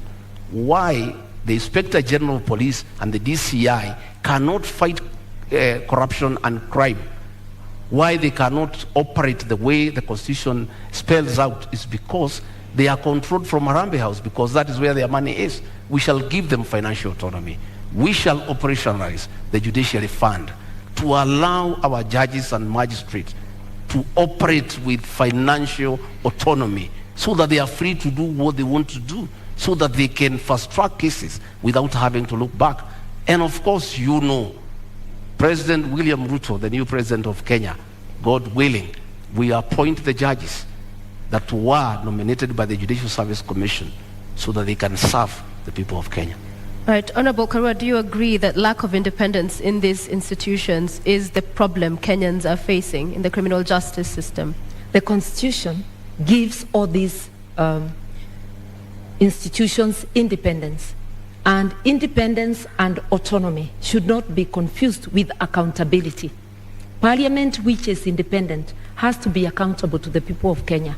The executive has to be accountable to the people of Kenya. The judiciary has to be accountable to the people of Kenya. Institutions have decisional independence, that a judge will be independent in making that decision of guilty or not guilty, that the director of public prosecutions will be independent in deciding to charge, to prosecute or not to prosecute. It doesn't mean that they fail to account to the people of Kenya. And that is most of our leaders are failing to do. Be accountable to the people of Kenya. You go to office to do your own business, where you will find that quite a number of people who are parliamentarians are trading with the counties, are trading with the government. So who is the watchdog of the people? The law forbids it. Conflict of interest. Going to get county work from a county government when you are a member of parliament who is going to be the watchdog? A quick follow-up on that. Yeah. Because the proposal on the table in Azimio is that if you are elected into office, then you'd also double up as Minister for Justice. Yeah. Wouldn't that go then to entrench that kind of feeling of interference from the executive? Because these are independent institutions, yes, but even if it's facilitating and good workflow, there's the NCAJ that handles all of the issues around that chain of criminal justice. So wouldn't that role, in essence, be seen as interference as well? Not at all. The Minister of Justice doesn't prosecute. This is a coordinating ministry, coordinating the entire justice sector. And we had such a program even during the Kibaki time known as Justice Law and Order Sector, to give policy direction. Then each institution goes and works on its own. It's not about how that institution will do its work. It's to understand together the difficulties, the roadblocks along the justice sector, so as to make proposals for legislation and for policy to Parliament. Remember that policy and legislation are passed by Parliament. Government institutions are independent, but they cannot act alone. There must be some synergy, and that synergy is in policy. Then they can have decisional independence. I've been a Minister of Justice before. I didn't investigate or prosecute. All right, I want to move to the next topic, and let's go to the cost of living. One of the charges against politicians in this country is that they're simply out of touch and you're unable to solve the problems that we face. I'll give you an opportunity tonight, Honorable Gachagua, to start to make your presentation on cost of living by first telling us what is the cost of milk today? The cost of milk, retail. The farmer sells at 42. At the supermarket, some places 120 per liter, others is 130, depending on where the supermarket is. Kerosene? I don't go to the supermarkets. Okay. What is your presentation tonight on dealing with the cost of living, knowing very well that... I want to say, I'm happy now we are where we need to be. Audience, please maintain silence. And for the record, issues with what we've been talking about throughout, these issues impact on how we fund the projects and all of these other subsidies we'll be talking about.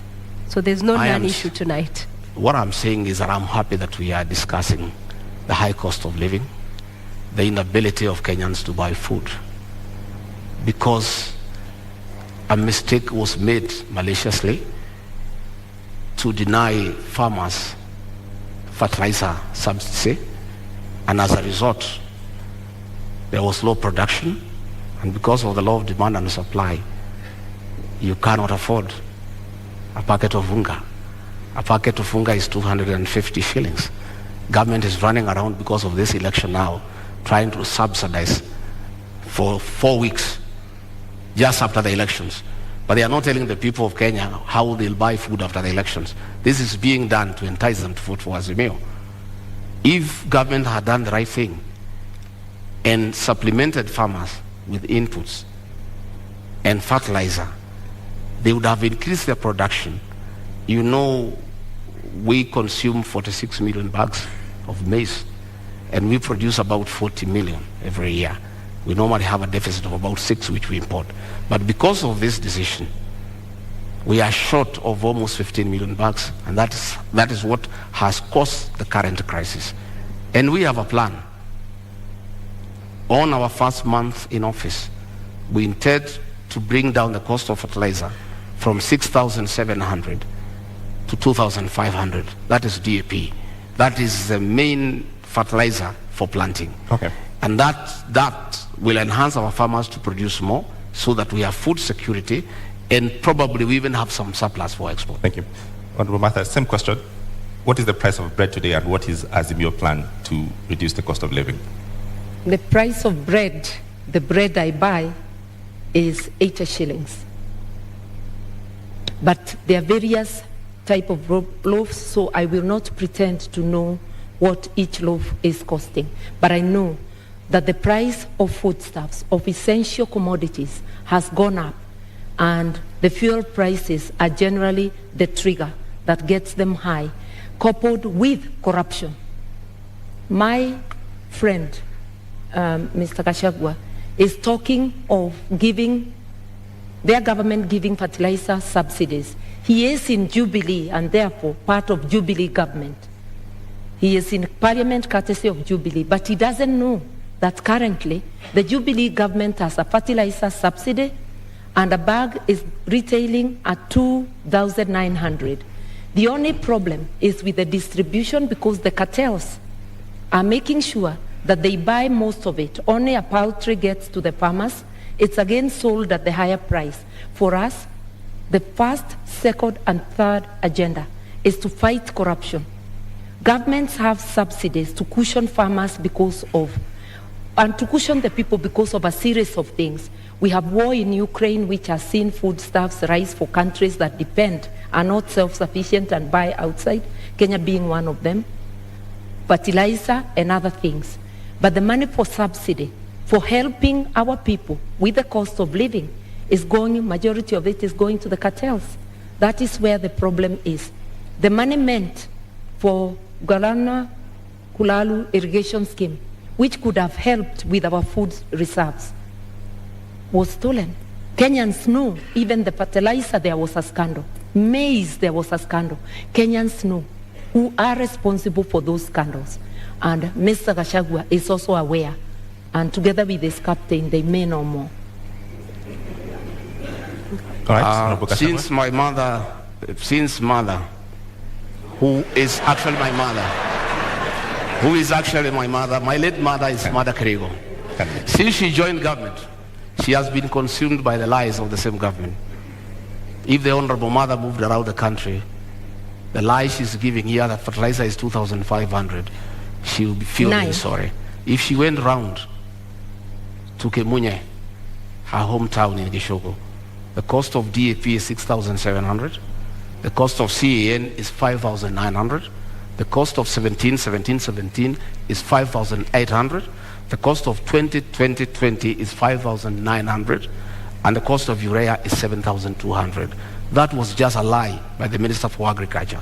There is no fertilizer that is available for 2,500. You can walk around to any shopping center, including our hometown. These are the costs of fertilizer. And I want to say, let us stop deceit and lying to the people of Kenya on national television.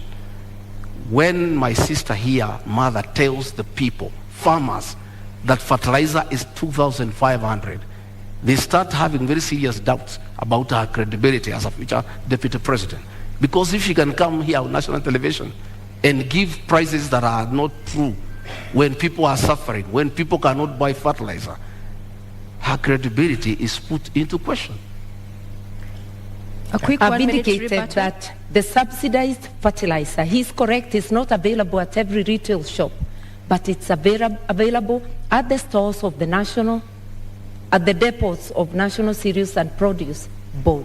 It is a project of the Ministry of Agriculture. I've heard the minister talking about it, and I know of farmers who have accessed it, but I know, and I have stated, it's riddled with corruption and it's not getting to the people. The honorable thing Mr. Gachagua could do, when you are not aware, you just say you are not aware. You just don't dismiss things as lies when they are happening. The problem with Kenya, money meant to cushion farmers, to cushion consumers, is going to corruption cartels. That is a big problem, and which, as the Mayo government, will rescue Kenyans from.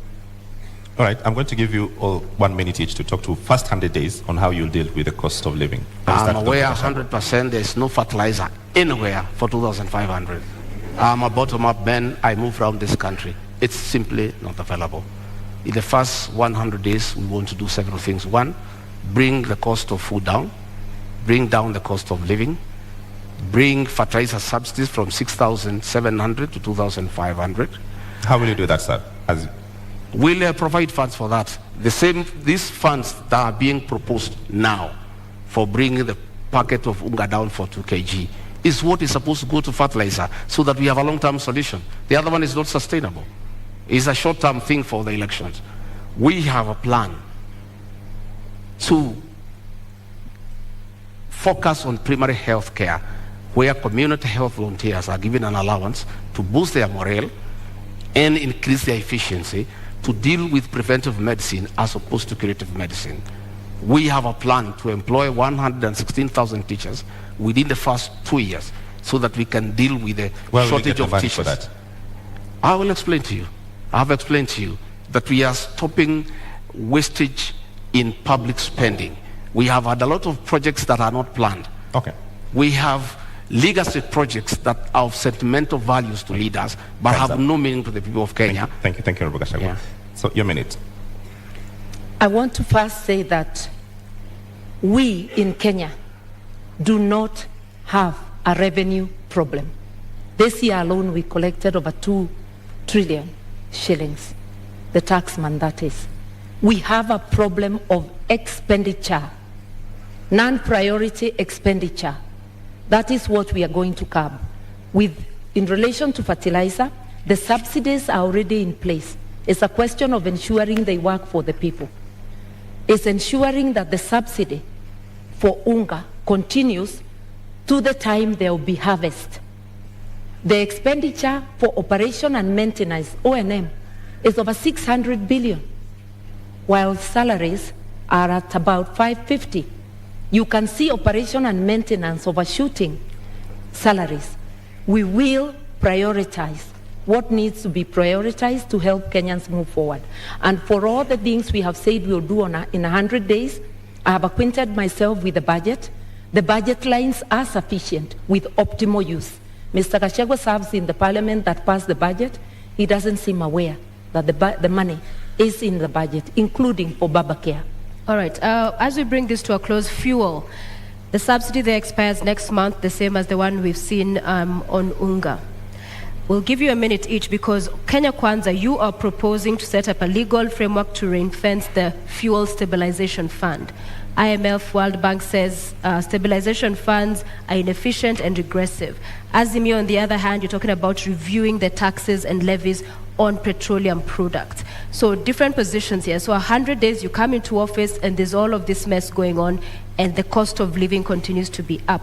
In 1 minute, what is unique about this legal framework that you will do with the stabilization fund that hasn't happened so far? We have money available in the budget. We have money that has been put for projects that are not a priority, and that is the money that you need to inject quickly before you can even look at the legal frameworks on assuming government. And that is possible because you look at the Ministry of Agriculture, we have some 50 billion there. That 50 billion will be available to deal with the issues of fertilizer. It will be available to deal with the issue of animal feeds that are beyond the reach of many farmers so that we can have a quick win. Fuel Stabilization Fund, in your manifesto, how will you fund it? The kitty is currently depleted, so you're not coming to find money. How will you fund it? We have said that we are going to expand our tax base. Once we put the Hustlers Fund of 50 billion and we give to the people down there at the down of the pyramid, we enlarge the people who are paying tax and will have more revenue.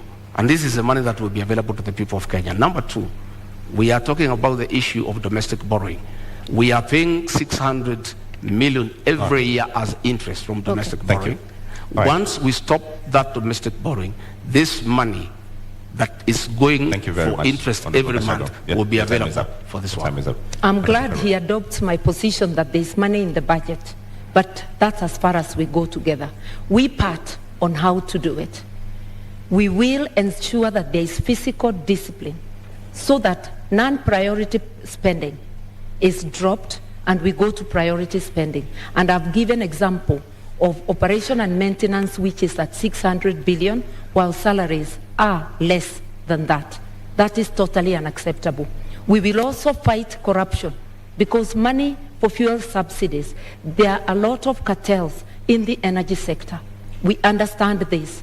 We will target those places and press the areas we need to press to immediately stop the leakage. Within 100 days, we will be able to do this and much more. We have actually been looking on what we need to do on day one because Kenyans are not going to be patient. They are already suffering. They cannot wait for commissions to be formed. They need actions. All right. Azimio is ready to go. Ladies, gentlemen, our 90 minutes debate is up. It's time for our closing statements. And we begin with you, Honorable Rigathi. You have your 2 minutes starting now. Thank you very much. I want to ask the people of Kenya to give us a chance to sort them out and put money in their pocket. We want to ask the people of Kenya to give us a chance to empower the small business people by giving them affordable credit to be able to expand their businesses. I want to ask all those people with pending bills to know that in the first 90 days, we shall float a bond for 500 billion to pay all the pending bills so that their homes are not auctioned. And by action, that 500 billion, by injecting into the economy, it will spice up the economy. I want to tell the people of Kenya, by giving us a chance, we shall look at the terms of service for the public service and the police who are suffering and who need to work when they are comfortable. I want to tell the people of Kenya to give us a chance to bring reforms to the NHIF program so that every Kenyan has an NHIF card so that when you go to hospital, you are able to be treated and go home free. I want to ask the people to know, the people of Kenya, that William Ruto and I have a plan for them. I want them to give us an opportunity to work around this economy, to spearhead the third liberation, that is to bring economic changes so that we can create wealth.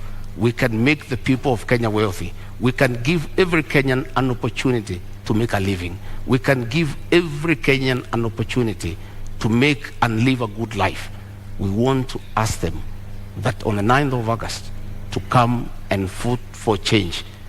A change to bring about economic development, a change to restore their dignity and to improve their quality of life. Thank you very much and good evening. Thank you. Honorable Karua, your 2 minutes start now. I want to remind Kenyans, this election is about trust. It's about looking to see which of the teams you can trust. We offer our track record because even when you employ a driver, you ask them for the driving license and you want to know about their record in driving. We are asking you to critically examine the teams, and if you do so dispassionately, you will come to a conclusion. I know that Azimio is the team. We will not form commissions to fight corruption. We'll go directly for the jugular of corruption cartels, apply the law across the board, and while we agree that there is need to review salaries in view of the cost of living, it's very easy to promise heaven. Without fighting corruption, without physical discipline, non-priority spending being cut out, that is not possible. But in our Sekana, with an Azimio government, we are going to do this, and together with Kenyans participating and helping us to fight corruption, we will be able to deliver our agenda to you, the 100 days agenda, and each item to reboot the economy so that Kenyans can have a decent life. While we wait to reboot the economy, for you who is unable to put food on the table, rescue is on the way. Within 3 weeks, you put an Azimio government in place, we are going to be able to send to the 2 million families that do not have any means of survival a 6,000 shilling package, which also will act as a stimulus to the economy because it gives purchasing power to 2 million families, which is like 8 million people within the country. Rescue is on the way. All right. We shall finally have our country back. Vote Azimio. All right, thank you very much, Honorable Martha Karua, Honorable Rigathi Gachagua. We've come to the end of our Deputy Presidential Debate 2022. I invite you to shake hands. Thank you very much. You've all done very well. Thank you very much.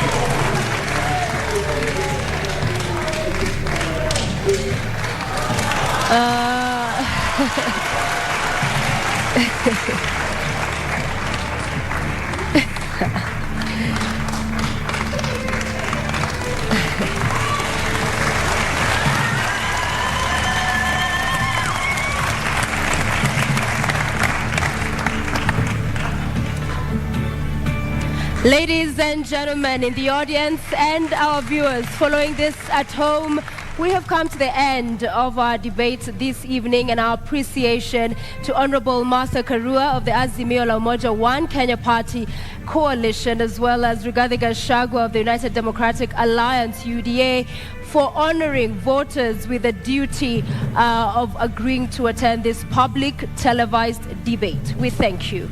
And we thank you for watching. The final of our joint national debates will come to you on Tuesday next week, when Wahiga Maure, Raila Odinga, William Ruto, and George Watakoya take this very stage in the presidential candidates debate. My name is James Smart of NTV.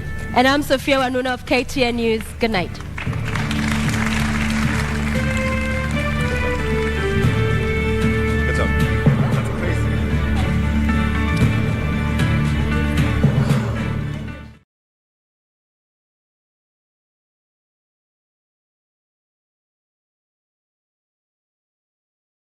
The presidential debate just moments after the second debate has ended. Prof, direct to you. Are you impressed? Were your issues addressed? Good to see you.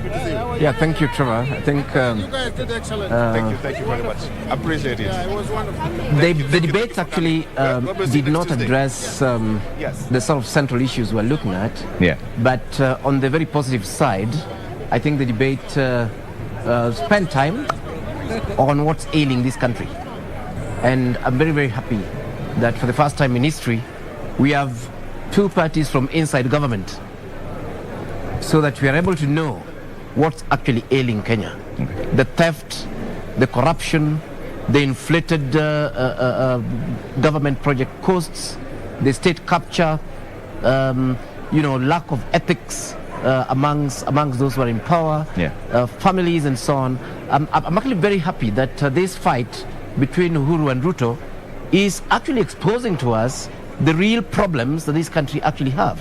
Yeah, because I would like to imagine if the president was on the same side as the deputy president, would have not known any of these things. Yeah. There would have remained accusations. But this went into all sorts of interesting details, all the way to the cases in court, to those who have captured the country, to those who are stealing money, that is being used, that should be used to subsidize Kenyan lives, to those who are doing business with the state, to those who are determining prices of what we buy, and so on. So I think there was very good texture. Yeah. Ideally, would have wanted to hear more about the manifestos. Yeah. But what I lost in terms of the details of the manifestos, I think I gained 100% by having these confessions about rampant.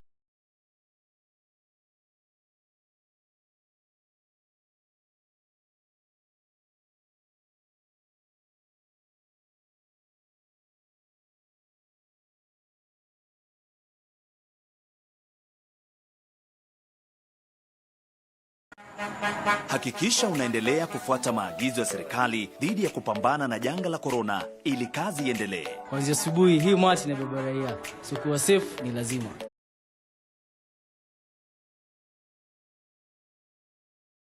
The 6,000 shillings with the social welfare, touched on Babacare, and I did hear Honorable Rigathi talking about the Hustler Fund. I mean, it's 50 billion shillings, but then just because you give people resources, he talked about the pyramid and it going down, and we know a lot of youth is where they're at the bottom of that pyramid.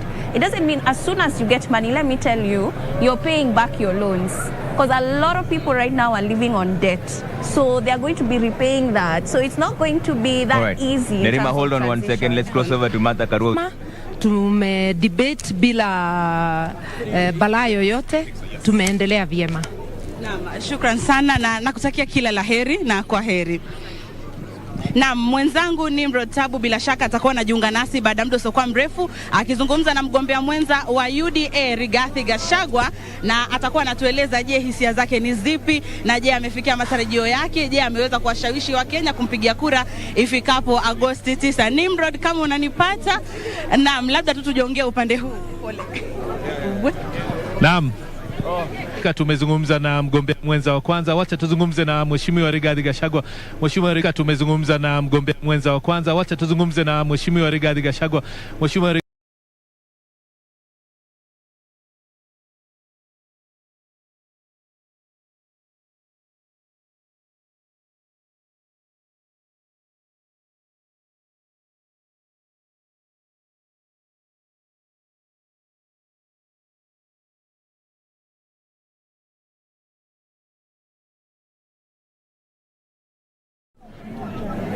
bei, gharama ya maisha, hatukupata nafasi ya kujadiliana. Natumai kwa waandaji wametoa fursa hii kwamba mdahalo mwingine ambao utakuwa juma lijalo, pengine nafasi hiyo itatokea. Lakini pengine kwa kifupi, kwa wale ambao hawajakata shauri jinsi watakavyopiga kura tarehe 9 Agosti, je, unahisi kwamba umewafikia? Na nafikiri Wakenya wengi sana wameweza kunisikiza kinaga ubaga, na nimepata nafasi nzuri kueleza hao mpango wetu ya kwamba katika Kenya Kwanza tunaweka sana maanani mabadiliko ya kiuchumi, tukilinganisha na wale wengine ambaye wanataka mabadiliko ya katiba. Na Wakenya nikiwasikiza pahali pote nitatembea katika Jamhuri la Kenya, masuala ya kiuchumi ndio yanatatiza Wakenya na ndio wanataka suluhisho. Nimeweza kuelezea, lakini kwa kifupi